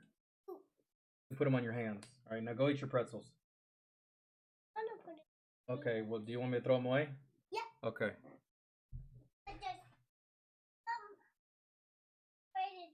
Yeah. I got you. Yeah, I got you. Hey, close the... Hey! Bring your ass back here. Shut the door. We don't raise you on a farm. Shut the door. This isn't a barn, girl.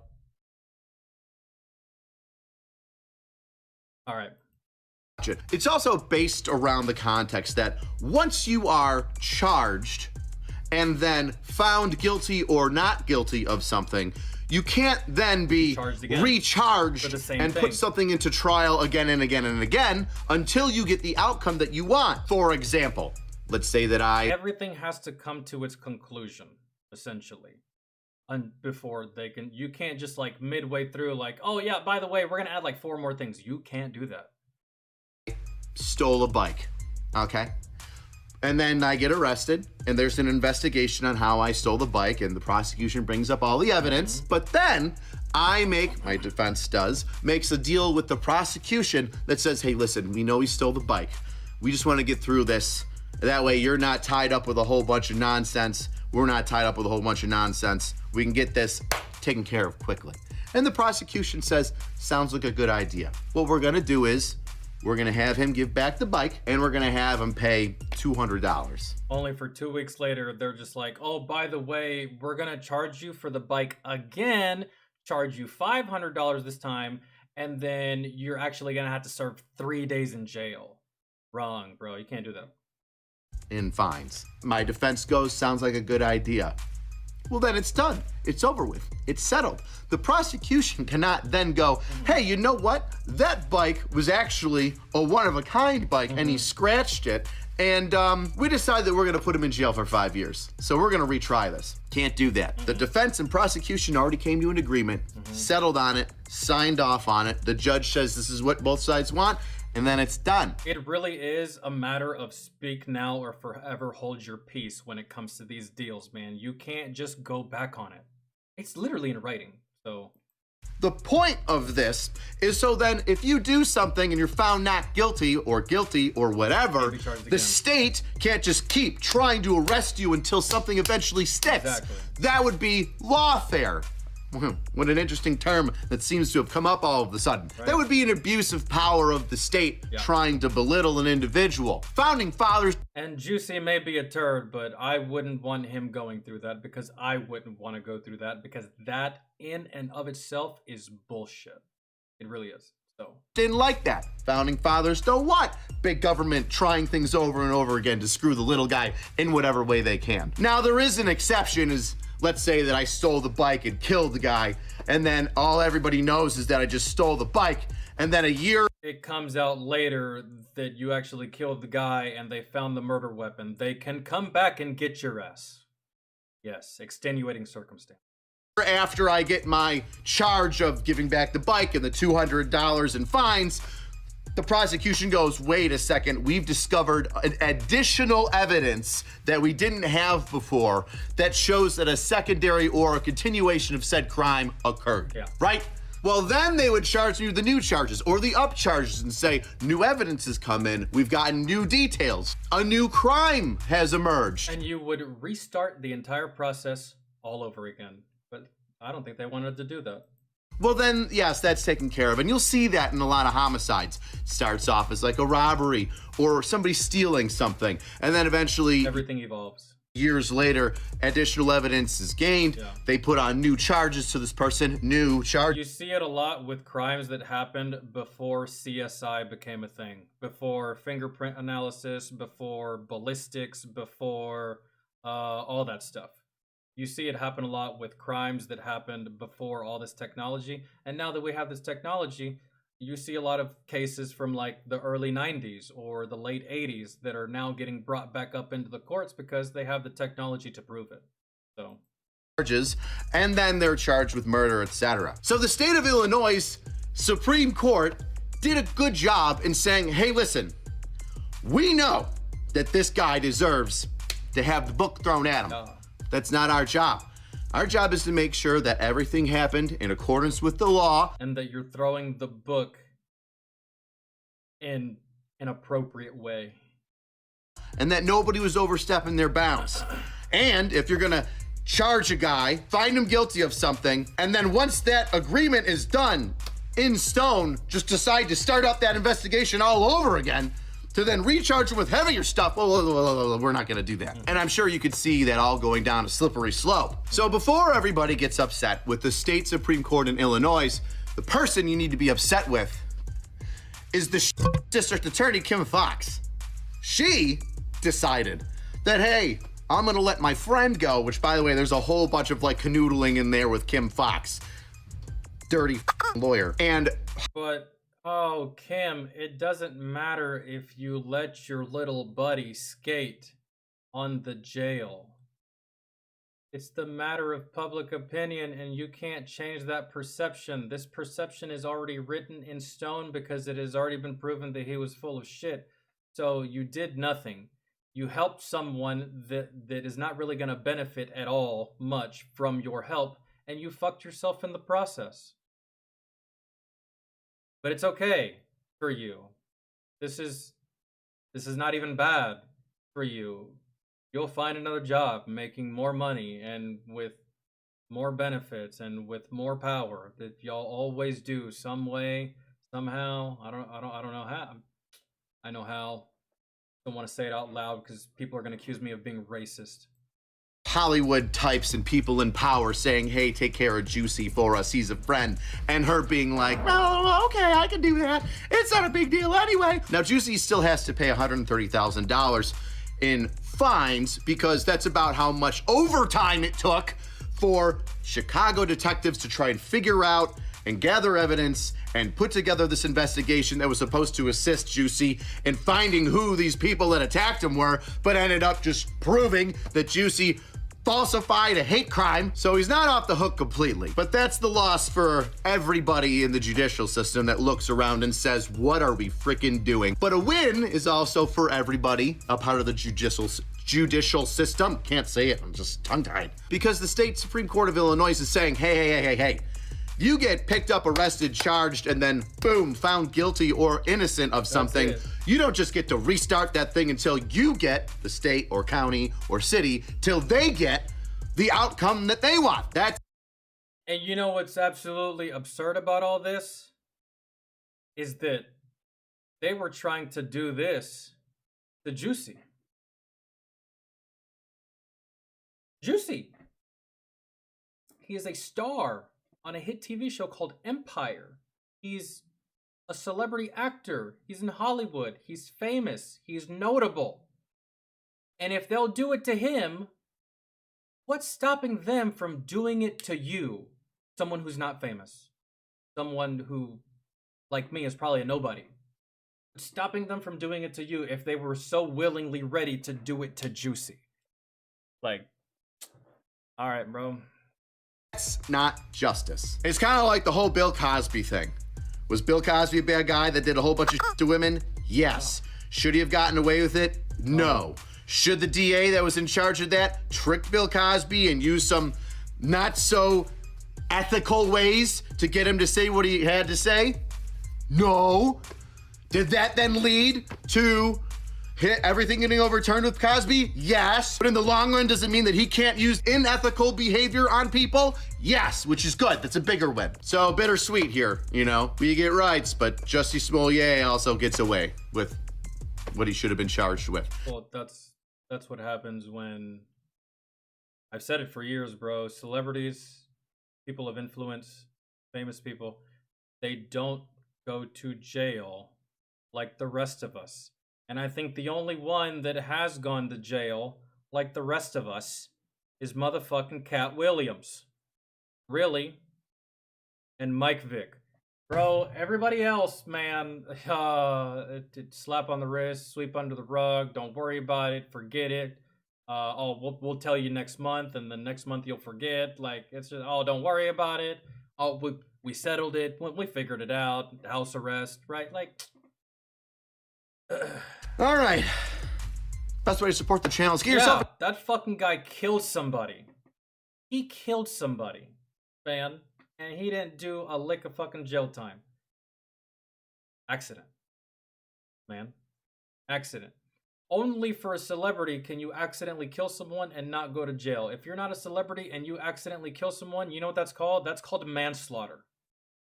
You accidentally kill anyone, it is manslaughter. And you go to jail. Not if you're a celebrity, though. Not if you're famous. Not if you're a person of influence with a lot of money and you can sidestep most of the shit that we can't sidestep. And you would think that the government would make it to where it doesn't matter how much money you have, you can't outrun the law, but it just seems like that is usually the case. And in the case like Juicy, a lot of them, sometimes you don't outrun the law, but they outrun it a lot better than all of us. They do. And you also have to remember, man, these are actors. Especially in the case of actors. Dude, there is no repercussion. Barely. Barely. You know, as an actor, you do something like Juicy, 2-3 years from now, there may be a writer, a director, a showrunner, or a producer who might be willing to take a gamble on Juicy. Right? Might be willing to take a gamble on Juicy. Maybe. But if you work at AutoZone and you do this shit, and you become nationwide news, are you gonna, is someone gonna take a chance on you? Probably not. If you're a teacher and you do some wild shit like Juicy, you think another high school is gonna take a chance on you, employing you? If you're a mailman and you do some shit like Juicy, do you really think other delivery places, Amazon, FedEx, UPS, you think they're going to take a chance on you once you get fired from the United States Postal Service for being a jackass? No. Only in the world of celebrities, only in the world of rich and famous people will they let some shit slide after that amount of time. It doesn't work the same for the rest of us. It never has, it never will. And I guess once you come to terms with that, you'll be a lot happier. And if you haven't come to terms with that, then you're just going to continue to be mad that you can see people do shit that if you were to do it yourself, they would throw you in a fucking hole and throw away the hole. They would lock you into a hole and throw away the hole, is what they would do. Think about it. Think about it. Reverse. It's just, that's the way it is. So come to terms with it. Be happier. A shirt or a Whoopi hoodie. Okay, we're good on that.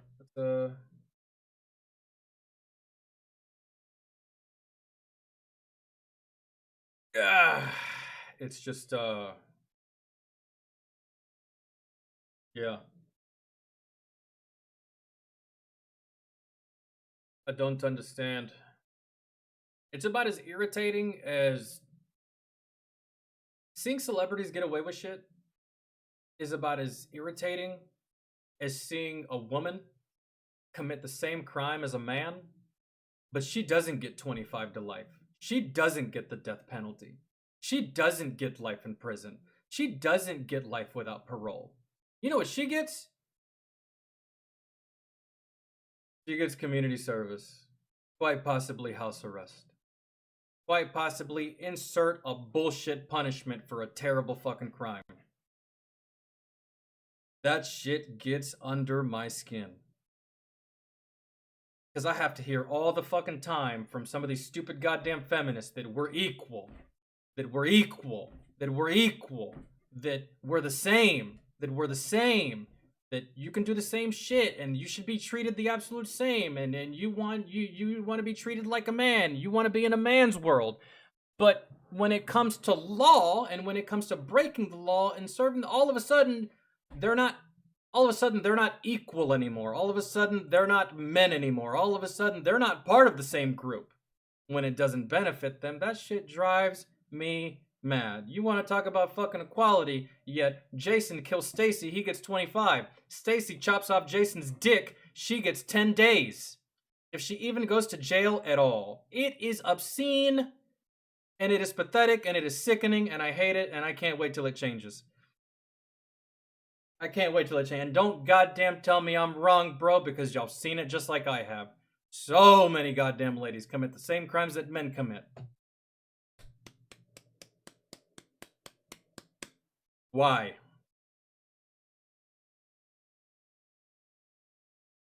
You either are equal or you aren't, bro. That's just, it is what it is, but don't fucking get in my face and scream at me all goddamn day. The patriarchy, we're not equal. Y'all have more rights than us. But, yeah, y'all can commit crimes at a commensurate rate and have it be more vile than some men in the history. Be more vile than Jeffrey Dahmer. And y'all get nothing, bro. Fucking nothing.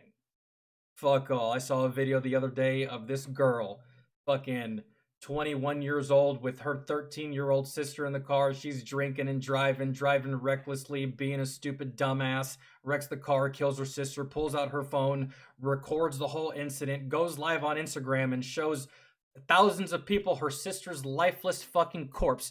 Do you know what she got, ladies and gentlemen? Guess. Fucking guess. She didn't even get a year in jail. She is out. She is free today. How many years you reckon a man gets if he's drinking and driving, wrecks his car, and goes live on his phone and records the dead body of his homie? How much do you think that man will get? 20 fucking years. That is minimum. Minimum. We ain't the same. We ain't equal. Stop saying these ridiculous, untrue things. Please. Now I'm off topic. I've gone on a rant and I'm annoyed. I think that's going to be the end of the stream. I'm kind of hungry. It's been about 2 hours since I've ingested some ganja. I think it's about that time.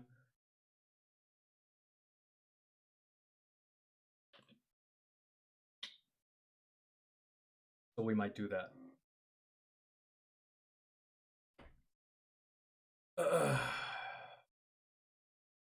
No. Keith, the only reason Logan Paul got away with what he got away with is because he did that shit in a foreign country. Really. He did that shit in a foreign country, and he probably got out of that fucking country before law enforcement could even get their hands on him, and he issued some half-ass apology on YouTube. Had he done that here in the States, he probably would have got his ass whooped. Had he done it for like any kind of like military cemetery or stuff like that, it would have been a problem. But the fact that he did that in another country, and Japanese people, that culture, they're not like us, bro. That civilians, man, they're not like us. They see you doing some disrespectful shit, they will look at you with derision and contempt from far away.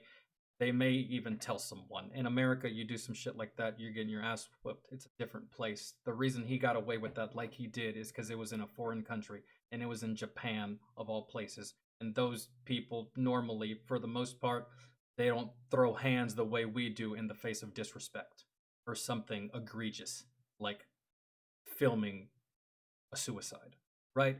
So, yeah, that's Yeah. All right, guys, gals, that's gonna do it. Thank you for hanging out. Thank you for chilling. Thank you for stopping by. Thank you for being here as long as y'all did. We are going live tomorrow on Twitch. That'll be music. If you got any music requests, feel free to put them in right meow. We are doing another YouTube stream just like this on Tuesday. So Monday is music on Twitch. Tuesday is this. If you got requests for either type of stream, excuse me, put it in the Discord. All right. And if y'all need anything from me, y'all can always add me or DM me on Discord. That's the only place where you can reach me. All right. So that being said, love y'all. Have a good evening. Hopefully I see y'all tomorrow. If not, hopefully I see y'all the next day. I pretty much know who I'm gonna see and what kind of stream I'm doing. Like take Abby for instance. I won't see her on Monday, but I'll probably see her on Tuesday when I come back to YouTube. So I'll see y'all then. Have a good weekend. Stay safe. Stay warm. Don't drink and drive. That's all I got for you.